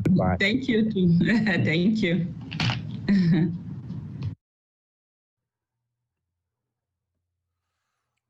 It was amazing to hear stories from the front line, and this is part of trying to get a big picture on this International Day of Education, but it's also seeing how organizations like the Malala Fund and the Center for Girls and the Opportunity International and others are trying to apply what they're seeing and learning into creating, and hopefully creating into the future where it will be better. We're going to switch now, move to another aspect of education, something really important in the international arena, international exchange, professional exchange and training exchange, cultural exchange, and international education. Our first speaker, Karen Fisher, is the senior writer at Journal of Chronicle of Education, and she's the editor of the weekly newsletter Latitude. She's the senior writer in the country looking at international education, going both ways, and she's an amazing source, but also her vision of where we could go using this pandemic as a lens to see how international student exchanges could be moved forward. Second, Catherine Brown is the President and CEO of Global Ties USA. It's the oldest and largest of the organizations, nonprofit organizations that are organizing the official sort of visitor programs, the International Visitors Leadership Program, which comes out of the State Department and others. It's the connection point for professional exchanges where we make a welcoming opportunity for people from around the world. And of course, COVID has had a big impact on that, as you can imagine. And finally, Maya Behrens, who's the program director for one of the largest of the international training and cultural exchange programs. She's the program director at Communicating for Agriculture exchange programs. And Maya's been the leader for that very, very large program, one of the largest in the nation, happens to be based here in Minnesota. So we'll be hearing from these three different perspectives over the next hour. Thank you.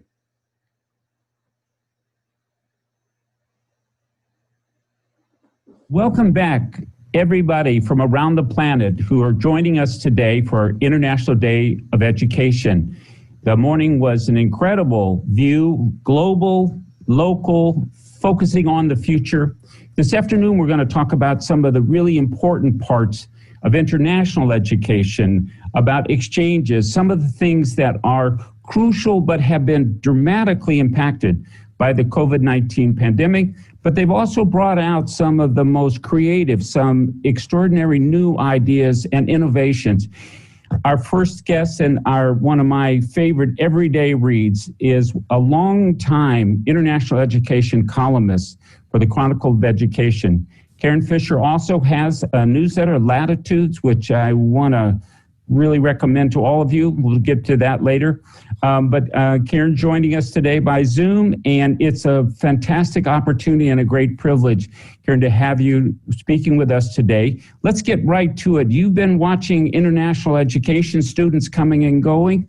It's a very big part of how we connect with the world, and COVID has had a big impact. What did you see and how did people react? Well, thanks first, Mark, for asking me here today.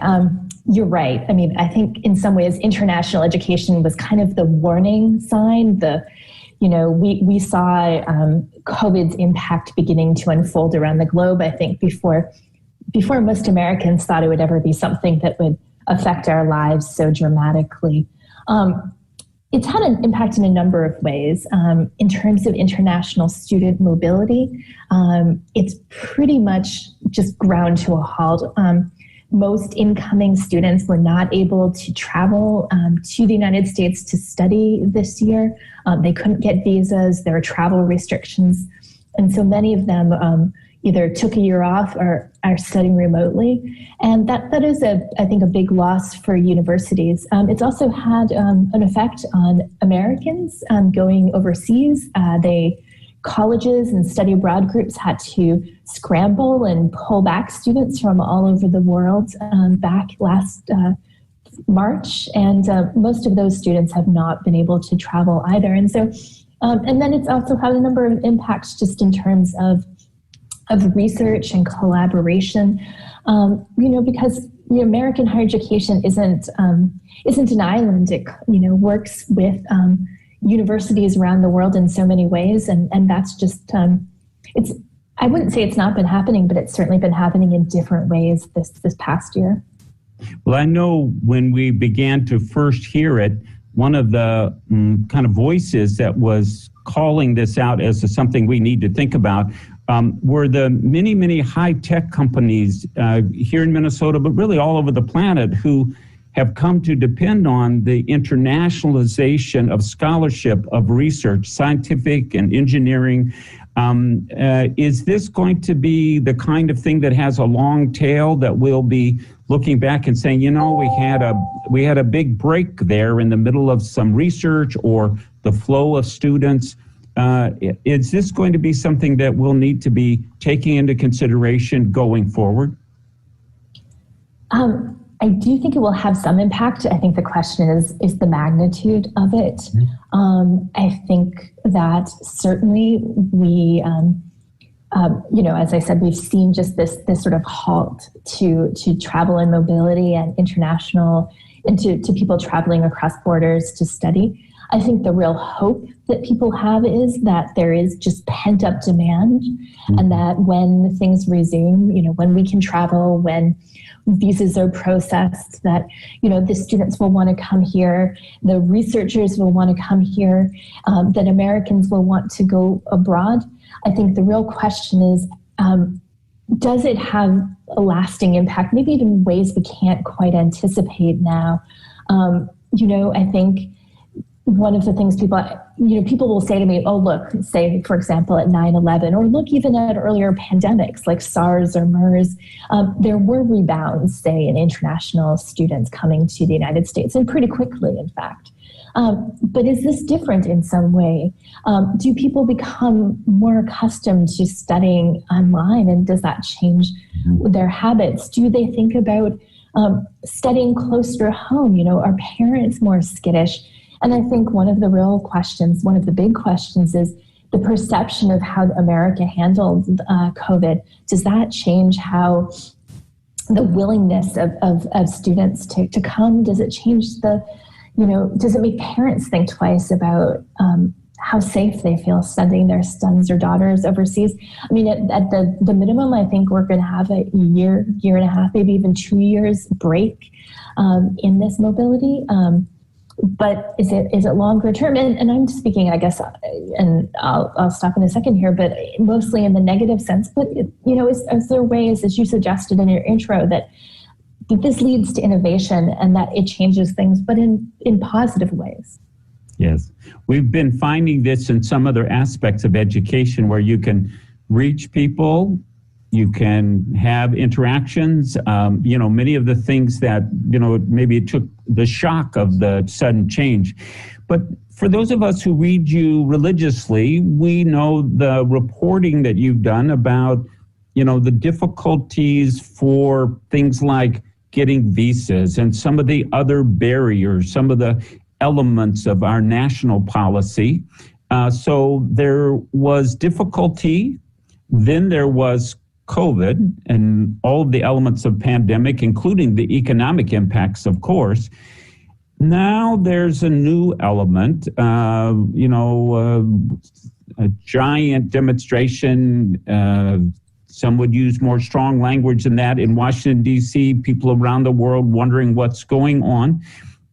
We have always some elements of challenge.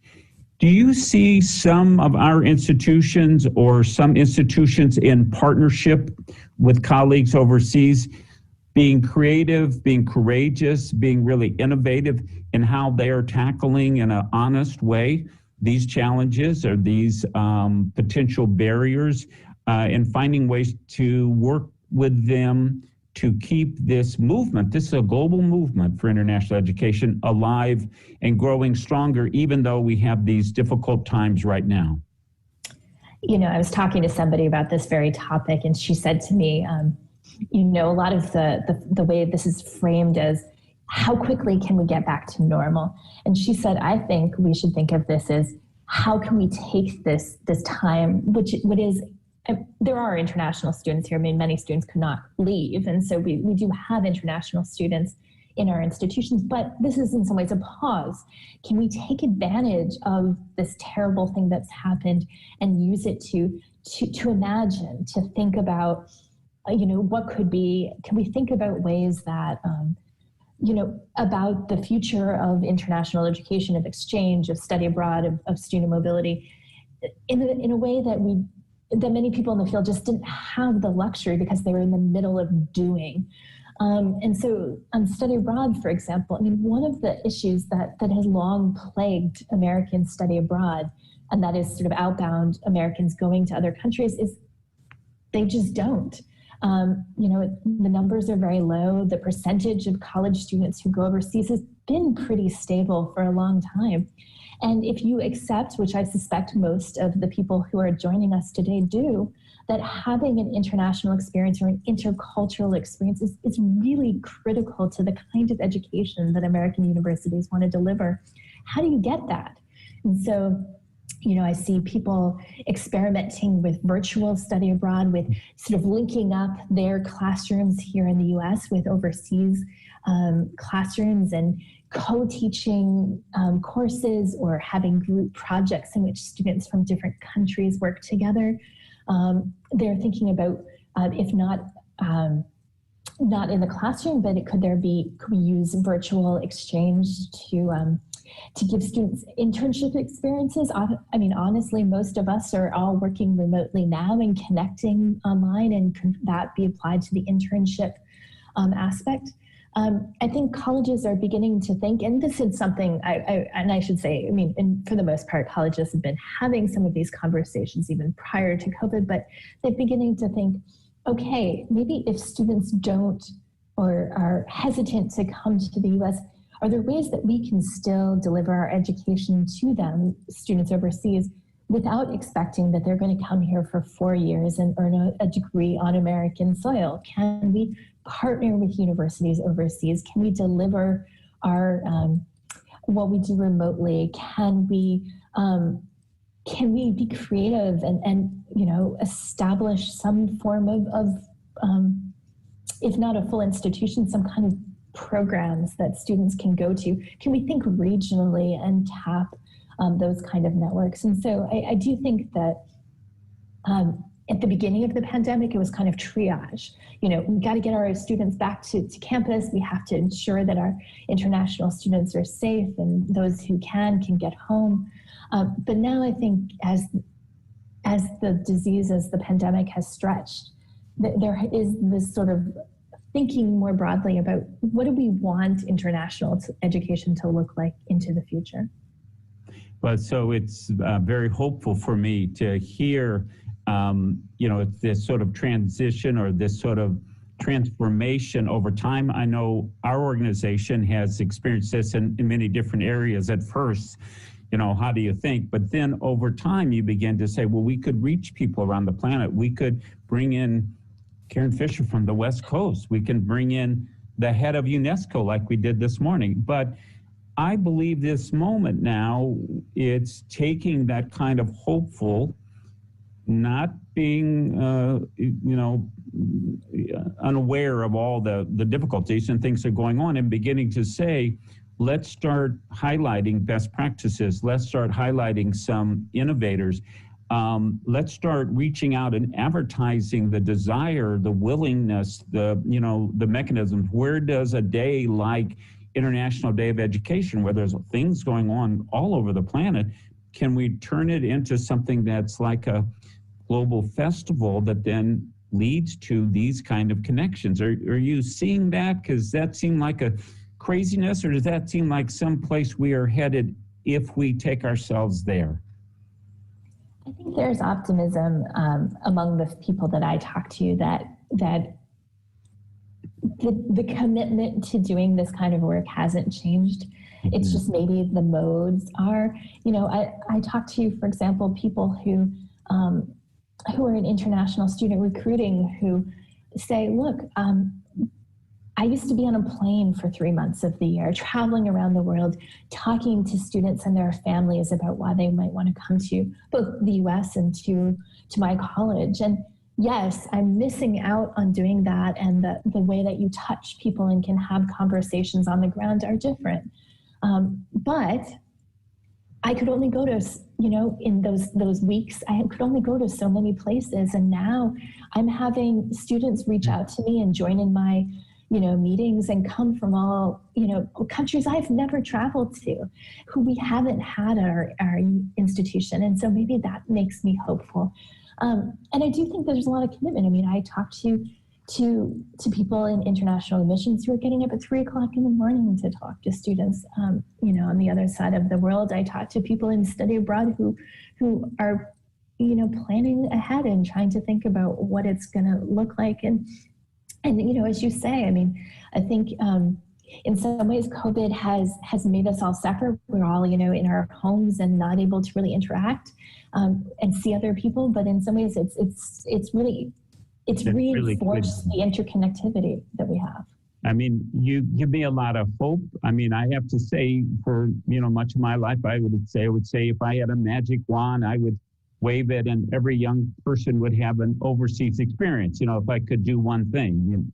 But to then have the pandemic create such change. But now you're describing a way that young people at very young ages, but also, young adults, and that we all could be part of international connections. I remember I visited a school many years ago when I was Secretary of State here in Minnesota. And it was a classroom of 10th graders who were studying our bogs, part of our landscape. They were connected to a classroom in Siberia that was studying tundra and studying similar bogs, who also wanted to practice their English. And I was amazed, and I was like, wow, look at this. And I realized then, maybe that's not as cool as traveling and seeing, but that was pretty cool. And what you're helping me understand today is if we are opening our minds and creativity and living with the reality, we will find new things that make it possible, not just for able-bodied people with enough money in their checking accounts to do this and that, but making it really possible for everybody, everywhere, a kind of universality. Is the international education movement, who really kind of had universality as part of its roots, is this going to be that rebirth and that re-energizing of that global movement? I think we're really at an inflection point. On one hand, it's been a tough, and it's not just COVID, it's been a tough few years here in America. There's been, I think, real questioning about the very principles that kind of underlie what we're talking about, the very values that the people who do this kind of work, espouse and feel deeply. There are Americans who question that, who would see us pull up our bridges and, not engaged, and certainly COVID with has led to xenophobia and has, underscored, that there are people who would rather not engage with the kind of work that all of you do. And so that's on one hand. On the other hand, I think you could say that COVID has really underscored how connected we are, how internationalized we are, how finding problems to big challenges are truly global. And so in some ways, I think you could argue that it gives fuel and makes the case for why the work that you all do is important. But it feels like young people have been energizing the leadership on many movements around equity, around climate, around gun violence. Just there's an energy coming from youth and young adults that I also hear in some of the conversations about education and about learning and about the future of learning. It may be that we're in that kind of inflection moment, as you described it, where the values that had to do with sort of learning and sharing and supporting a very small number of people able to move around the planet, welcoming them on steamships in New York was in the early days something that our organizations was part of supporting with people who went there from Minnesota, et cetera. But today, now that we know that we can all be touched by the same pandemic virus and all affected by the economic outcome of that, we can take some deeper understanding of the slogan we use a lot in Minnesota from our Senator Paul Wellstone, we all do better when we all do better. We all have the possibility now to be able to understand and to communicate and to share ourselves with others and to learn and be connected with them from overseas. It feels like a year from now, you and I should have another conversation, and we're optimistic enough maybe at that point we'd look back and say, wow, that hard period gave us the reminder to really think about where we're going, and these new tools gave us a chance to create a different kind of future, and the young people kind of dragged us along. We're running out of time for today's conversation, but I want to hear from you. You know, people will be watching this interview over this whole next year, literally. What do you want them to be thinking about as you imagine this convergence and this inflection point taking us into a brighter future?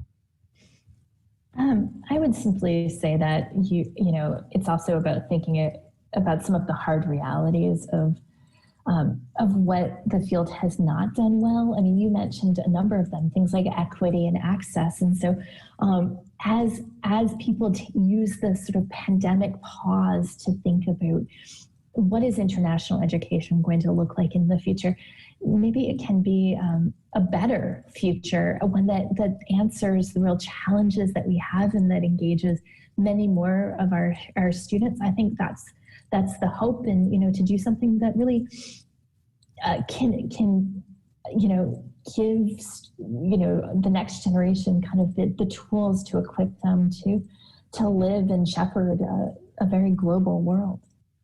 Thank you so much, Karen Fisher. Thank you for your everyday watching and nurturing and lifting up international education, and for your time today, International Day of Education.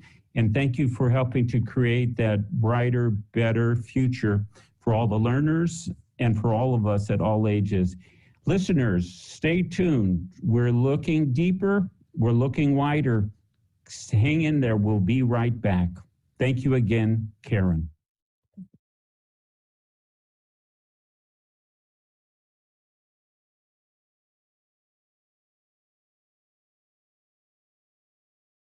Hello, everybody, and welcome back, and thank you for joining us today on this special International Day of Education. UNESCO has given us a theme for the year and theme for the day, which is Recover and Revitalize Education for the COVID-19 generation. And we're looking at all aspects of education throughout life in lots of different ways. And we're focusing in this hour on how has this pandemic impacted international exchange and international education, our building of relationships and contacts and connections across borders and around the world. And I am so thrilled to have the CEO of Global Ties, which is the national association that our own organization, Global Minnesota, works with. And Catherine Brown, as CEO and president, is the person who has helped guide and keep moving forward our professional exchange programs that come out of our U.S. government, the State Department, and other places as well. Catherine has been an inspiration to all of us around the country every week with ideas, suggestions, things that she's done and her whole team has done. But she also has an overview of what's happened to international exchanges in this period, what has been the creative responses, and how will this change things going forward. So I want to welcome Catherine Brown. Global Ties US is a nonprofit partner of the State Department. We're celebrating 60 years this year. And mainly we focus on supporting community-based members across the country, right? But also across, worldwide, that are dedicated to international exchanges. And here in the US, more than 80 of our members are local hubs for global issues. They focus on building trust within their communities and also between the United States and the world. So we're very privileged to support them, ensure they have the resources, the skills they need to be successful professionals, but also to identify new exchange opportunities for them to really create what we see as being the infrastructure for public diplomacy within the United States. Great. So this year, everybody knows plane travel came to a halt. Lots of other things got stopped, and Global Ties got thinking and partnering, and people all over the country and around the world began coming up with new ideas. What's your perspective on that? How'd that go? How'd we do? So initially, back in March, as all of us experienced, there was just a pause in activity and a pause in programming. The State Department made a call to do that. It was, of course, the right call. And our community-based members just showed incredible resilience and innovation. They got creative, and they really wanted to ensure that they kept their communities connected to the world. Some moved their speaker programs online. Some took advantage of the downtime and developing new programs to reach out to alumni from old programs and reconnect, which is really critical to keep conversations going. That's been something that we've been really wanting to improve in years past, is how do we stay connected with alumni who've come through the United States and experienced our cities and communities. And this provided an opportunity, and our network just jumped on it. They also they doubled down on their commitment to building trust between the world and the United States through national exchange while we were physically separated. So they were able to move, the State Department was able to move exchange programs online. That took some time. But really saw an opportunity to leverage the virtual environment to create these more two-way sustained dialogues. And that enabled communities across the country to exchange their concerns, their anxieties, their hopes, and also solutions with international leaders around the world to really understand how is this global pandemic, which is affecting all of us, being approached.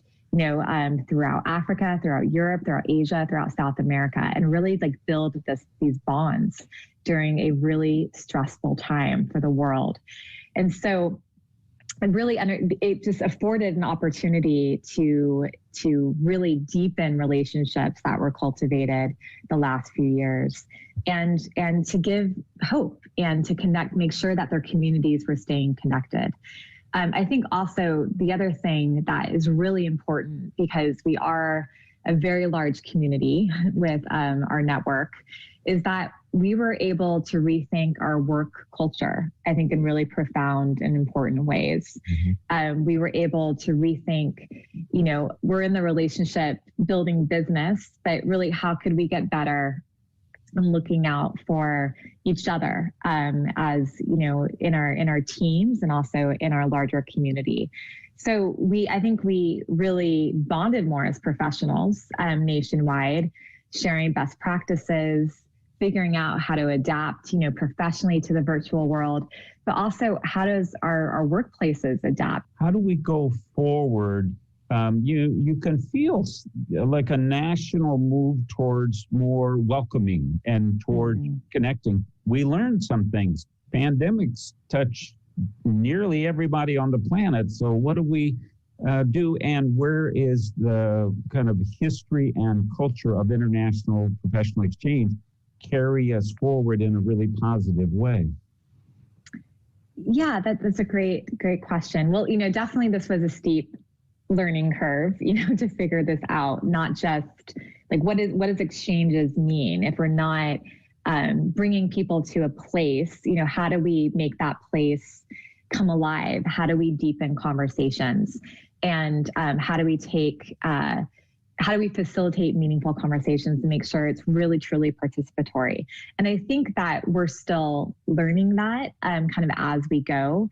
But, in many ways, I think we found that the virtual platforms provide just a more direct connection, to Americans, whether it's because of, the equalizing effect of Zoom rectangles, the absence of name tags and tent cards, or just the intimacy of seeing others in their living room or their basement, meeting their families. I know my 1-year-old daughter has been very present for a lot of events that I've held nationwide and internationally. And so that's really created a more intimate environment on its own, but also ensuring that dialogue happens. We've really had to practice and get better at that. And we found that, it's just not it's especially if you're working with a group, it's kind of that serendipity of being together in a room and the corridor conversations that happen and how people spark relationships. You have to find ways to kind of create that online. And that takes a lot of facilitation. That takes a lot of, moving into breakout rooms, a lot of creativity with icebreakers, because it can be a little awkward to do it virtually. But really, I think overall, we're grateful for this new technologies and these new skills to think about how to start creating these relationships online. When it comes to professional exchanges, virtual is a great, enhancement. It can definitely make the programs more effective. And we think that it can really help to really study the impact of the programs, because the conversation can continue once participants return home. But while we think virtual exchanges can also have a democratizing effect, the access to technology is not universal, first of all. And we don't think that virtual programming can really replace that in-person experience. I know in the moments a year ago in March, when we were all abandoning offices and all of that, some things came fairly simply. For example, moving the kind of public affairs programming and world affairs kinds of webinars. And I know I was skeptical about some of the other things because I'm a person. I had the benefit of being one of those who went on similar programs in Europe. I had an incredible 10th grade English teacher that took a group of us from a little tiny town out on the prairie over to study Shakespeare. And so I had that, but I also had the opportunity to watch more than a dozen of the medical leaders, ministers of health, or the heads of their COVID response from island nations of the Pacifics get to speak directly to the senior people at the Mayo Clinic about the 70-some trials that they were doing, and were getting information that they could see in that moment, that they could save lives, and they could probably not have been able to ever leave their islands to come to Rochester, Minnesota for that kind of thing. But exchange happened and relationships were built, and 10 years and 20 years from now, lives will have been saved because of that. So your work in helping us keep going also has given us new ways of maybe even evaluating our impact and evaluating because, explaining to the world. Catherine, you've had a special role in the State Department before you came to Global Ties in public diplomacy. And I've noted that many of the new people coming to the State Department have put public diplomacy into a whole new level of priority. I think maybe our new UN ambassador said something like, goodbye to gunboat diplomacy, hello to gumbo diplomacy. Now that's, we really love cultural diplomacy here, and we think this is a really great thing.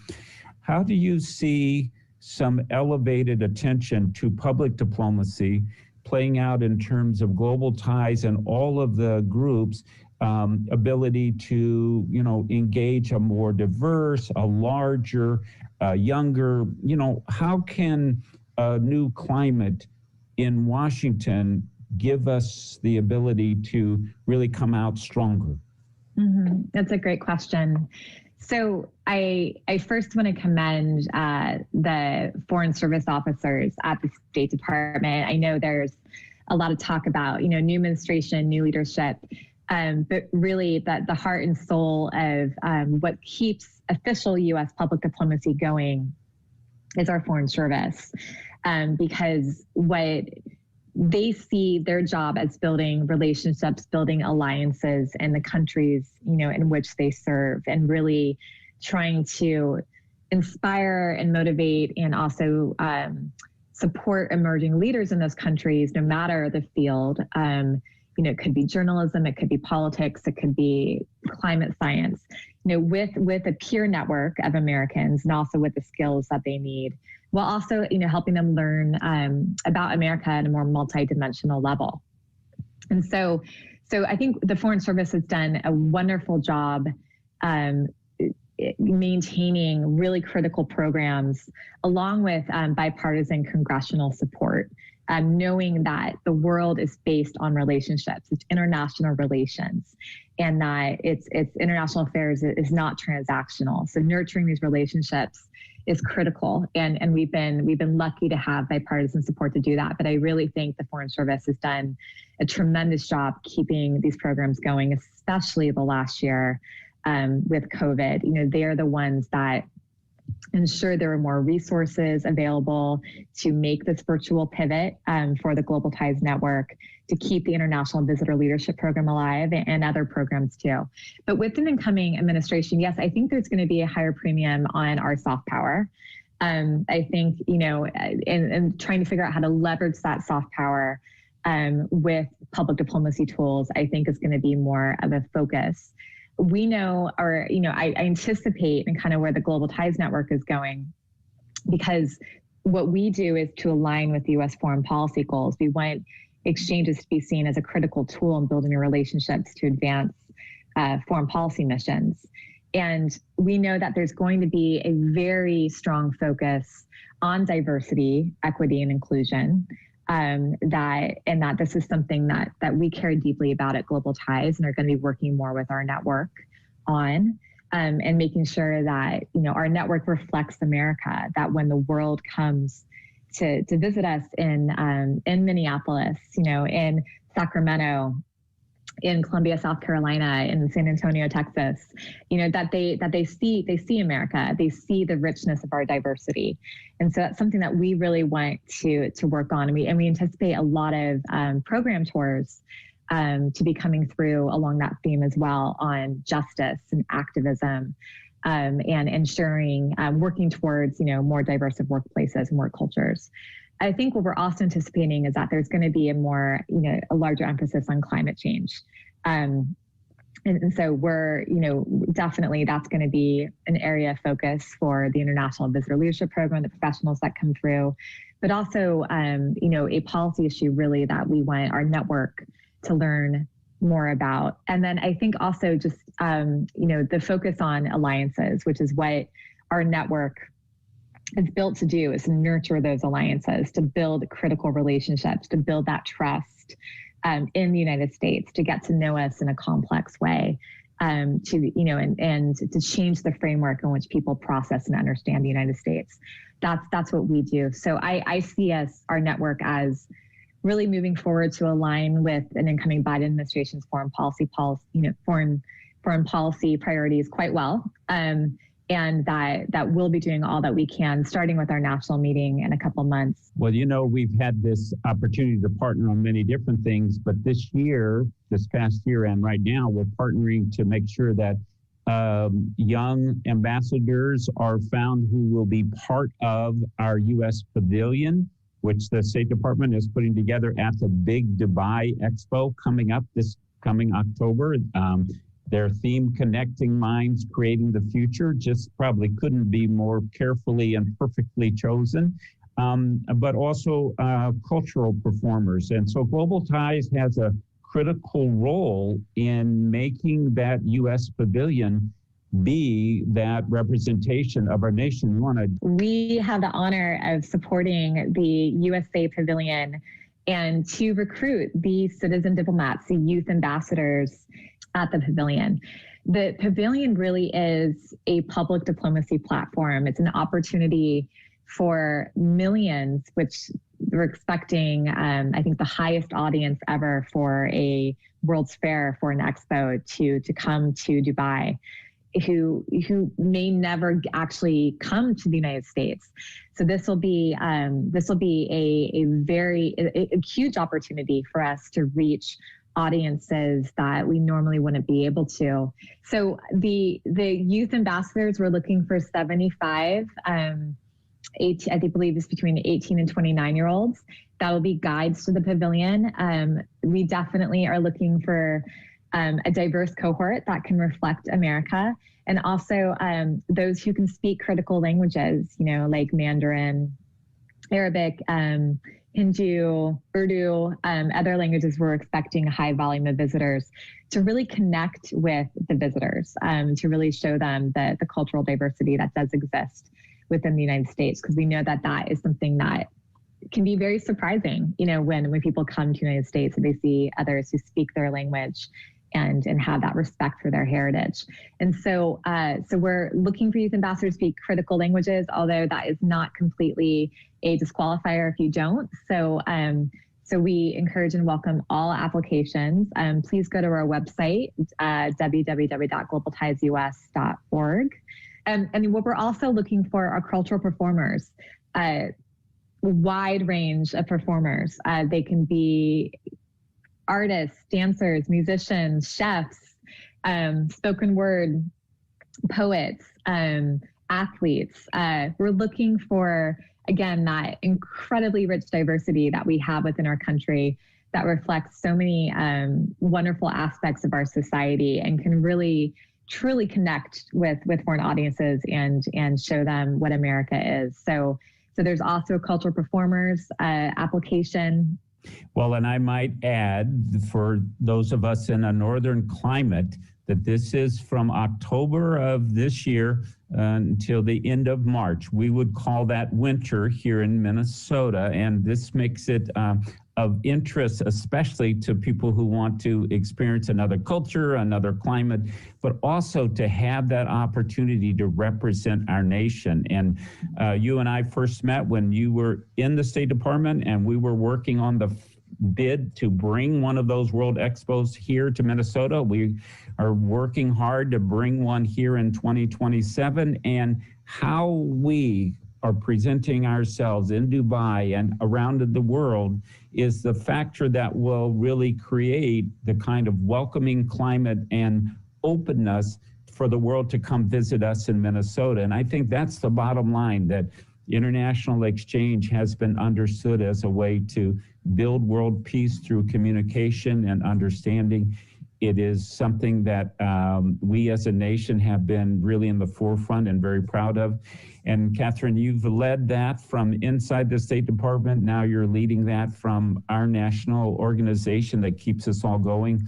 I want to thank you personally for inspiring us, giving us the kind of creativity, the kind of courage, the kind of ideas, but also your thinking about the individuals and the way that we are keeping ourselves whole as we go through this period into a new phase. So thank you so much for joining us here today. Thank you for keeping international exchange strong during a really challenging time. And thank you for your inspiring ideas today that get us all thinking, here we go, it's gonna better. We're gonna build back better, and that's what we're doing. Thank you again. No, thank you so much, Mark, and thank you for your leadership of Global Minnesota during these tumultuous times. You're a leader in our community-based member network, and we're really grateful for the inspiration that you've given us. Thank you. Thank you. Goodbye now.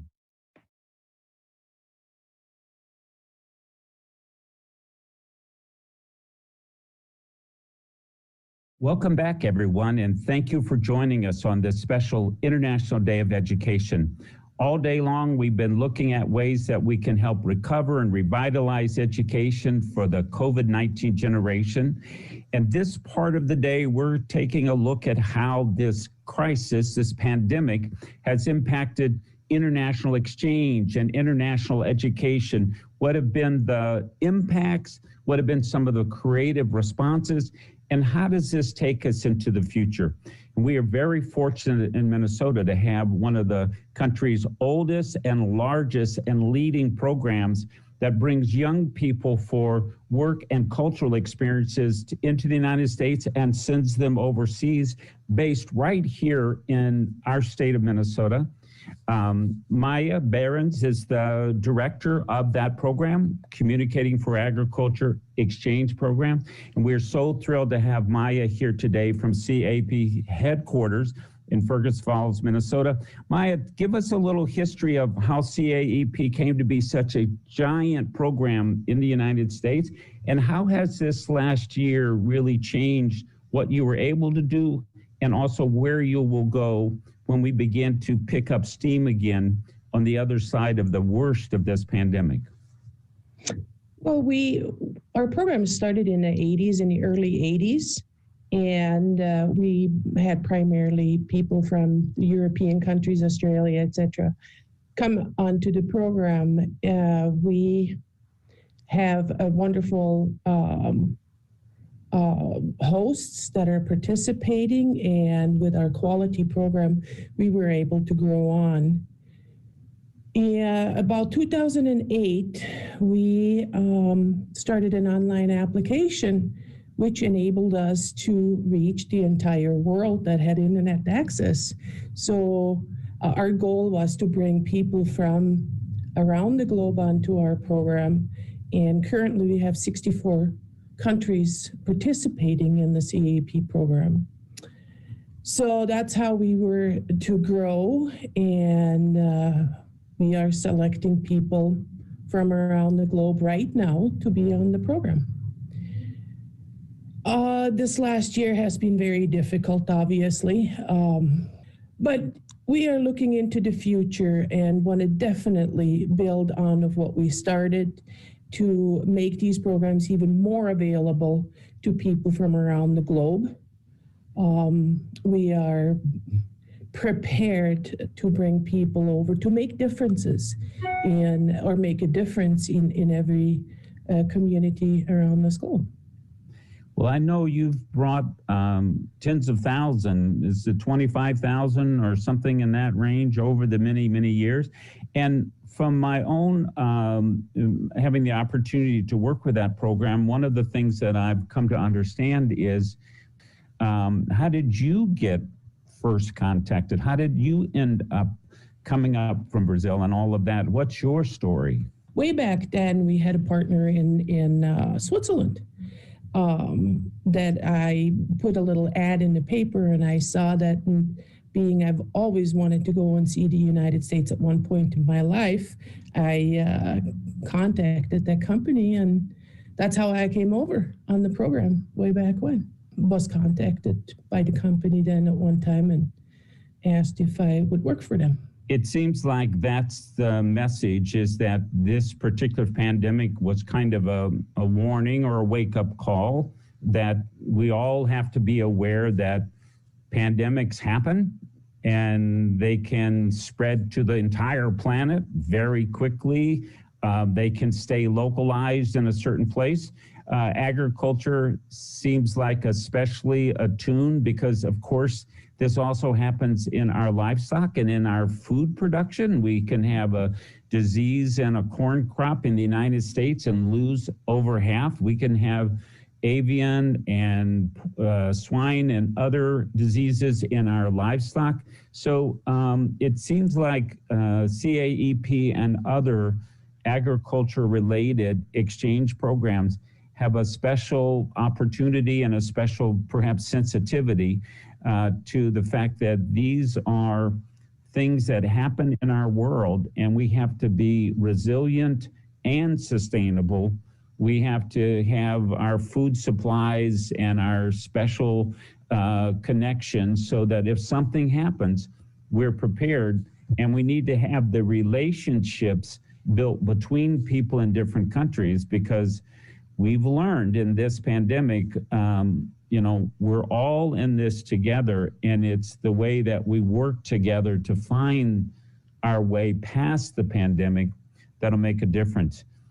Have any stories of people who've been in touch with you this last year in where they are in their life and how the CAEP program helped connect them to something that's helped them to keep moving forward during this pandemic year? But yeah, I mean, we have adapted to it and have put a policy in place for new arrivals to make sure that we're all working together in this and preventing the spread of COVID. Well, Maya, I know that in the past you've had this wonderful week when these young people have come from wherever they've ended up in the United States up to Fergus Falls, and very senior leaders from the U.S. State Department come out and greet them and get to meet about the program, but they also come to know Minnesota and Fergus Falls.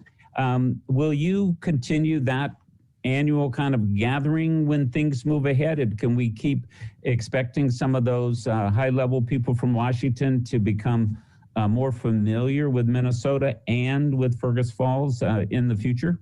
Gathered for a weekend to get to know Minnesota culture, to get to know rural communities in Minnesota and connect that way. And of course, it was a little bit the fun that weekend too, but it's always a weekend that we absolutely look forward to having. Well, Maya, I can see those wonderful pictures behind you of some of those gatherings, and I've had the good fortune when I was Secretary of State here in Minnesota to come and participate. So I want to thank you for taking time today. I want to thank you for CAEP's decades and decades of connecting Minnesotans to the world and the world to our nation and the world to our state. And I look forward to that time when we can gather again and enjoy dozens of nations and young people. But I also know that the connections and the relationships that have been built over the years are the foundation of helping us as a whole planet to move ahead. If we've learned one thing in this pandemic moment, is that we are all in this together, and organizations like Communicating for Agriculture Exchange Program and others that have known this and have worked to make our communications and relationships stronger for the best of times and the worst of times. We're very, very grateful and very thankful to you and CAEP and the leadership. I know this takes a lot of work, and it's been especially hard this year. So thank you for joining us this morning, and I look forward to seeing you again up in Fergus Falls and in other places where we can gather once that's safe again. Thanks a lot. Thank you, and thank you for letting me talk about cultural exchange. Bye now. Bye.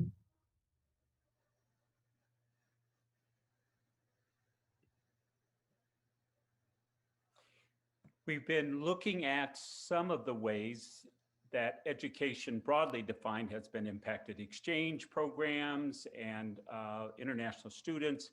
We've looked at grassroots, what's been happening in Africa and other parts of the world.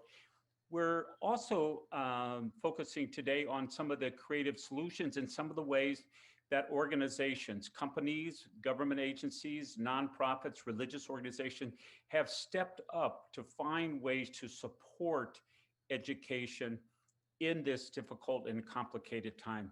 And so the next segment, the next hour, we're going to be looking at 3 examples of where institutions, organizations, companies have stepped up with very specific ways of supporting education, different age groups, different types of education. But what's important about it is that it is a reflection on what we mean when we talk about restore, recover, and we talk about reliance and reinvigorating. We are thinking about how to handle the day-to-day problems that are created for education, for students, for parents, for the educators. And we're talking about how do we revitalize, how do we build back better? And so the 3 examples we're going to see in this next segment. The first one is an important company here in Minnesota, Hormel, Hormel Foods. This is a company based in a city south of the Twin Cities where I happen to be located right at the moment. And it's a company that has been thinking a lot about how to support their employees, their communities, especially around higher education. And representing them today, two of their key senior leaders. I'm very, very thrilled that we're able to have their time today and had a longer conversation about how this came to be within their company. The first is Jim Sheehan, who's their Chief Financial Officer, the CFO. He's Executive Vice President and Chief Financial Officer, and has been in major financial and accounting roles and economic roles within the companies for quite a while. He was named the Chief Accounting Officer in 2016 and then took on these new responsibilities in 2017. He's very active in the community there, and out of that activity came some of the ideas of how this company has chosen to make a very special contribution for their employees and for their communities. The second senior official is Amy Sheehan, Director of Talent Attraction.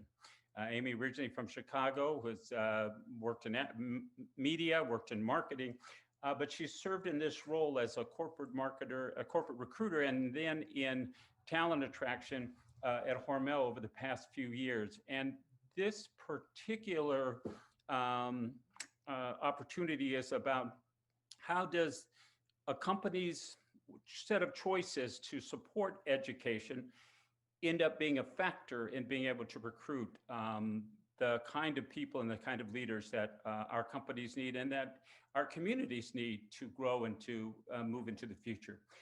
Then they'll be followed by Jennifer Williams, who's been one of the key people as a teacher, evolving and developing connected classrooms to focus on educational opportunities around sustainable development, around climate literacy, and about how the Sustainable Development Goals help give a framework and understanding so that we can think through this educational moment.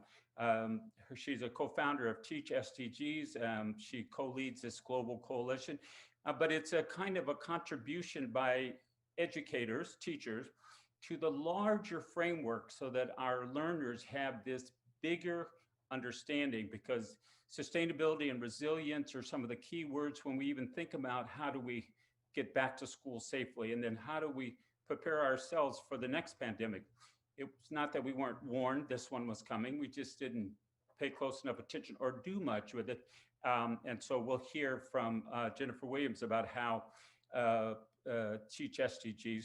And then we're going to hear from a big data startup, a new high-tech company, their founder and CEO, Jennifer Bonin.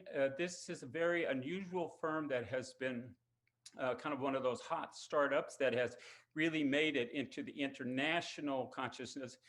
Jennifer's been presenting on their work in Davos and various places, but they've been partnering with one of the local school districts. Jennifer and the others in the company, parents with kids at home, know exactly kind of the bigger picture, but partnering with the largest school district in the state, over 40,000 students, to come up with a way to begin to erase, if that's one word for it, this divide between the physical and the digital in what the education community begins to take as we go forward. These are some different approaches, and they're contributions by institutions who are thinking and then bringing support and bringing assistance and bringing new elements, new technologies into this, this new situation. So thank you very much, and we'll be back to you after these presentations. Today, I'm really pleased to introduce two of our special guests, senior executives from the Hormel Company, which is based here in Minnesota, in Austin, Minnesota. Jim Sheehan is the Chief Financial Officer. He's an Executive Vice President and Chief Financial Officer. And he leads all of the financial areas of this large global company. Some of you know this firm, some of you don't, and you'll learn a little bit more about it today, but you'll learn some really inspiring stories from what they've been doing as a company.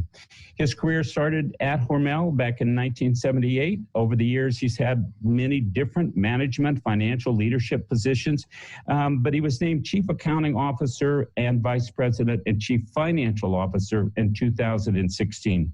He has a bachelor's degree from Missouri Western State University, and he's the distinguishing alumni from that a very important university in a state that's just a little bit south of us here in Minnesota.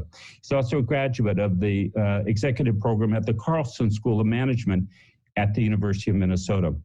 Amy Sheehan is the Director of Talent Acquisition. She's a native of Chicago. You'll see a very nice picture of Chicago behind her today, and the graduate of University of Wisconsin at Stout, pretty near us here, just a little bit east from where we're sitting today. She began her career in public relations in Orlando, Florida. After a while, she moved back to Chicago. She began in the field of human resources as a recruiter, and she's worked for Ernst & Young and the American Dental Association before coming to Hormel to join the team. One of the things that she says that inspired her is something that inspires me also about Hormel, the purpose. Inspired people, inspired food. And you'll hear that vision, you'll hear that purpose, that mission, that tagline in their examples and in their stories today. Very recently, she's become the corporate recruiter in charge of talent acquisition. We're going to hear some of the special things that they've been doing successfully as part of their response to help revitalize, to help recover, to help employees and others to make sure that they come out of this pandemic stronger. So Jim, let me start with you. You can tell us in a large way about the arc of this great company, but I'd like you to give a chance to just give some of our viewers who may not know as much as others about Hormel, just a kind of understanding of the global scale, because we have viewers from the entire planet. Give us just a little bit on the Hormel global footprint. Well, thank you, Mark.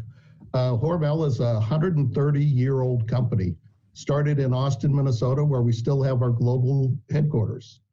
We do $9 billion in revenues. We operate in 80 countries worldwide. We have 18,000 employees globally, and we have 40 product lines that hold either the #1 or the #2 market share in their categories. Some of the brands are very iconic, such as Spam, Skippy Peanut Butter, Hormel Natural Choice products, Hormel Black Label Bacon.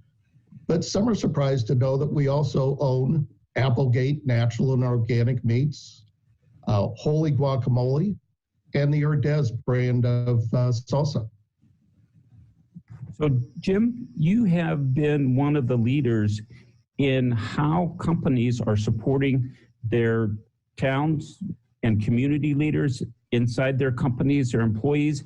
But I know that you've had a very special program making sure that the children, dependents of your employees can go to college, and also supporting those from your hometown there in Austin. Can you tell us a little bit about Hormel's commitment to education and how this idea has rolled out to support and keep and helping young people to get into college and to get through their college and university training?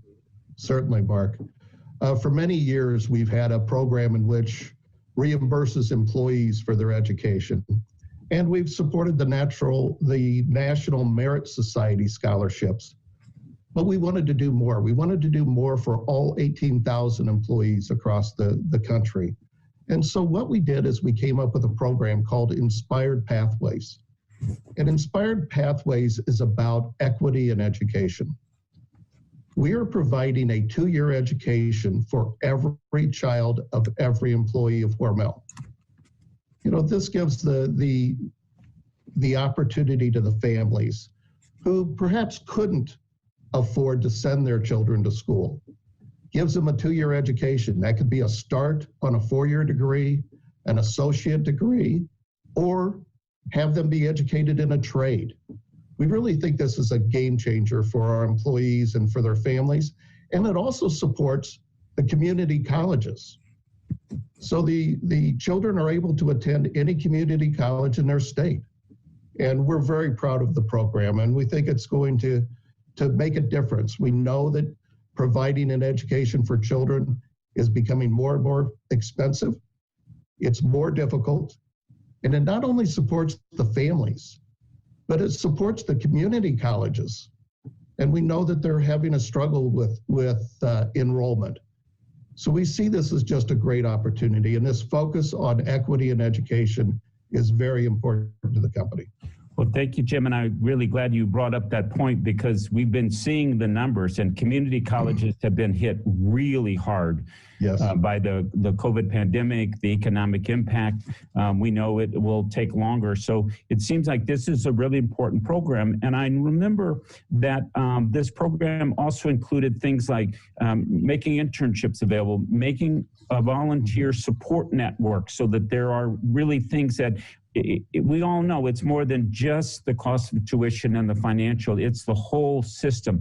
And another part of the company's work, Amy Sheehan, I know you've been active in creating that bigger, more robust internship program, especially during this COVID time, which is, counter to where the national trend has been. So many have been just forced to leave behind their internship programs because of the complication.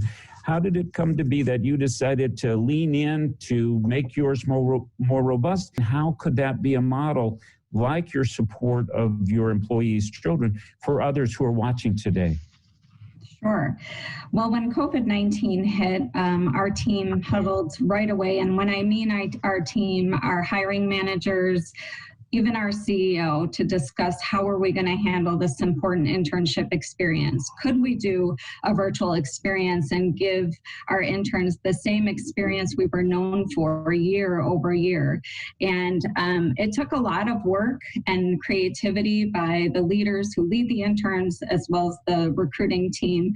But it's an important part of our recruitment pipeline here at Hormel. And in fact, about 70% of our interns convert over to full-time employees. So it's very vital to our success as an organization. As a matter of fact, Jim Sheehan was one of the first, I would say, adopters of the internship program. I think you had some of the first interns at our company, Jim. Yeah.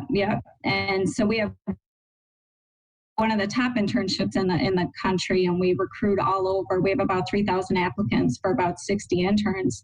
And those interns, that some of these positions were filled back in October. So these interns were depending on this experience.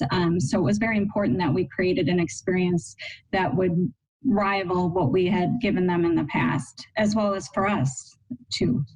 Well, it seems like your example is being seen. I know you've been getting very important recognition for, within the United States, being recognized as one of America's most responsible companies.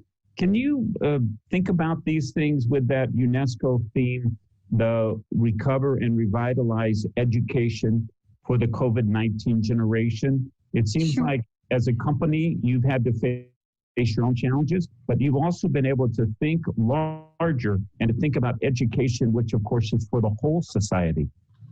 Yeah, I think it's really important. I think one of the populations, we were all hit by COVID-19, but one of the populations that probably struggled the most were our students. It was a time of uncertainty and a time, and when I say our students, I mean across the world. The students, that was their social network. That was how they learned. And to flip a switch and have everything be virtual, it was a big challenge. So I think Hormel's commitment to that was to really provide an experience that education is not just in a classroom. Education is also learning on the job and learning, these experiences that they get at our corporate headquarters or at many of our offices or facilities. So for us, it was very important to give them that piece of their education that they deserved as well.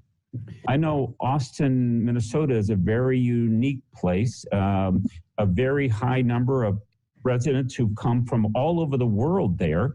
And I saw that you got some fantastic national press because of the way that the South Sudanese community has become really integrated, and how sports, especially basketball, has been a kind of a crucial thing. Those stories have made it around the world, and it's a great tribute to the Austin community.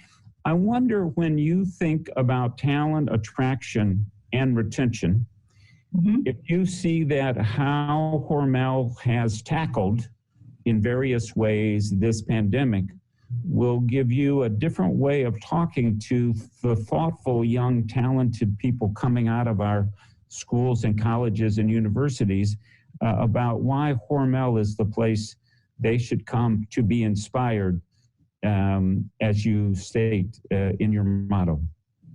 Yeah, I think it is incredibly important. I think we're doing a lot of programs, Inspired Pathways being one of them.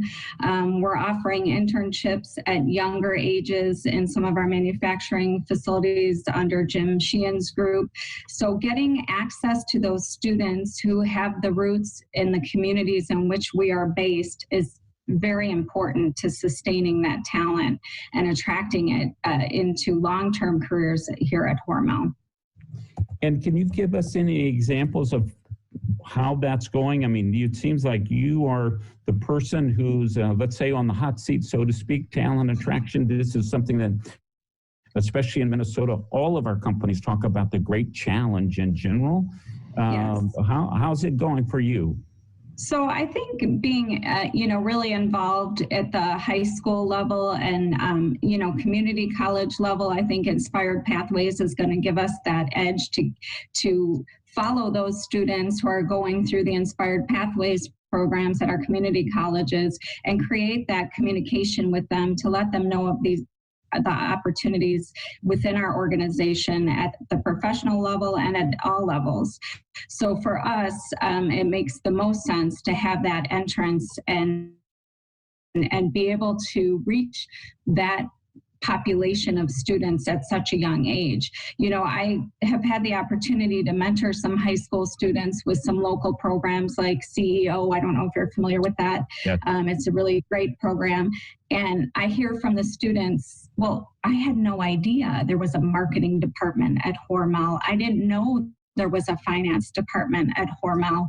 So really trying to reach those students at those young ages, because to be quite honest, when I was in high school and possibly, well, for sure, even college, I wasn't quite sure exactly what I wanted to do. So I think it is about educating them about the opportunities that are available to them at younger ages before they're in college or community college, and getting down a path to let them know what could be available to them. I bet they're doing some bragging on them and on Hormel and you and Jim and others on their social media. That's a whole new world. So I suppose you watch that pretty closely. Is that part of your strategy, part of your approach? Yeah, for sure. I mean, we want to create experiences for our interns that are not forgettable, right? So I think the hardest part during the COVID environment was trying to create situations where our interns could experience our culture, which I think is amazing, and being able to do that virtually.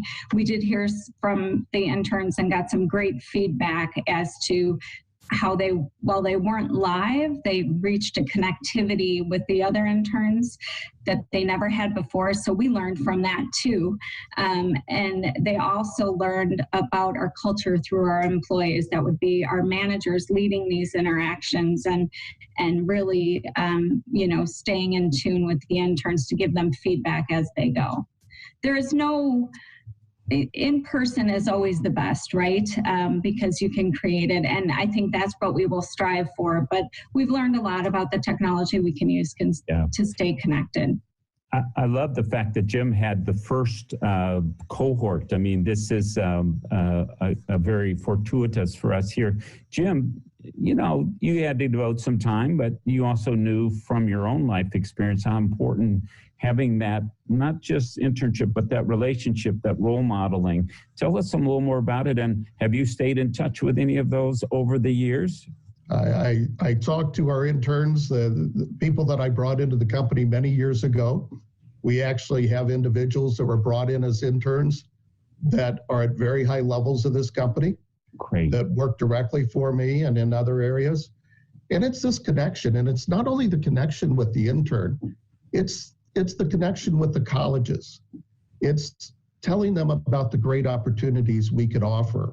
It's staying in touch with the placement offices and the curriculum of the colleges. I'll still get a call on occasion from a college talking about what we're seeing from our interns, where they could do a better job of preparing them for their careers in finance or technology. And it's very important to us. And those are relationships when nothing makes me more proud than remembering that young person that sat across from our desk that were still in college and they were pretty nervous. And now you see them develop and grow and become leaders in the company. That's what gives me the greatest pride of my job. Well, this has been a wonderful conversation, and thinking of the whole world that'll be able to watch this today, but also over the next year on the archive. Any last moment words of wisdom that you would like to share when you're thinking of all the people watching you who are also struggling to help recover and revitalize education in the midst of this pandemic? We sat in a room in the summertime and tried to decide what we could do, what would be the most impactful action we could take to help our communities, but also to improve the lives of our employees. And we immediately went to education. Education is the difference. If we could help our employees with the education of their children, we knew it would be a game changer. It's a dream for some of these people who were like me, a first-generation college graduate. We understood how difficult it was, not only from a financial standpoint, but we have virtually had hundreds of employees volunteer to help these children fill out their college applications, help them get through the process. And we knew the key was education. And not just for now, but for the future. We could really change the world with education, and it's that important to us. And we're very committed to education and for our employees and their children. Well, Jim, thank you so much, Jim and Amy, for sharing those experiences here today. I look forward again to come down and visiting again, but I'm also looking forward to hearing the stories of others who you've inspired as they take your ideas and adapt them and bring in others. We are going to come out of this pandemic stronger because we're focusing on how do we recover and then how do we revitalize education for that COVID-19 generation. Thank you again. Have a great day. Thank you, Bart. Thank you.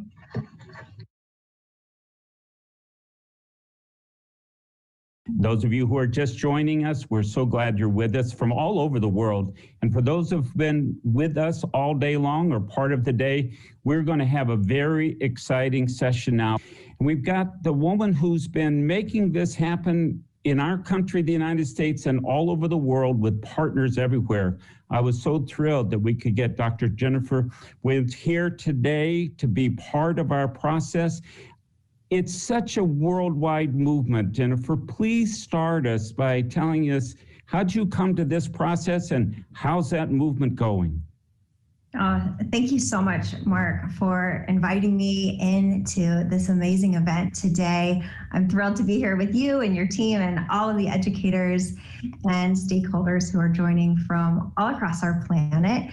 So I'm excited to share with you today about my journey as a global educator and a little bit about our work and some projects that we have coming up that we would love to invite any teachers to be a part of in our mission to really make change from the classroom level. So I have some slides here to share. I am always sharing on social media. I have really gotten interested in spaces like Twitter and Instagram for connecting with what we call our PLN, our Professional Learning Network. So you can find me there at JenWilliams.edu, and I love to share resources and opportunities for educators around things like Teach SDGs, as Mark mentioned, the Sustainable Development Goals, which if you're not yet familiar with these 17 goals that we as a world agreed upon in the year 2015, we'll talk a little bit about those in our session here today.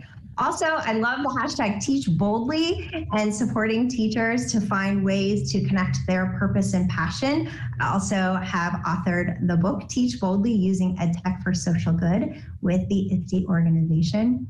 And the final hashtag that I love to use is Take Action EDU, which connects to my nonprofit organization, Take Action Global, where I am partnering with teachers all around the world who are on this mission to empower our students to make change at the local levels, in their countries, and then across the world.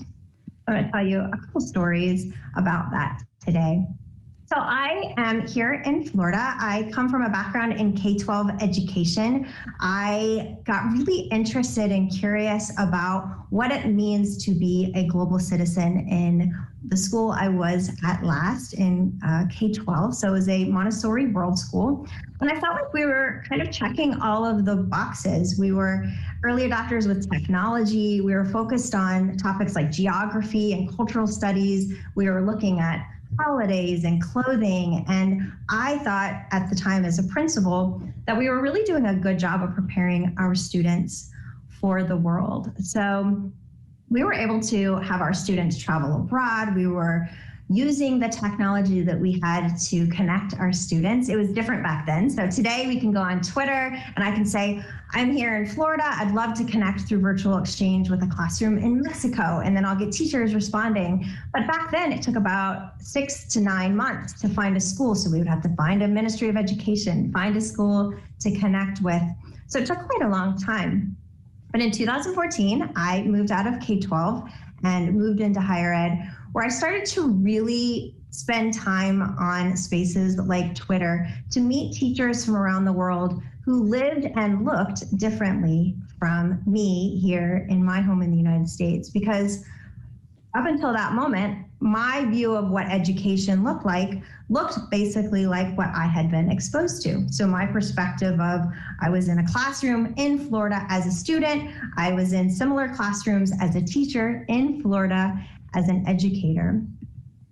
And so I started to intentionally find ways to connect to teachers in different parts of the world. One of the first teachers who I connected with, who's now become one of my dear friends, is a professor in Kenya. So you see here, this is Lois, and she sent me a message one day on Twitter. I, at the time, was involved in an organization called ILA, the International Literacy Association. And she had messaged saying, I'm here at the university. We have a local classroom in need of books. Would you be able to help?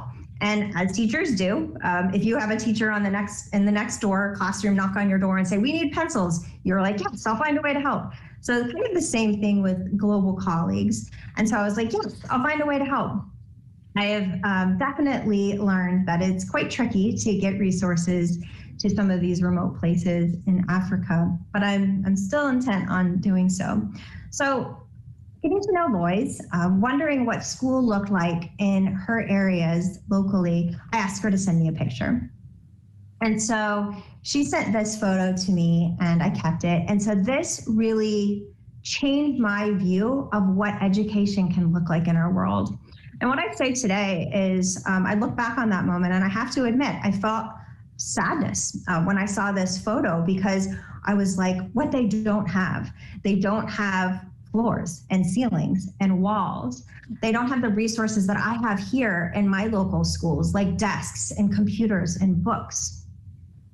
But quite quickly, I realized that these students had so much. So seeing them, many of them without clothing, without shoes, school for them, they would walk many miles in some harsh terrain to get to this location that for them was called school. So you would see an old chalkboard propped up against a tree. You see a chair there that may or may not have a teacher in it. If the teacher doesn't come that day, an older student will jump into that seat and teach.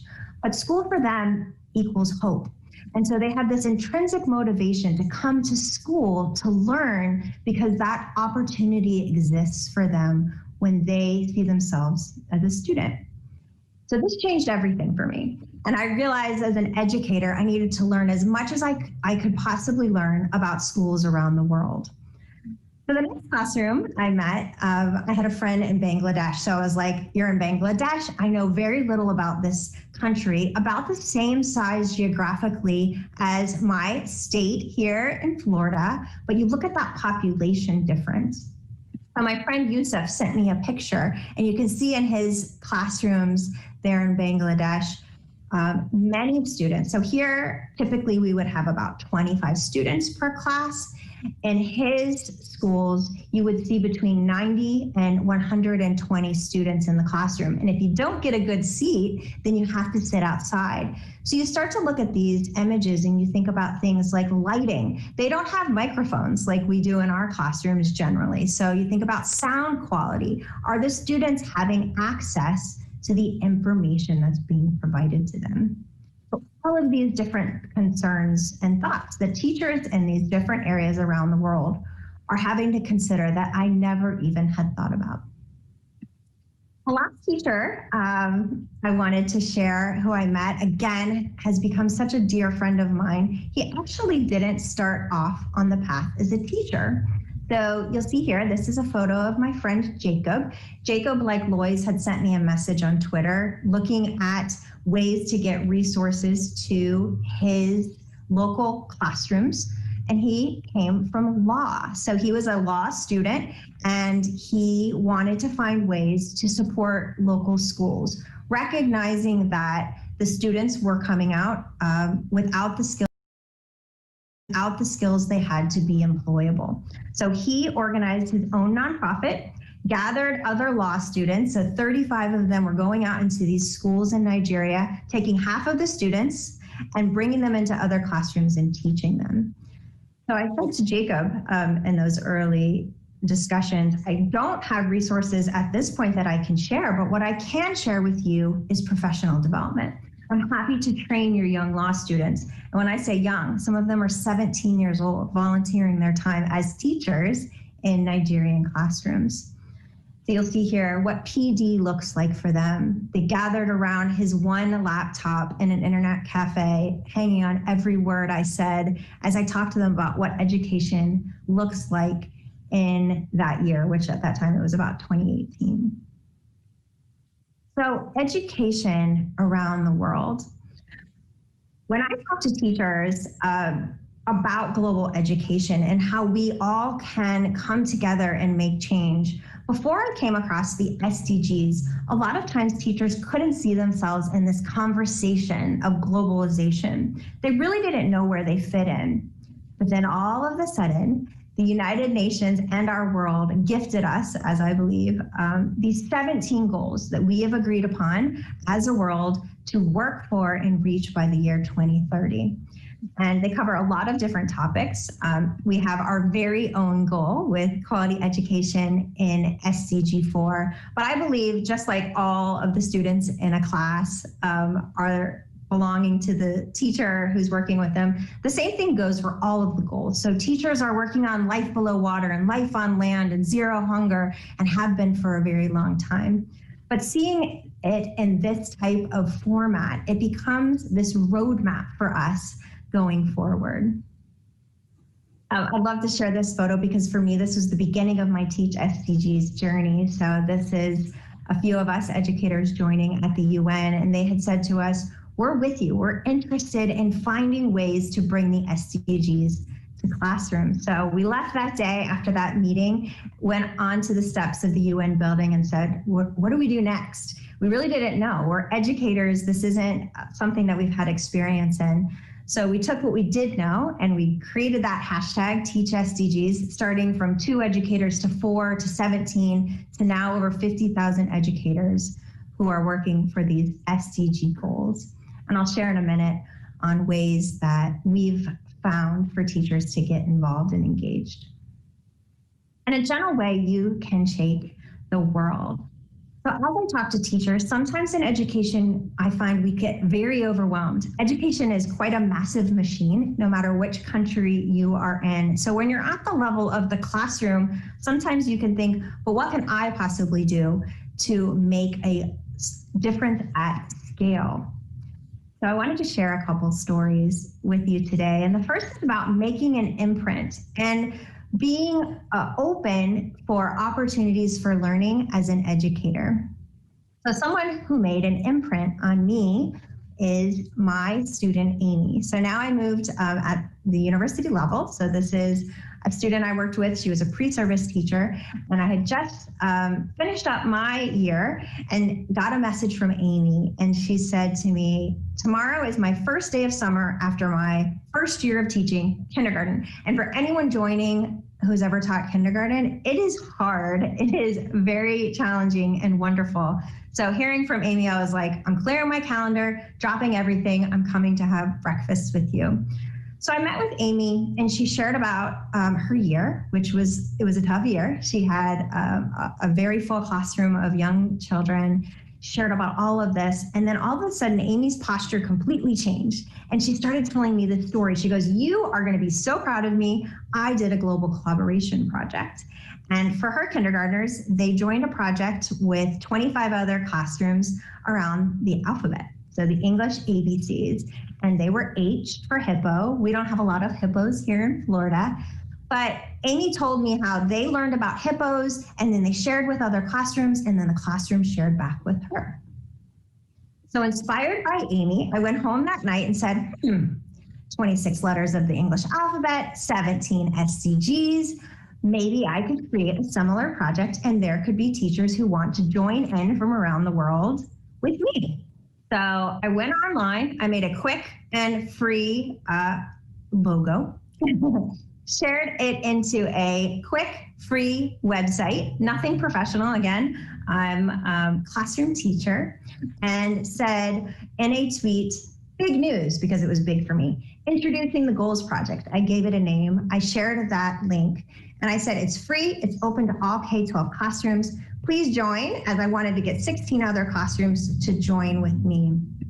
Within about 24 hours, we had over 300 classrooms join. And for our first year of the Goals Project, we ended up having 2,000 classrooms from all around the world join in. And you can see here, we're able to share some of the projects as divided by global goal. So they each were assigned a goal. They're doing projects around advocacy. They're inventing solutions. They're creating theater productions, recording songs. Some of them just ended with a question, but they were able to come together. At the time, we had it for 4 weeks, but they were able to learn about ways they could take action. Teachers and students coming together as co-learners and also storytellers as they shared back out with the world. So that was year one. Now we've moved into 2021. We have our annual goals project kicking off today on January 25th.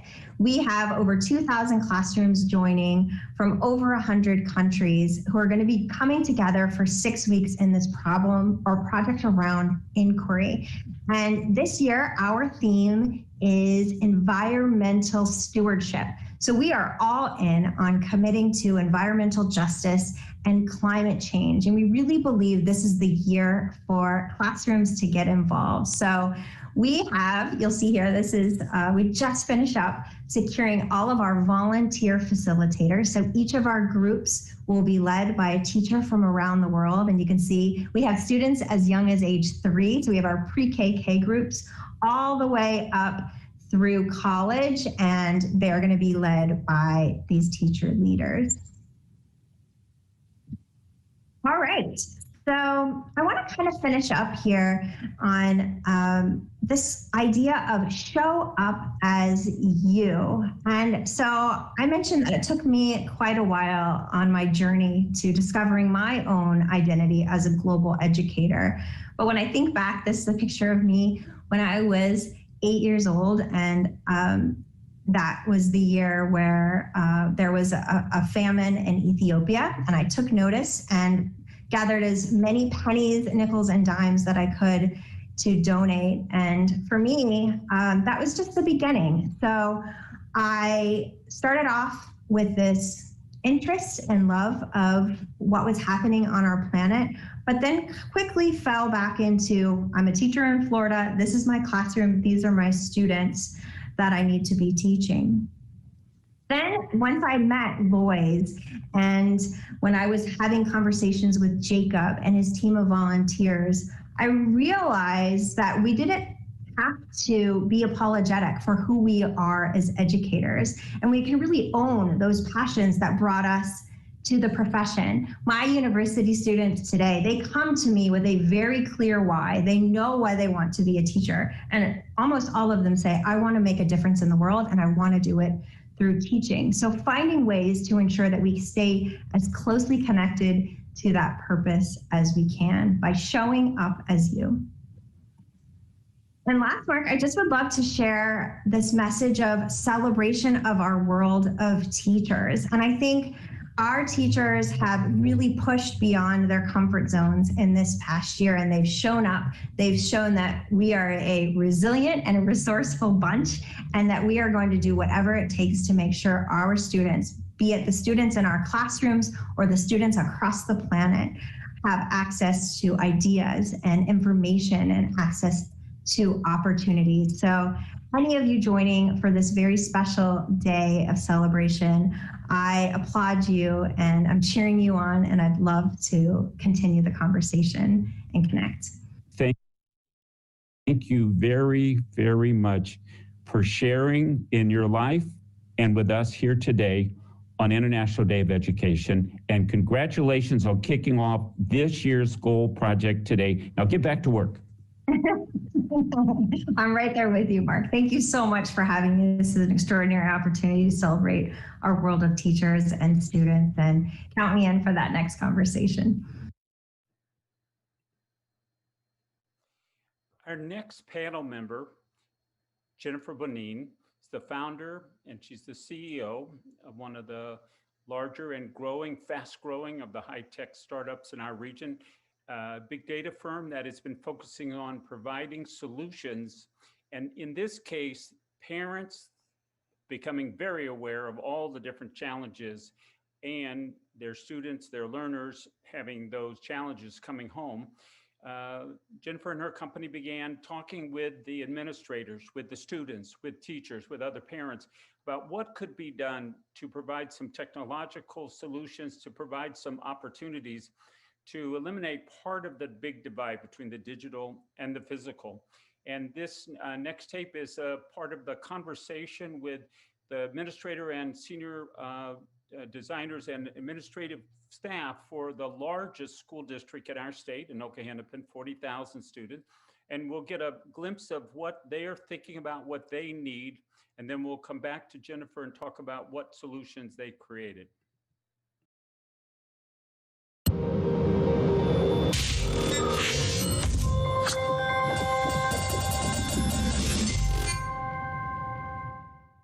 Well, welcome everyone to International Day of Education. My name is Jen Bonin. I'm the CEO of a Minnesota tech startup focused in the AI space and in assisting using technology in spaces where we can help youth as well as others in our communities. I'm excited to be joined today for International Day of Education by several of the leaders and administrators who are leading one of the largest school districts in the state of Minnesota. So please welcome David Law, who is the superintendent for Anoka-Hennepin Schools. We have Dr. Joel Verdine, who is the chief technology officer. We have Dr. Mary Woverton, who is the associate superintendent of elementary schools for Anoka-Hennepin. And we have Jessica Lipa, who is the director of career and tech education for Anoka-Hennepin. Thank you, all of you, for joining us here today. You all have big jobs with what's been going on in the world, I'm sure, as all of you have had to adjust. So first, I'd like to start with, as leaders and administrators, as we mentioned, in one of the largest school districts for the state of Minnesota, Could you maybe explore with us to start some of the big challenges looking back now over this past year that you guys have been enduring and dealing with parents and families, students, and your district? Jennifer, I'll take this one. Thank you. That's a great question. Kind of a funny story. Last February, we surveyed our staff and said, how many of you are ready for our students to be one-to-one with technology? And about less than half of them said, we're ready. And 3 weeks later, the pandemic hit schools full swing, and we told our staff, guess what? All of us are going to move in this direction quickly. So getting our staff and our students those tools in a matter of a week or two was one of our biggest challenges. And then building staff confidence with competency in digital instruction. And, you know, the courage to fail in a new environment. And for some of them in an environment they've been so confident and successful. Ramping up their ability to teach, changing mindsets about what education looks like for our teachers and really for our parents. Because our parents had this sort of odd dichotomy of, I want my student to be on a screen 7 hours a day with the teacher, but please don't have them on a screen 7 hours a day, right? And how we can shift that mindset. And finally, gaps with students' access to technology. And while we can provide it, you know, bandwidth in their house, bandwidth across our community, content support, you know, 5 to 10-year-olds and even some 17 and 18-year-olds, they're not great independent focused learners, and having parents support those students, all of that's sort of been the ongoing challenge over the last year. Wow, I mean, that's just massive. And just to give people an idea for the volume and number of students we're talking about for your district, would it be okay to share some of those numbers just so they understand this is not a small population you guys are leading through this? We're just northwest of Minneapolis. We cover 13 communities. We have just under 40,000 students, and we deployed well over 20,000 pieces of technology in about 5 days across 40 school sites. That's amazing statistics, and I think important for people to know, right, what was done and the efforts that a district like Anoka have been made to make this possible. Now, the next question I would ask in light of what you just shared with us is some of these challenges. As we're reaching across to global leaders, we've obviously got some new folks leading the United States now that have taken office as well. What is needed to help our schools, from your perspective, to be successful given the current state of the world? Well, I know you've given me about 2 minutes and you've asked a 3-day answer. And I'll share some of this with my colleagues later, but you know, we are the center of our community in terms of equalizing opportunity. And we take on the role of preparing students for whatever dream they have personally. And there's a lot of complexity in that. There's public expectations for what our students should be prepared for. And then there's personal aspirations of students, and those aren't always aligned. On top of that, many of our adults were educated in a time that doesn't work for the future of our workforce. And so we need to shift public and community mindsets about what do our students need coming out of our system. And many times it's not our educators or our students that are the challenge. It's elected officials and parents who are saying, I want those students to learn things that were important to me. And so we're really looking for a mindset shift. Our employers tell us they need creative, hardworking, positive students who can work well collaboratively. And our elected officials say, I want someone to know statistics in pre-calc by their junior year, and I want everyone on a college-ready track. And so we're trying to blend in some of those soft skills that so many employers want, and that project focus of helping kids work together on projects which so many employers need. That's probably our biggest challenge. You know, funding will help. Mindset shift is first. Yeah, no, and it takes a lot to, you know, do what you guys did in terms of funding, in terms of support, you know, all of the things you mentioned, and then that mindset shift, right? So I would say for all the parents, politicians, folks watching this, you know, we need to help our administrators, our leaders, and our school districts with these challenges and be ready to have those tough conversations about bridging those gaps of where the students may be and where folks who were educated years years ago maybe versus where we are today. So I think those are great challenges to put out there for folks to help and assist with. We're hearing from students and parents their challenges. Obviously, you guys probably hear from them on a regular basis, fielding their calls. But we understand that right now, for students and parents, as administrators, there's things that keep you guys up at night in the 25 plus schools that you're dealing with. So as you look to, not in retrospective the last year, but looking forward to our future, what are those things right now that are playing out for all of you, just so our parents, students, and everyone else needing to support you, our politicians, know those challenges that still keep you up at night about moving those students into the next 6 months, the next 12 months that you need? Well, thank you, Jen. That's an excellent question. As Superintendent Law previously noted, particularly during this time of pandemic, educational systems have had to do a very rapid system shift in how we focus on our instructional practices and really how we take a step back and just look at our educational institutions. Prior to the pandemic, I would note that Dr. Joel Verdine was starting a really great body of work and continues that work as we look at a portrait of a graduate and look at some of the variables that Superintendent Law just mentioned on how do we prepare our students to be successful post high school and college and career ready. And I would say what keeps administrators up at night are a lot of different things, but I would say probably one of the consistent concerns I hear from either administrators, teachers, or parents is how do we support all of them with this shift to more virtual learning and how we're shifting our instructional practices, with one of the biggest concerns being we want to be mindful that we're not increasing the opportunity gap for our learners, we're decreasing that opportunity gap.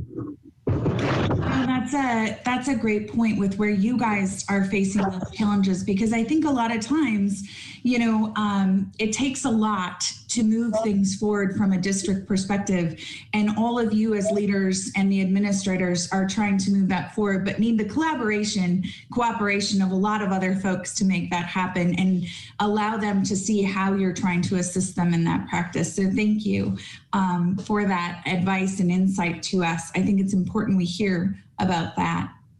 And Dr. Joel Verdine, interestingly enough, a CTO, is this a common practice? I know I'm springing new questions on you, but do most districts have a chief technology officer in their district who is helping, assisting, and aiding Superintendent Law and Associate Superintendent Dr. Mary Wolverton in rolling out these practices to your constituents, students, parents, and families?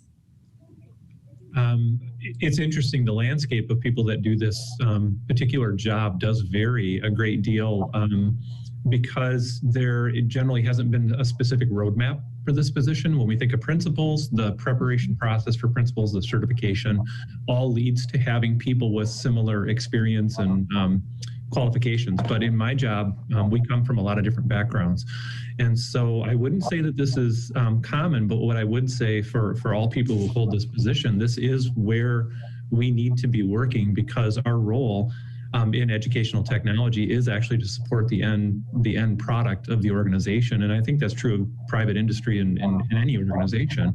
Technology is there to serve the goals and missions of the organization. And so, certainly being, I actually have the privilege of working very closely with leadership and be able to bring a voice and be able to help them along and us along with what our goals are. I love that. I just think it's so wonderful to see, and I hope that more school districts will be having organizations where they include someone of your position helping and assisting. Because to your point, I mean, where technology meets those constituents and these students, it's incredibly critical, it appears, at this time, more than even ever. It always was important, but now having that foresight. So I applaud Anoka Hennepin for having such foresight to put folks into those roles tools to support. And as we all heard, one of the critical things was the deployment of a lot of technology in a very short period of time. And not only deployment, but I'm assuming safety and security is of utmost importance as well, because you're dealing with access to children and students and minors under the age of 18 as well. Yes, so safety and security, obviously one of the large components, supporting home environments. My team was really, really good at supporting our 40 to 50 schools, but now we're supporting 38,000 homes in terms of their connectivity and professional development. We realize now we have new partners at home that we need to engage with in order for them to help their students where our teachers can't physically be with them. Absolutely. So I applaud you guys in that regard and what you've been able to do through this current situation. So thank you.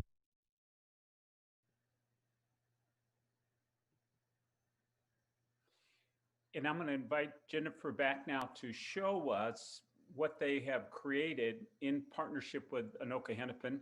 That's a way that the school district is finding to bring less of a barrier between the physical and the digital. Welcome back, Jennifer, and we'll be showing you some examples of what they're doing.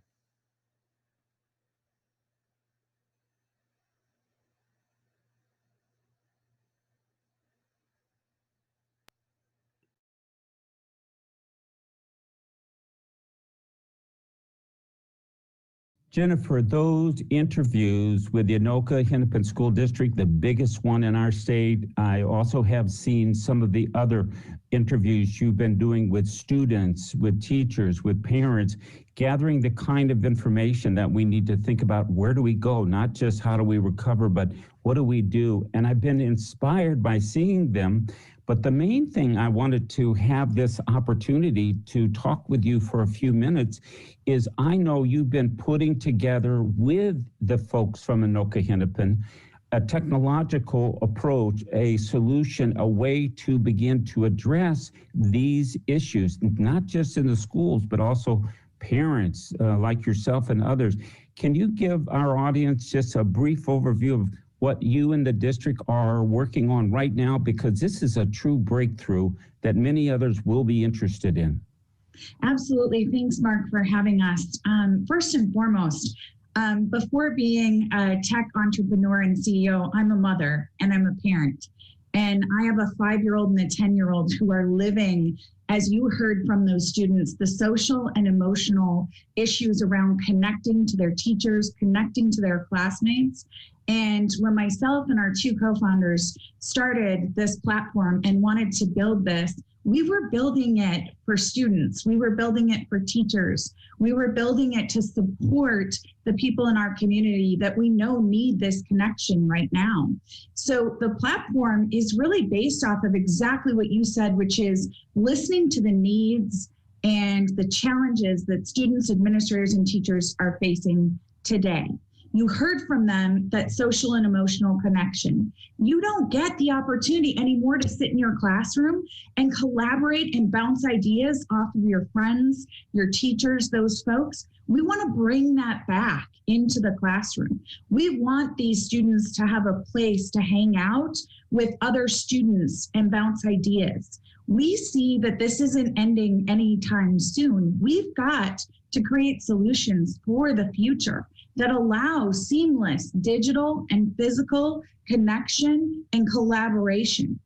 The other thing you heard is this isn't a 24/7 operation. Our schools shut down at a certain time of the day, and they need the support from our counties, the other services that are available to them. We wanted to build a platform that seamlessly allows for those services to come in and take over where those schools have to leave off at a certain point in the day.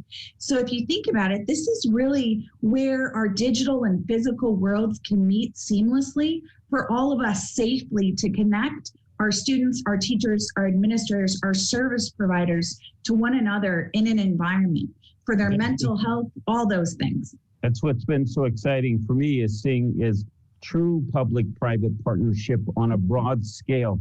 You as a mom and a parent, but you and a tech firm that's one of the biggest, fastest growing, dealing with big data, lots of possibilities, lots of things. but there are real problems that are facing big school districts, urban school districts, little tiny ones.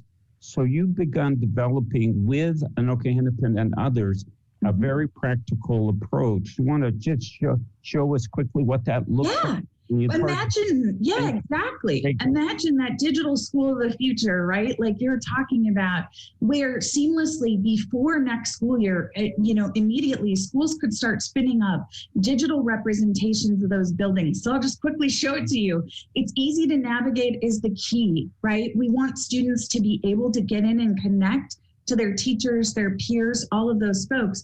And it's a summarization of those challenges you just heard from students, administrators, teachers that they're dealing with, of how do I know a student's online? How do I know if they're available? It may be 9 o'clock at night and the teacher isn't there at the moment, but when she gets to her office the next day, her digital office that we're creating, she's able to see if that student visited that digital office. So instead of having to physically be in the building, we're creating that social and emotional connection back to those folks. So it's a platform that really allows to parents even. I've heard as a parent, I want to know before it's too late that my student wasn't doing assignments, right?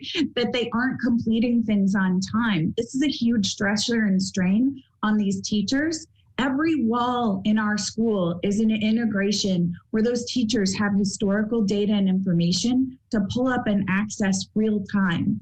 Digitally being able to know what type of learner those students are in our environment. So you know that one of those students really is a visual learner. So you have to draw it out for them on the board and they can see it in our school. One of those students may be someone who has to watch it 2 or 3 times. We create videos and assets where those students can go back when they're available and ready to focus to look at that information.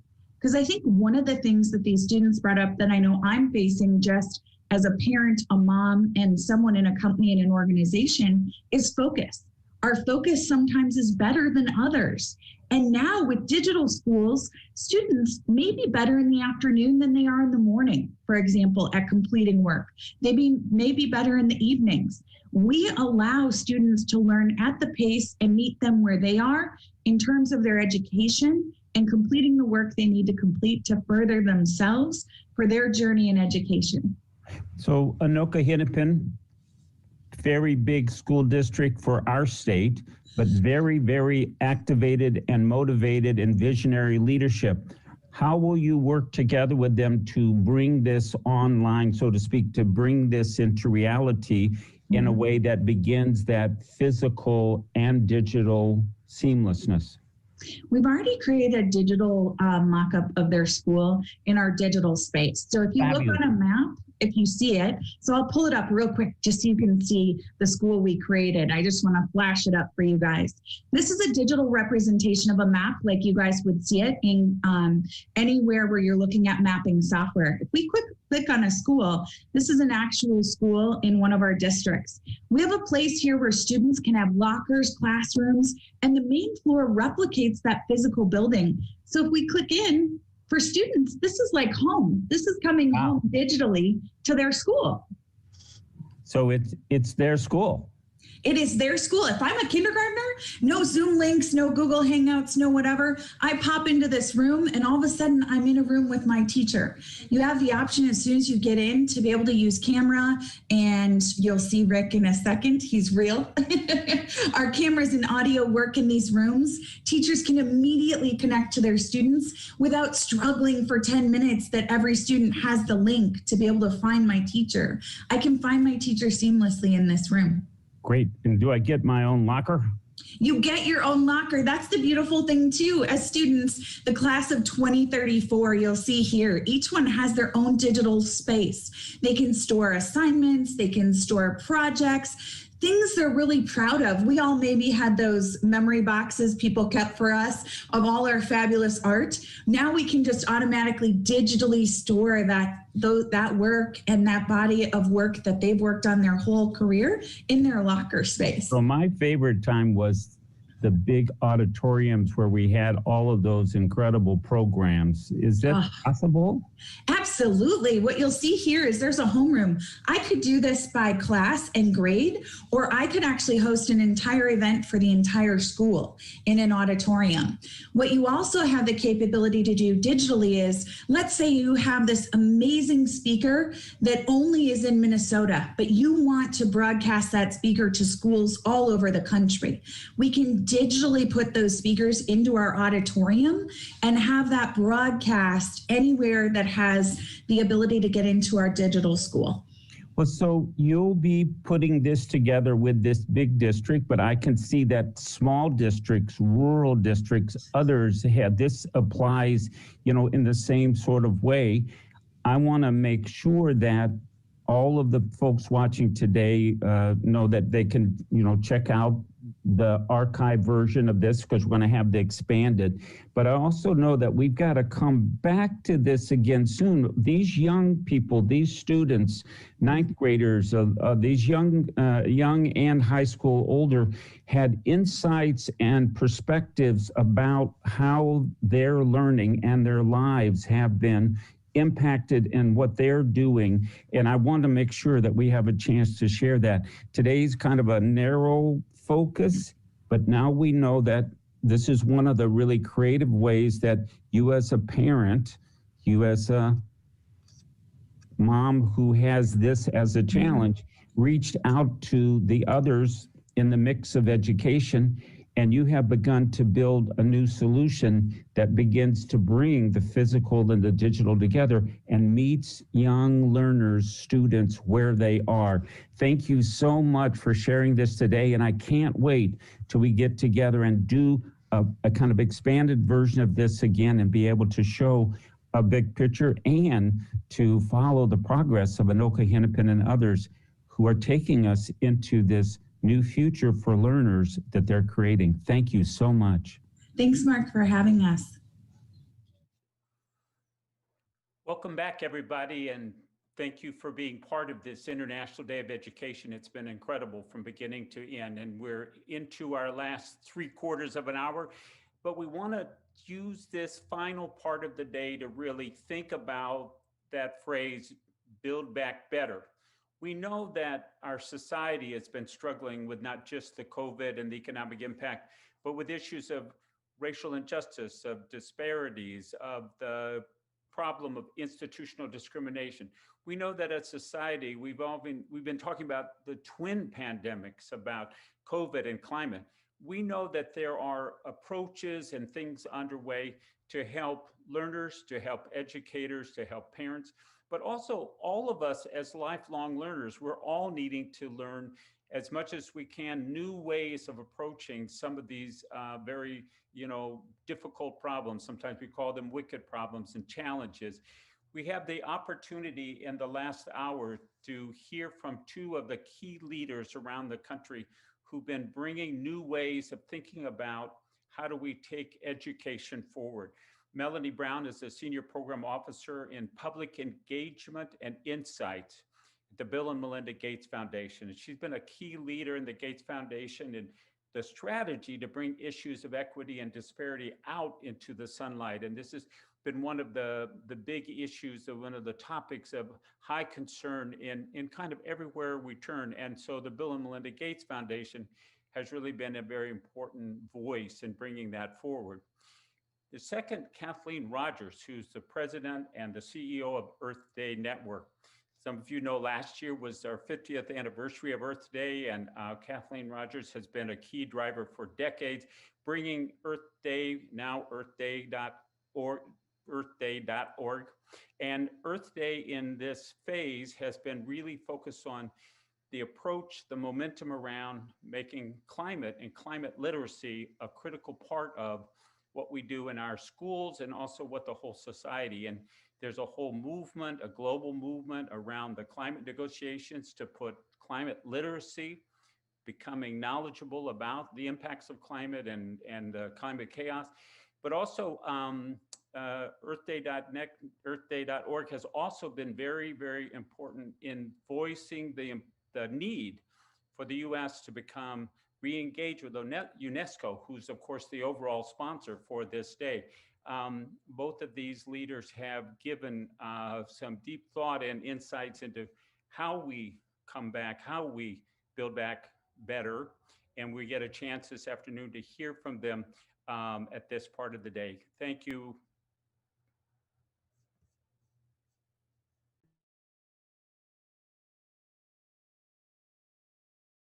Welcome back, everybody, and thank you for joining us on this very special International Day of Education.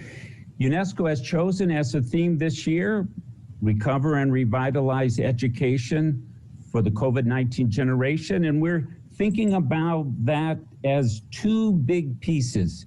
One is recovering and getting ourselves going again. Lots of things have been disruptive, lots of things have happened, but we also are looking ahead. We don't want to go back.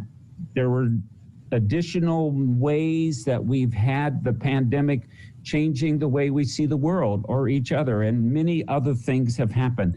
And so today, to deep dive into where we need to be going is our good friend, Melanie Brown from the Bill and Melinda Gates Foundation. And she has a very special responsibility there, looking ahead and looking to the broader picture of equity in education and in all of society. Melanie, thank you so much for joining us here today. And we look forward to hearing how you see where we're going and where we need to be going, and how we can take advantage of this special day to move us all ahead. Thank you, Mark. Thank you for the invitation and the opportunity to chat with you today.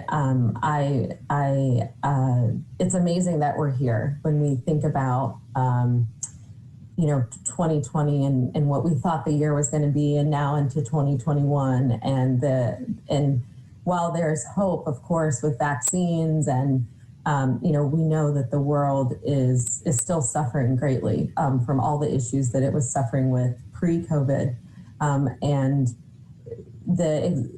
the way that we've seen all of these issues just exacerbated over this time. And when you really think about it, before the pandemic, we had a learning crisis. There was a learning crisis in the US, there was a learning crisis globally. 53% of students in low and middle income countries and 87% of sub-Saharan Africa were unable to read a simple text by the time they were 10 years old. We also know that, I remember, and I'm sure you remember this as well, Mark, that when COVID first hit, we were saying things like it's the great equalizer, right? That we were all experiencing it as the world, but we know that we were not experiencing it in the same way. And even here in the United States, we're seeing that Black and Latino communities are being hit extra hard by the effects of COVID across education, across housing, across health, of course, and health disparities. And so when I think about the challenges that we had pre-COVID, and of course the challenges that COVID has unearthed for us now, we can't go back, right? What would we be going back to? It doesn't mean that nothing was working, but we really have to ask ourselves, when we think about education, when we think about sustainability, what can we do through education to really help our world, our communities, our countries thrive? What can we do to ensure that we're not just building back better, but that we're reimagining, that we're innovating, that we're thinking about things that perhaps we had never thought before? And I think about there's lots of talk here, and I know it's globally, about how behind students will be.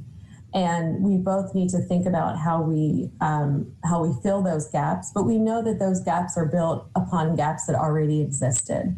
And so just trying to fill those gaps is not going to get us where we need to be. We really need to accelerate the pace of change. We need to accelerate the pace of learning. We need to innovate at a time when the world is really, I think, crying out for help and showing us that our failure to focus on equity in the past, our failure to think about sustainability for everyone, we really missed the mark before. And so this is in some ways a great reset. It's a hard reset.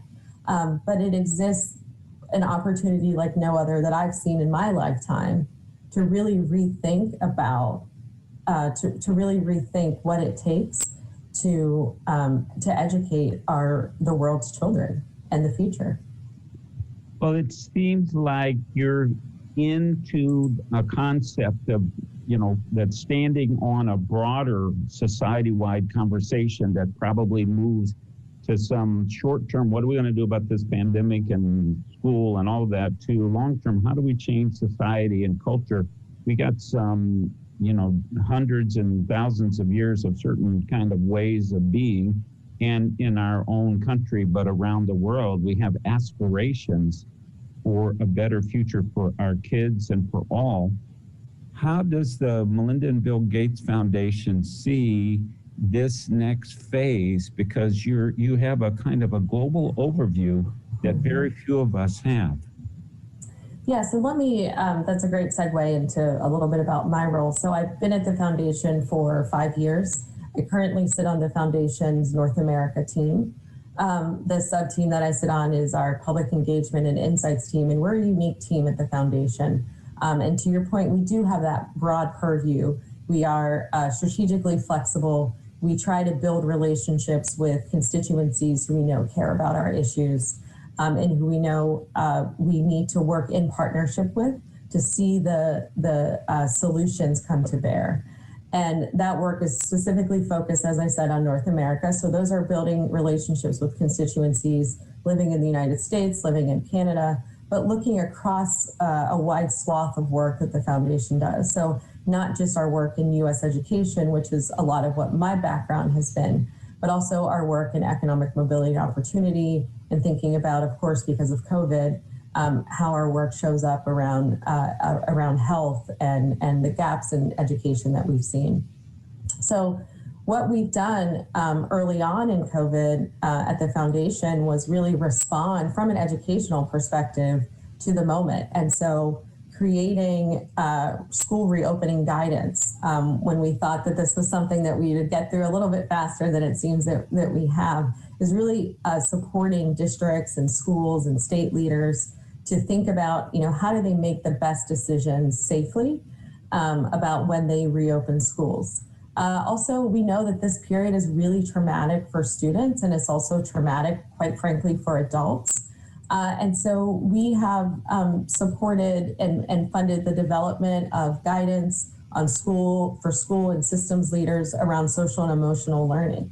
And really understanding that children, even when they are logging on and having virtual learning, that they could be presenting with traumas, and how do you support teachers to deal with that? Also providing teachers online resources and on-demand resources. I used to be an educator. I say once an educator, always an educator. I taught middle school and high school English here in Washington, D.C., where I live.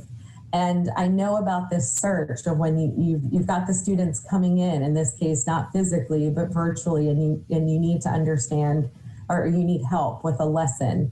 So we've really done a lot of work to provide teachers those resources as they've made the shift from in-personal learning to virtual learning. Well, so, and oh yes, please. Keep going. Oh, and just two other things that we've done from an educational perspective in this moment is helping districts with their infrastructure for remote learning, providing really immediate response in the early days of COVID to help them with technical assistance in their infrastructure, and then also supporting college advising. As we know, a lot of students, especially first-generation students, Black and Brown first-generation students, are this disruption in their post-secondary education, they may not be able to make up. And we know that having that one person who cares about them, who can connect with them, who checks on them through an advisor can really be that thing that keeps them going. And so we've resourced also College Advising Corps to ensure that students are staying connected. And that's something that I really worry about, is who are those students who we actually haven't heard from, who haven't logged on, who we don't know what they're dealing with, be it academic loss, be it trauma happening in the home, be it death, right? I mean, they're like family members from COVID and other issues. And so that's why I think we cannot we know that we weren't addressing a lot of those issues before. So we have to pay attention to them in this gap, but also build those systems that don't let those same kids fall through the cracks like they were doing pre-COVID. It seems like one of the kind of contributions in a big way from the Gates Foundation is the ability to look at a lot of different things simultaneously, and then to have the ability to say, okay, this could be tackled at a high level. But I also know that there's a underlying messaging about this pandemic being a kind of a warning that in fact, this can and does happen, and to act otherwise is not just foolish, but deadly. It can happen at any time, and it could be much more deadly or spread faster. We don't know. It's a virus, it's biological, it's not something directly under our control at all times. So when you're thinking about conversations about next year, the year after, from the Gates Foundation that's going to have a high consciousness about how do we be resilient, what are some of the elements that the audience watching today from all over the world, what are some of the elements of that process of thinking about this was a warning? Mm-hmm. As people, we can prepare. What should we be thinking about and doing? Sure. And I would say that the foundation is a large organization. And so the answer to that question looks different for a vaccine team than it does for our team thinking about economic mobility and opportunity and our team thinking about public education.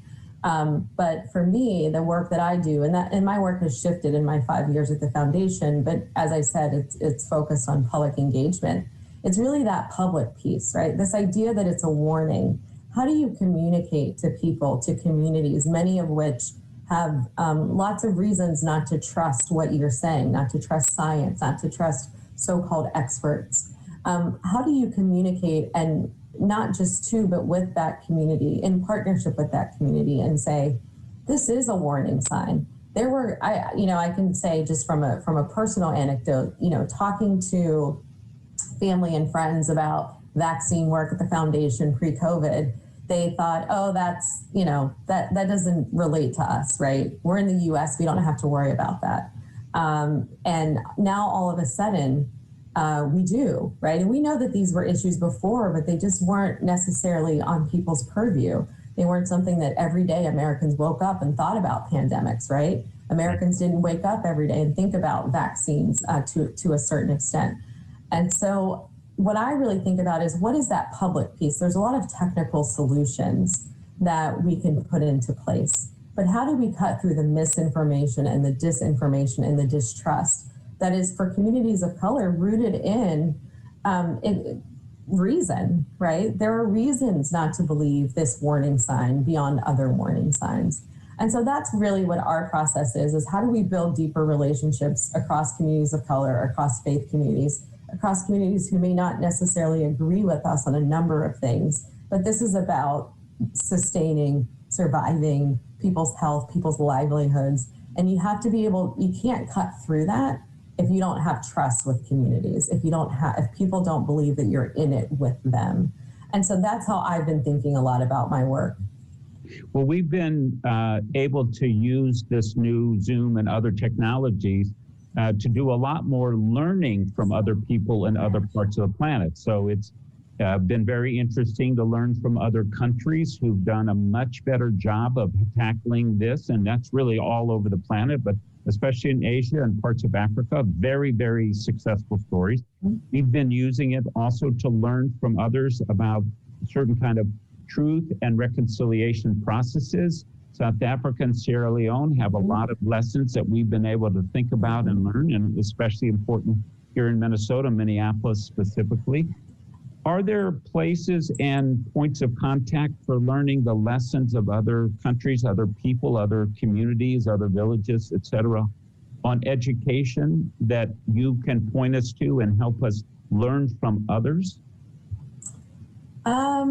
I actually don't think that that's a question I'm able to answer. I don't feel I have a good enough sense of from an educational perspective. A lot of my work has focused on the U.S. experience. I would say that there are very much pockets of innovation, things that we see One of the portfolios of work that I hold is focused on rural America. And I'd love to, if folks are not aware, there's a project called I Am a Rural Teacher. And they elevate the stories happening across rural America and the ways in which rural teachers are innovating in this moment. For many of them, having access to broadband is not new, right? Or having limited access, that's not new. That's new for a lot of us.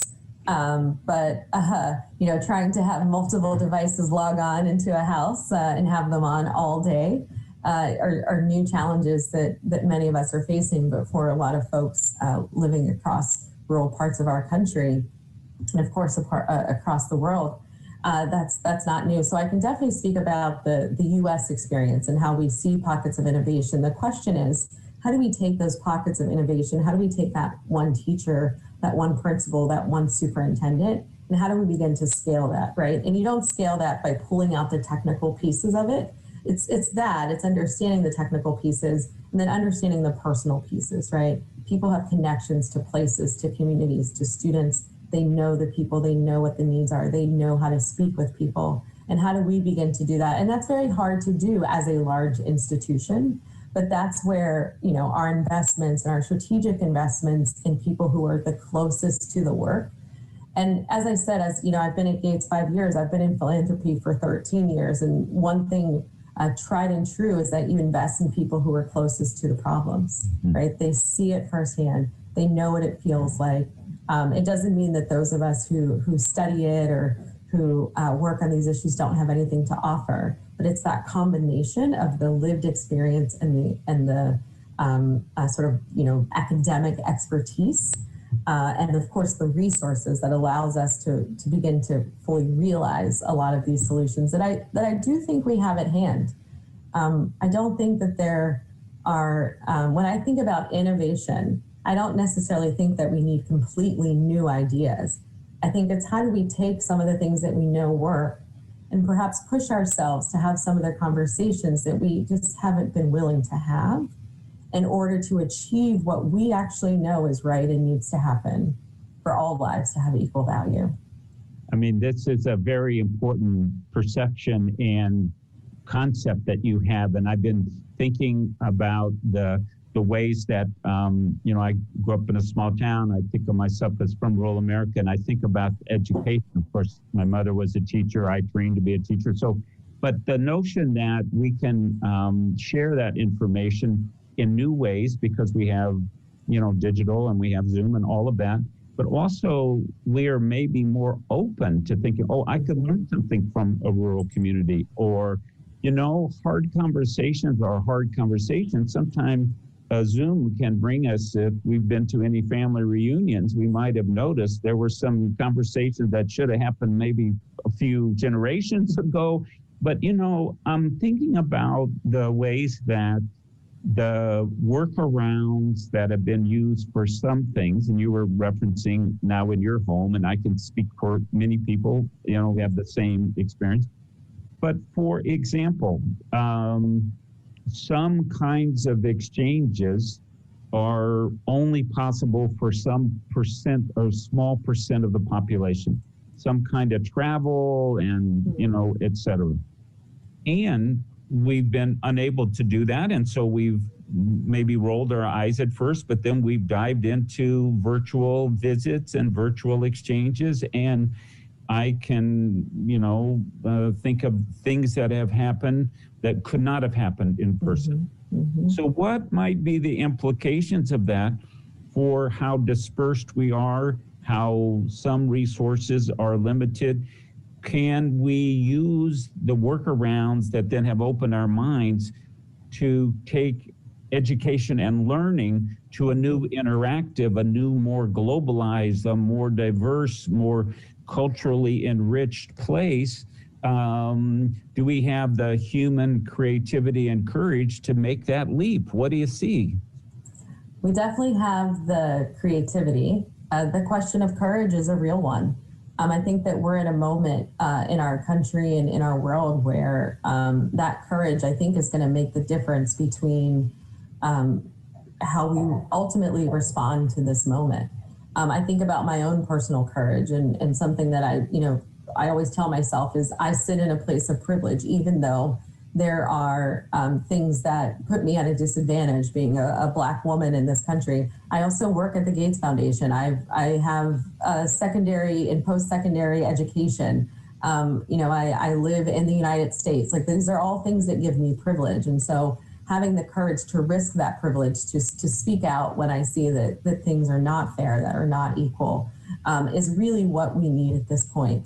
If we tell ourselves, I think if we come out of this and we're searching for some big idea, I think then we haven't learned the lesson, right? And what we've seen is that, yes, there are really amazing things that have happened because of this technology and this Zoom, and we can connect with each other. And, I'm not flying to Minnesota, or you're not coming here to DC, but we're still able to connect. And we've had many conversations over the last few weeks, and we've been able to connect. And so how do we understand that even in this distance, we have that opportunity to connect? But it is that courage piece. It is that willingness to have those difficult conversations, to talk over our difference and our distance, and understand, what is the world like for me? What am I experiencing right now? And it's not that what I think a lot of us who work on issues that are both in the US and are global, which it's getting to the point, quite frankly, what I've seen is that these issues are just, they're everywhere, right? This idea that a pandemic issue, as we were saying earlier, is over there and something that we don't have to worry about,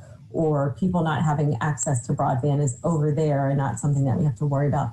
All of these issues are sitting right here in front of us. And the question is, do we have the courage to say, this is not working, this is not sustainable as a society? We are not, what I like to say, we are not maintaining human dignity, and have the courage to say that and the courage to change it. So I think the creativity is there. I think there are really great things that we've learned that work from a distance perspective. I mean, just think about the impact of the carbon impact of people not flying all over the country. I mean, I would have been in the last year or so to so many different countries, and flying to Seattle and going to visit family and friends, and all of those things didn't happen. And so there's some positives that come out of this, but what we can't do is allow the distance that we need to be healthy to stop us from being close to one another, from us having the courage to connect to one another, because that's what we need now more than anything. And I don't want to go on too long, but some colleagues and I were talking about the movie Groundhog's Day, and that, much of 2020 felt like Groundhog's Day, right? Like we were living the same day over and over and over again. And, there's lots of lessons in that movie, but one of the biggest ones is that it's not when he tries, he keeps going through the motions and going through the motions, and almost kind of like, using people, right? Because he's living the day over and over and over again. But it's when he stops, it's when he makes connections, it's when he looks beyond himself that he's able to move on from that cycle of what for him is, like, quite frankly, hell, right? Yeah. Like, nobody wants to live the same day over and over and over again. But it's when we have the courage to live the day differently, to connect with people differently, to have those courageous conversations about race, about inequality, about opportunity and access, that we get to move on. And I think we're at this period. It is a reset, but it won't be that reset if we stay in this pattern, if we don't have the courage to get out of this cycle and recognize that we are hurting as a community, as a country, as a world. I can't agree more. And I want to put an exclamation point about your inspiring us by your words, and inspiring us to think about the hardest thing, which is the courage, whether you're in politics or philanthropy or learning or educating or raising or whatever it is. You've helped us to see the things we have to keep in our minds as we go on, as we try to get ourselves out of Groundhog's Day. And you've inspired us to keep that in our mind through your example and through your words. Thank you so much for joining us here today on International Day of Education. Bye now. Bye-bye. Thank you, Mark. Welcome again to all of you from around the world who've been watching and been with us today as we looked at this International Day of Education, focusing on the global agenda, the impact of the COVID pandemic on teachers, on learners, on education in general, and looking at how to recover and revitalize education for the COVID-19 generation. I'm really thrilled to have an old friend and one of the key leaders globally in the movement to bring climate and environmental literacy to our citizens, to our young and old people who are experiencing what climate chaos is doing and who are taking action by educating themselves. And we are seeing new ways that governments and organizations and companies are adopting this agenda. And the reason that's happening is we've had amazing leadership for now half a century. Our organization that we sometimes refer to as Earth Day, some of us remember that 51 years ago, has become the global force, earthday.org, and we're here with the CEO and president. So when I first met, when Earth Day was beginning to put together a multiracial, multicultural coalition to lift environmental issues into a global arena. Kathleen Rogers, thank you so much for joining us here today. We're excited to hear from you about the big progress that's happening in this movement for global climate, environmental literacy, and we're just appreciative of you taking time to be here with us today. Thank you so much. Thank you, Mark, and it is really nice to see you again. You were very much a part of our effort to build the first African-American, Latino, and Green movement many years ago, almost 20 years ago, and you've done amazing things through your life, and we're so glad to be a part of this of the effort that that you're holding today with all these incredible people. And thanks for having me talk about climate and environmental literacy, a subject that's near and dear to Earth Day's origins and heart, and a campaign that we're focused on 365 days a year in an effort to build a broader, more inclusive environmental movement, one that's educated on the issues and super active. And so the campaign that I'm going to talk about began many years ago. In fact, one of the first things after the first Earth Day that happened was Richard Nixon, our president, signed the National Environmental Education Act, literally in the days after Earth Day. But unfortunately, it fell by the wayside and never really became part of both the education institution in the United States, and it was left to our many states to deal with that issue separately. And then globally, while we see environmental education and climate literacy integrated a little bit into the landscape of K through 12 schools and even universities around the world, has not fully integrated into the international system. So a few years ago, we created a campaign that was focused primarily on hoping that the countries that are signatories to the climate agreement would adopt a new provision that would call for what we're calling mandatory climate and environmental literacy with a civic engagement component. And while that sounds formidable, in fact, we've had enormous success working with many countries from the global south as well as the US and many other countries, Italy, Mexico, Great Britain, France, Germany, South Africa, to bring these countries together to decide at the next Paris Agreement meeting, which is called the Conference of the Parties, which will be in Glasgow this November, to agree either by unanimous vote or through their commitments around the Paris Agreement to follow through on this campaign and integrate climate and environmental literacy and civic skills into their environmental education. And by that, we mean not just teaching it and in the science department or part of their STEM education, but also fully integrating it from K through 12, whether it's through arts, music, history, science, whatever department it is, what we call crosswalking it. So like technology, students will be learning the language, will be learning the civic skills that will allow them to participate fully in government. The three goals of the campaign are to build a fully educated and civically engaged electorate. Number two, to build a green jobs ready workforce. And lastly, to build a green consumer movement, which is particularly attractive to corporations and unions and others who want the jobs of the future.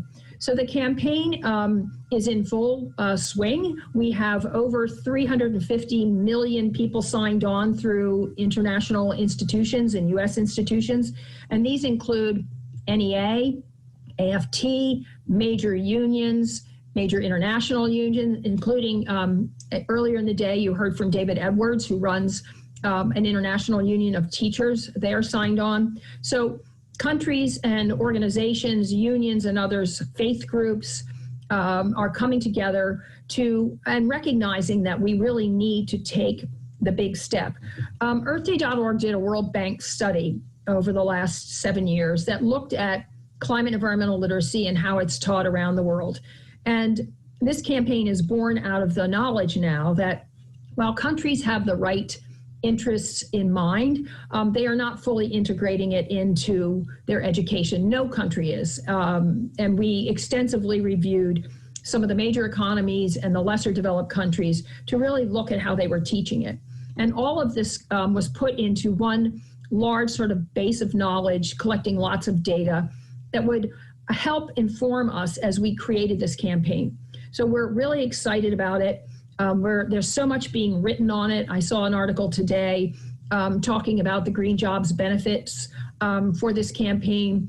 Many of the former secretaries of education, ministers of education are all weighing in on this subject. And certainly in the United States, as soon to be President Biden, or now President Biden, will incorporate this, we hope, into the commitment that the U.S. is making as we beg the rest of the world to get back into the climate agreement. So we're really hoping it will show up there, as well as through the agencies in the U.S. and abroad. And again, our countries include a wide variety of very developed countries and lesser developed countries, all of whom really hope that if they educate their public and educate their K through 12 students, put research and development dollars into their universities and build green jobs, that they will own a piece of the green economy. Because for us, the last thing we want is for a handful of tech companies to own the green economy when we know energy is decentralized and these jobs are critically important to all of us as we move forward into what we think will be an explosive, green and sustainable economic future. Well, So Kathleen, that is, yeah, sorry. This exciting campaign, lots of people are watching right now from all over the planet and all over our country. And I'm guessing they're thinking, okay, this is something I, or maybe my classroom, or maybe my workplace, or my business wants to be a part of. What are the elements where they could contribute so that at the Glasgow Conference of Parties, there's really a global agreement that then we all pick up and know that we're all responsible. Campaigns can win language, but then how can our viewers kind of harness themselves and participate in this campaign? Well, there are a couple of ways. First of all, to the extent you're part of an organization, your organization can sign on to this. And once they do, you can do it through our website, earthday.org, and under climate literacy, along with close to 400 organizations that have already signed on and millions of individuals. If you're an individual, there's also an opportunity for you to sign on and be part of a global network of teachers that are pushing this, whether it's inside your school or with your local school district, or moving up the ladder to your environmental or education ministers. One of the interesting things about the campaign is that the way countries divide who's in charge of what. So on the Paris Climate Agreement, it's the environmental minister and the internal or foreign affairs, or the foreign affairs office. And so the Department of Education is sometimes left out of that equation. So for example, in Italy, one of our first signatories, and they came out in favor of this 2 years ago at the last conference of the party in Madrid, along with Mexico and the organizations that run the Paris Agreement. But what we found is that a lot of countries were interested in teaching climate and environmental literacy through their civics department or history departments, which was really interesting. So Italy actually adopted an entire program to teach climate and environmental literacy through their civic department, and other countries are coming forward. So teachers or organizations that sign on can contact everything all the way up the chain of command when it comes to education, and then reach out to the environmental ministers, which often have an education department within them, or their state departments or foreign affairs offices, because all of these people are slowly but surely becoming engaged. And if you are able to do any of this, we'd love to work with you. And other groups that are part of our network would be really helpful to you, I'm sure, because there's going to be a giant push between now and the next Conference of the Parties. And I think, as I mentioned earlier, there is a pre-conference in Milan. And so that will happen a month before the event. And we hope to have at least 1,000 teachers and students attending that event to help us push through the last step before we end up in Paris. And then, of course, the hard work begins to get every country to work on it internally and really integrate this, crosswalk it through every subject, and treat it the way we did science and technology when the technology wars erupted many years ago, with the long-term goal of having every country own their own green economy and not have it be part of some global set of corporations that own our green future. And so at the heart of this is a fully engaged citizenry, owning the means of production when it comes to energy, which is perfectly doable, and also to chart their own green future and allow them to reach their climate commitments. So it's a long, involved process, but as you know, all of the teachers who are listening to this and other people, at the heart of everything we do is education. Well, this broader concept, which is literacy at the core of people being able to then be informed and then as informed citizens to act, we think about it in terms of financial literacy. We think about it in terms of safety. We're now being aware that we have to be pandemic prepared and be really civic minded and literate. So it is exciting for me, trained as a high school social studies teacher and person who thinks about how do we make it real, these visions. It sounds like you've thought through, and 51 years of Earth Day, now Earth Day. Well, I haven't been around that long, but well, no, but we all have remembered, and you were there in the beginning and kicked this up and kept it up with a lot of other people from around the world. But we are now at a moment where the pandemic has given us both pause and a warning. The economic dislocation has reminded us, if we needed it, that all of us are interconnected, and we have the idea of sort of governance by goal, where we know we have to reach these objectives in climate, in greenhouse gas emission, and in changing the trajectory of warming. And if every citizen is literate, they can be a participant, not just in knowing, oh my gosh, there's the danger, but in finding and being part of the solution. So Kathleen, thank you so much for creating. Thank you so much for having me. I really admire what you've accomplished here today. It's really terrific. Great, thank you so much. You're giving people a place so they can make a difference, and that's what people want to do with their lives. And thank you for making a big difference with all of your life. And see you again soon. I Bye hope now. so. Take care. Thanks, Mark. Thank you again to all who've joined us here today for International Day of Education 2021. Global Minnesota has been honored to partner with UNESCO to be part of a whole entire globe of observances and symposium and seminars and all kinds of things that have happened everywhere on the planet. We've been blessed with many different perspectives. We've looked at education very broadly, of all ages and different ways of it, but we've been able to do this in a way to take us back to that original theme that UNESCO, the global sponsor, created for this year. Recover and revitalize education for the COVID-19 generation. Recover, we know we have to address the dislocation. We need to be putting our resources and getting past the current barriers and all the obstacles so that our young and old and all involved are able to continue and move ahead. We know education is at the core, whether it's democracy or job skills. And revitalize. We've been reminded many times throughout the day that the old normal wasn't so great, especially around disparities, especially around the kind of opportunities denied to some but available to others. But we've come to a place now of some new information, but some inspiring stories and some little insights into creativity, into courage, into some of the new ways where technology can help us bring the digital and the personal and the physical together. We've also been challenged to think long and hard about what does it really mean to build back better? What kind of a future do we want to create? We'll all be part of that process, but how will we be together, working together on that? We've been able to do this today for the whole planet, and we've been able to do it free of charge because we've had great support from individuals and from sponsors and from our corporate members of Global Minnesota.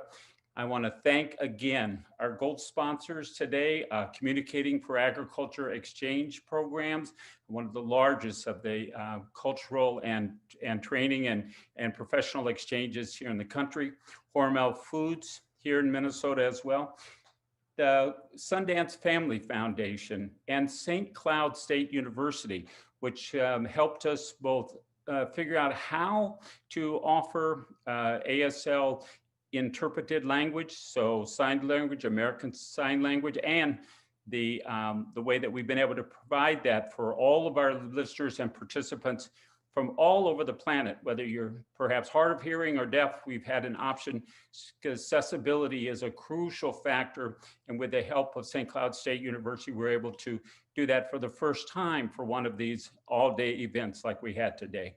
Our silver sponsors, super important for us. Highway Credit Union and Atomic Data, two of the most dynamic of our local companies that really are crucial community supporters. Some of our larger corporate members, their annual membership and support is part of making it possible to do these events. Carlson Family Foundation, Delta Airlines, Cargill, Medtronic Company, and United Health Group. But it's the individual members. Those are the annual supporters. They're the ones who make our programming, hundreds of things that we do each year, really possible on an ongoing basis.